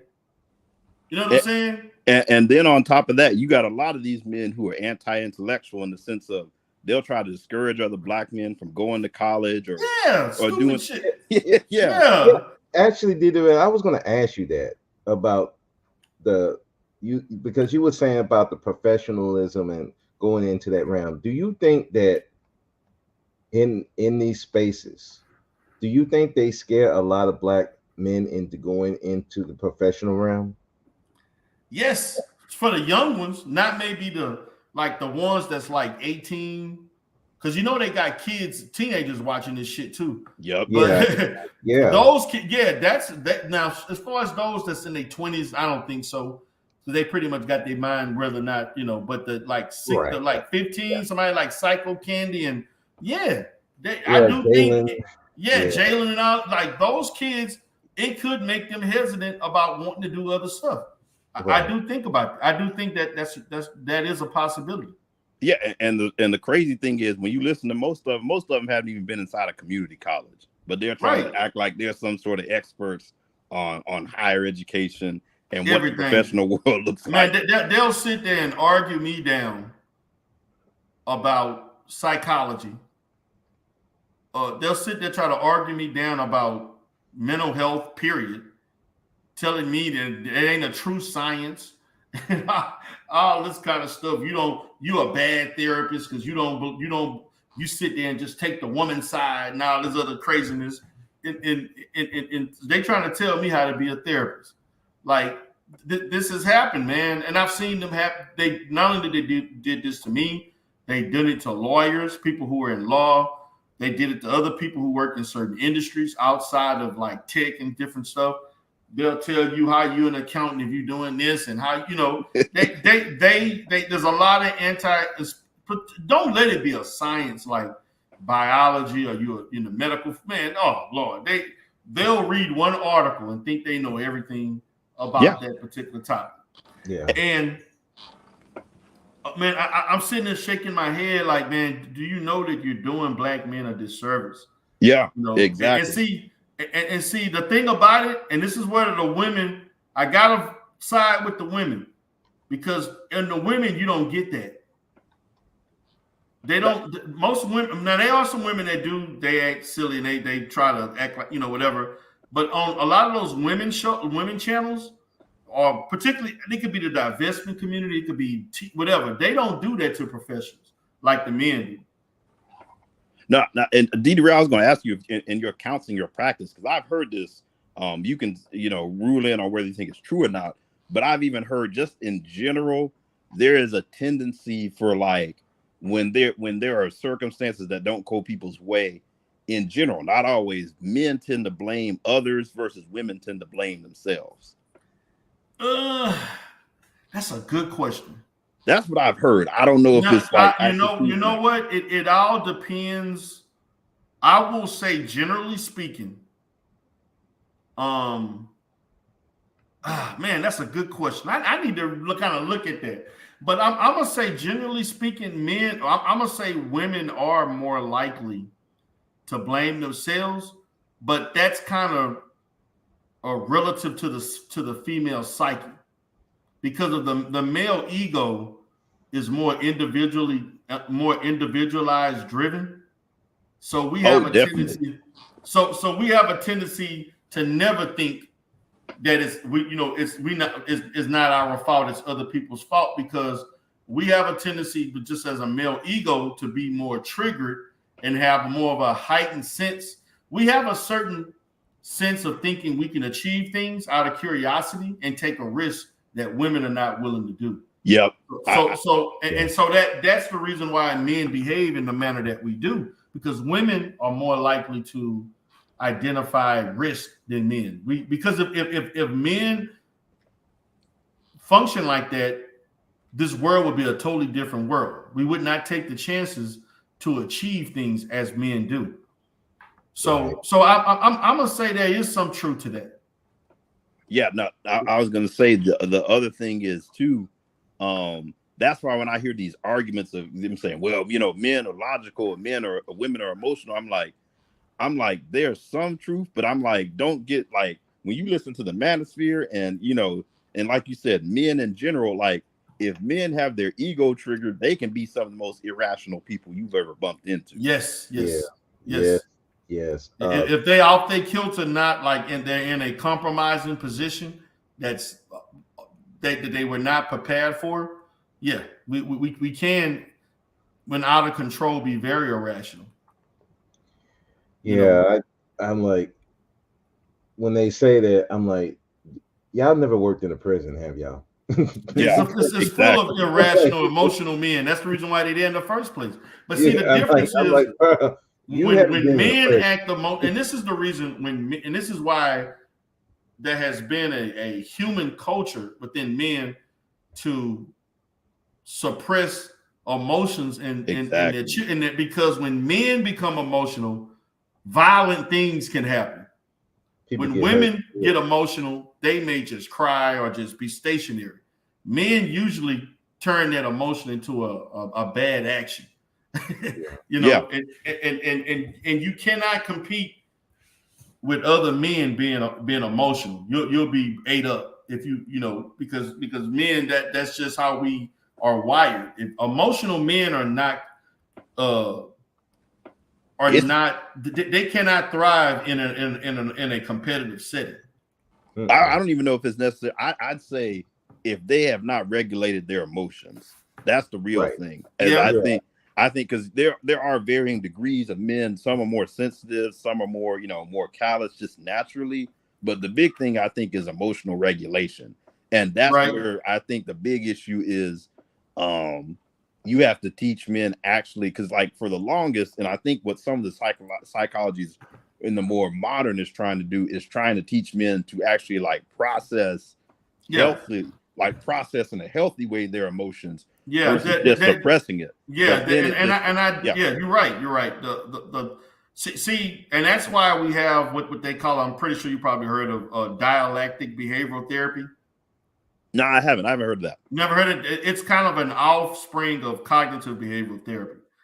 And a big portion, cognitive behavioral therapy is more rational thinking and processing, but dialectic behavioral therapy is more involved in you regulating your emotions and regulating emotional regulation and things of that sort, as far as how intense it is at the time that it's being triggered.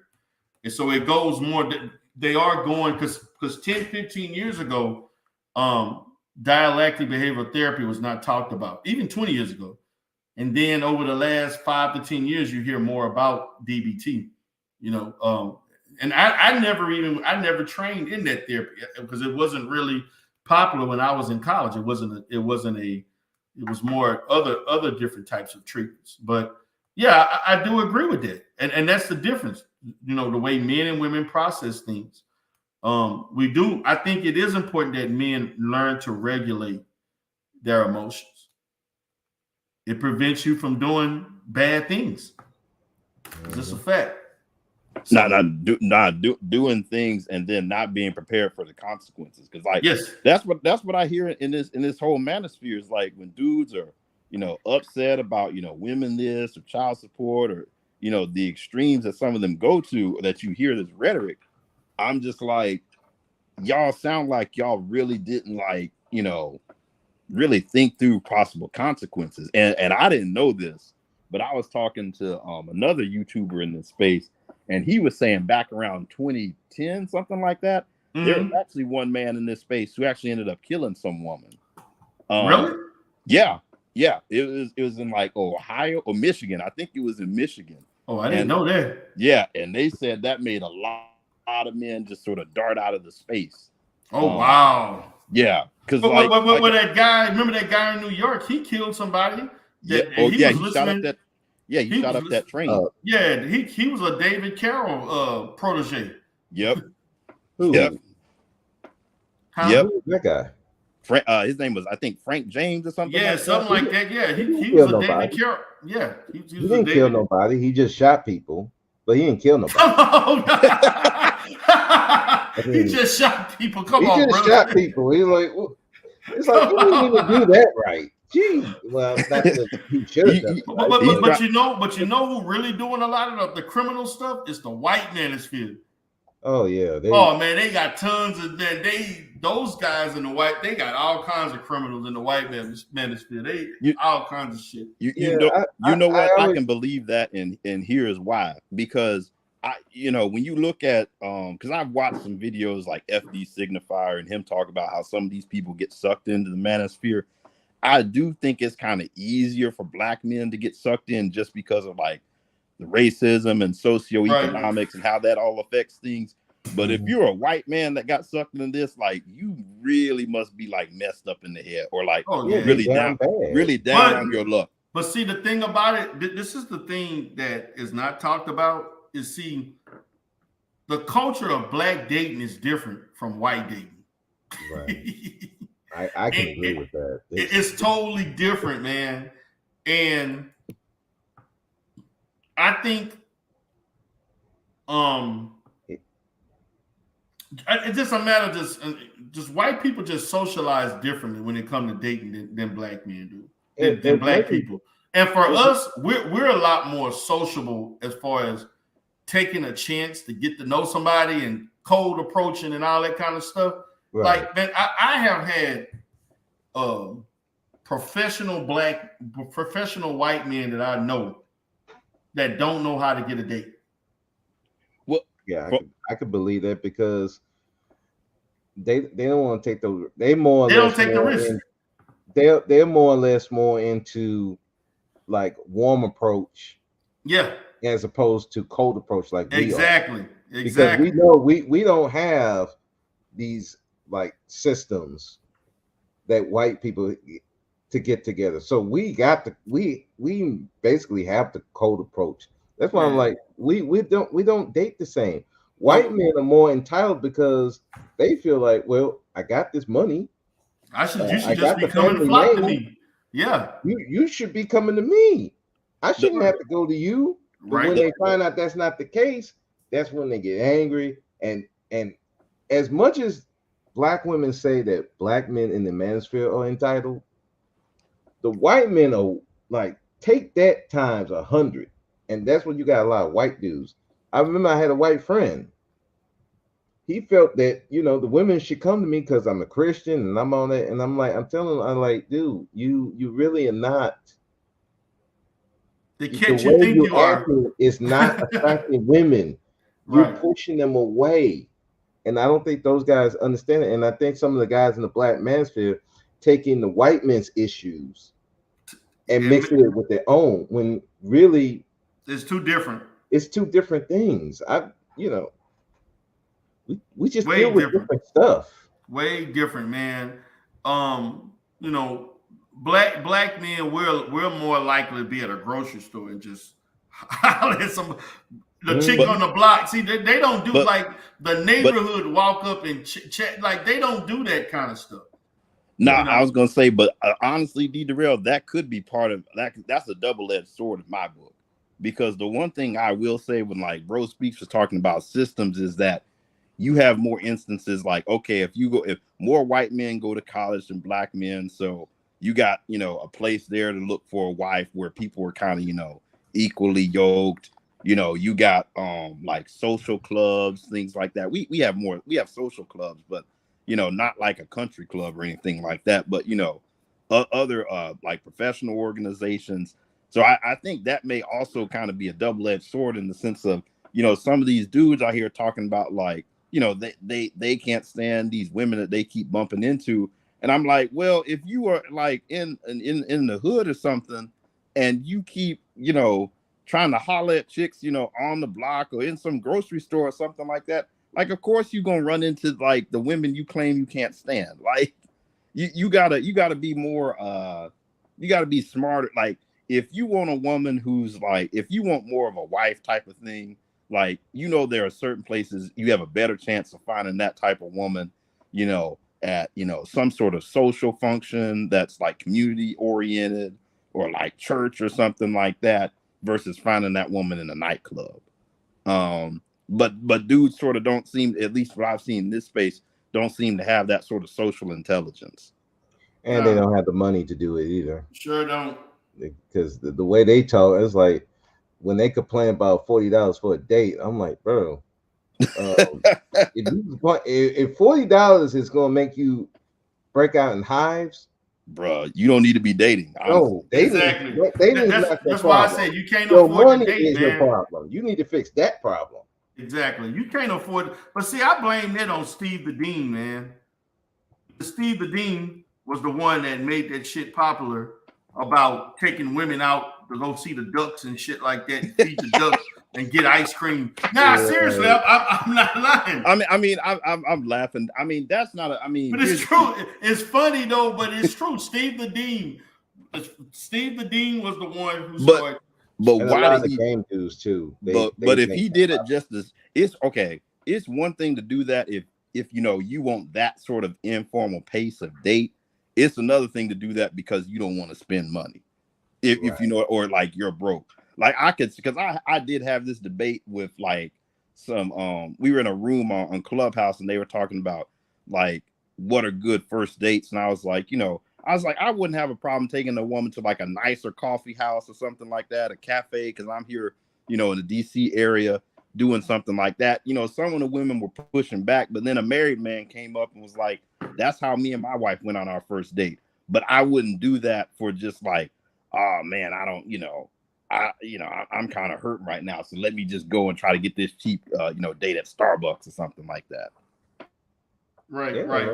I mean, my thing is, it's okay you first meeting somebody, because like when I met my ex-wife, we was playing video games. We were in a clubhouse playing video games. That's how we met. But we progressed to like going out to clubs, going to dinner and stuff like that. These dudes want to that's just the main thing. We ain't gonna spend no money. We're just gonna go to the beach and all that, which is fine, but you got to progress. If you're not gonna progress, man, to me, the only way that's cool is if she said that's where she want to go. Now, if she say she want to go to a cheap date, that's because I've had dates before. They didn't want to do all the fancy. They just wanted to do something fun and just they was really trying to just vet and see what kind of person I was. Yeah, you know what I'm saying. Now, so it all depends on the woman. But I mean, my thing is, be honest with you, man. If you can't afford the date, you can't afford the date. That's just what it is. If you got problems spending over $50 on a date, $50 to $100, you don't need to be dating. I'm sorry. If that hurts you to spend $100, you need to stay at home. Especially now. Oh yeah, it's even higher. It's like man. And like then these Negroes hold on. They want to take a woman on a free date. They want sex afterwards, and they want full submission off of one day. Yeah, it's that submission thing again. It's so weird to me because I'm like, I've never heard so many men talk about submission in my life until I got here. Me too. I said the same thing, man. Outside of here, I never. Men don't talk about this, man. Exactly. I never heard a man say, and I deal with black men, Africans, white men. I have never heard them outside this space talk about submission. I never heard it, man. And you know what's so bad about it is that when you try to tell them, I say, because that was one of my first complaints. When I started really doing this kind of content, I said, man, most men don't talk like this, right? No, but the manosphere is a microcosm of what the future is, and this is what the new. I'm like, no, man. I said the reason why they don't talk about it because they already get it, and it ain't even. If you gotta ask a woman for submission, you're not getting it, because when women know that you are worth they're gonna automatically do it without thinking about it. Well, here's the thing, and it kind of comes like over time. Because here's the thing, like that's why I don't even know how much interaction some of these dudes have with women. Like the way you come off from the sense of like, yeah, okay, if you all are going to try to do something, like whether it be a task at work or like if you're just from what I've seen dealing with women in general. Like if they have confidence in you in the sense of you've displayed some level of competence, some level of like intellect that you know what you're doing, they almost like naturally defer to you a lot. Like exactly by nature. Yeah. It's like okay, like if I'm doing something like a project at work with a woman or something like that, like they will sort of like let me take the lead in like speaking. This is what we need to get done. This is how we need to go do it. This and that. And then, if I may miss something, they may jump in and say, hey, did you think about this? Or did you see this? Where they're trying, but they don't try to like take over the whole project or anything like that. It's more of like, okay, I see what you're doing. You may have missed these few things. Let me help you out. Versus like these guys are making it almost sound like the minute they show up in the room, the woman's just like, supposed to know to do this. Yeah. Don't even like you. Y'all don't even vibe, but it's just supposed to be automatic. But see, that goes to show that's evident of the lack of social acuity and awkwardness, social awkwardness that they have, that they don't understand how to interact with women. Yeah, because what I've seen, honestly, at least in my interactions, both like professionally and like romantically, like women compliment men, like in the sense of like, if you're going towards this goal, she's usually going to try to help you go towards it.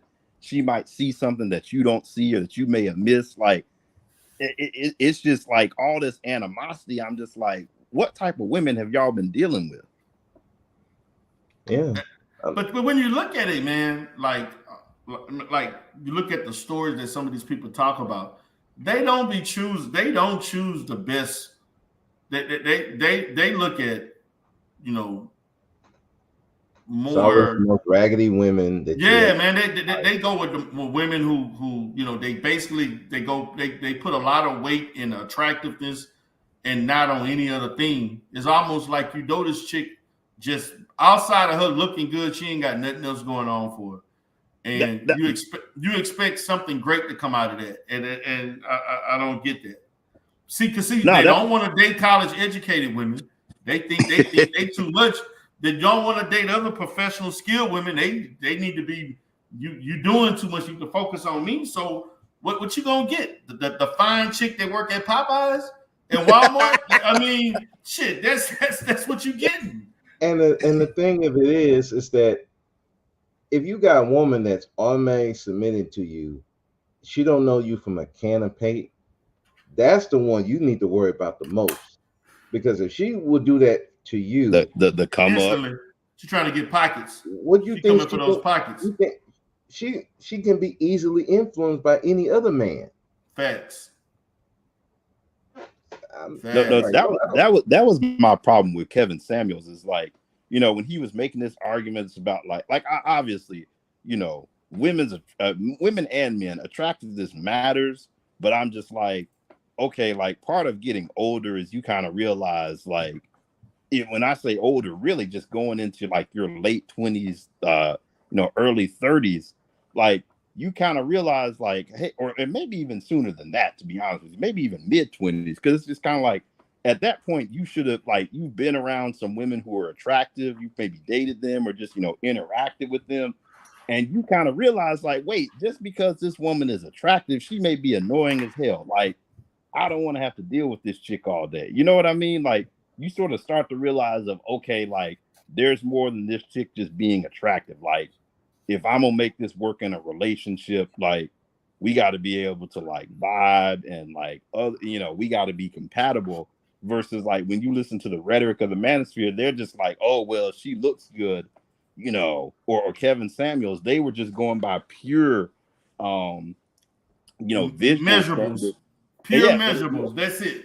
And ignoring everything else. And I'm like, and y'all wonder why, like, some of y'all are complaining about child support and these women are horrible. I'm like, you all don't really want anything outside of, like, you know, she looks good, or she's got a fat ass, or she's light skinned, whatever, you know. Right. Or she fit, feminine, and friendly. Yeah, nothing about intelligence, nothing about managing a house, taking care of kids, just, you know, but yeah, man. But guys, I gotta go ahead and call it a day, man. I'm at my 4:30 mark. Any last words? Nah, great show, D. Darrell. Thanks for letting me come up. Appreciate it. Anything for you, Brother Speak? Yeah. Oh yeah, Brother Speak. By the way, man, you did a good show on what it was. You did a live stream yesterday or the day before yesterday? Yeah, it was yesterday on I did one on Derek Jackson. Yeah, man, I watch anybody that do stuff on Derek Jackson, man. You did a good show on Derek Jackson yesterday. Yeah, but he's part of the problem. A lot of these dudes do. They've been faking it. They're not really getting something. They ain't got the money. Yeah, you say, because I thought, you know, you brought up about him not being, but somebody else. Yeah, Obsidian brought that up about him not. Somebody brought up about Derek Jackson not having. I don't know. BMT brought it up about him not. That's what I wanted to say, man, because I caught yours and then I caught BMT live stream about Derek Jackson not being worked what people think he worked. Yeah, because there was a lawyer named Simone. Is it legal? And she broke it down that he didn't own the mansion or the condo he was renting. He owed a lot of tax liens. He owed American Express. He all his cars are rented. None of that. And you know, it's he was doing no different. But what these rappers been doing, they got. Yeah, he was doing no different. What these rappers do, they rent all that stuff, the The company rents it out to them, and then when they make their money, the company just comes and takes it. And Derrick Jackson ain't. I mean, he making. I know his book sell and he got those events, but damn, you ain't balling that to be doing all of that. No, he really don't got it like that. So they were saying like when Danae gets her divorce, she's probably not going to get much. Only time and she's not going to get much. She said the line said the only thing she's going to be able to split is the women's legs of the ones that he was fucking. That's literally what she said. No, so man, stop. Like, but this is the thing. When I was saying earlier, black women is the black man's goal, not legacy, not trying to build anything with other black men and get anything better for black men and black boys. The main focus is only the women. They'll be okay with the, like when I was saying earlier about that standard 20,000. They'll be okay with as long as they got that woman. That's crazy. As long as they got that woman, they're good. That's crazy. They're not trying to build, and it's crazy, and that's the biggest problem that Umar was bringing up. You focusing on the woman, but you're not focusing on getting yourself together, getting other black men together. They cry about these black boys, but they don't want to be mentors. They don't want to make a system for these boys. Even the SYSBM, and I've always said this is my complaint about SYSBM. You say you don't want these brothers to deal with these Keishas. Okay, fine. Whatever. But you don't even have a dating service. You don't even have like clubs or anything to where these brothers, educated brothers that just say y'all want to help, can meet the type of woman you said they need to meet, whether it's American women, foreign women, whichever. You don't have a system for that. So who you think they're gonna get to? The most women that are around them. And a lot of times we're around Keisha. Facts. That's who we're gonna get. Yeah, true. Because we still attracted to black women. Yep. I know I am. Despite what a lot of these women say online, I'm still attracted to black women. I think they're the most beautiful women in the world. Right. Nobody can do that to me, but right. But I feel you, brother. Well, yeah, I appreciate you for coming in, man. We about to go ahead and call it a day. And I'm gonna be going live maybe a Tuesday or Thursday next week, and then I'm gonna hit the weekend, man. But you have a great day. Appreciate your commentary. No problem. All right, guys, I'm gonna call it a day. I enjoyed you all for being here. Coach D gonna probably go live maybe Tuesday, Thursday, maybe on the weekend. Y'all have a great day. Peace.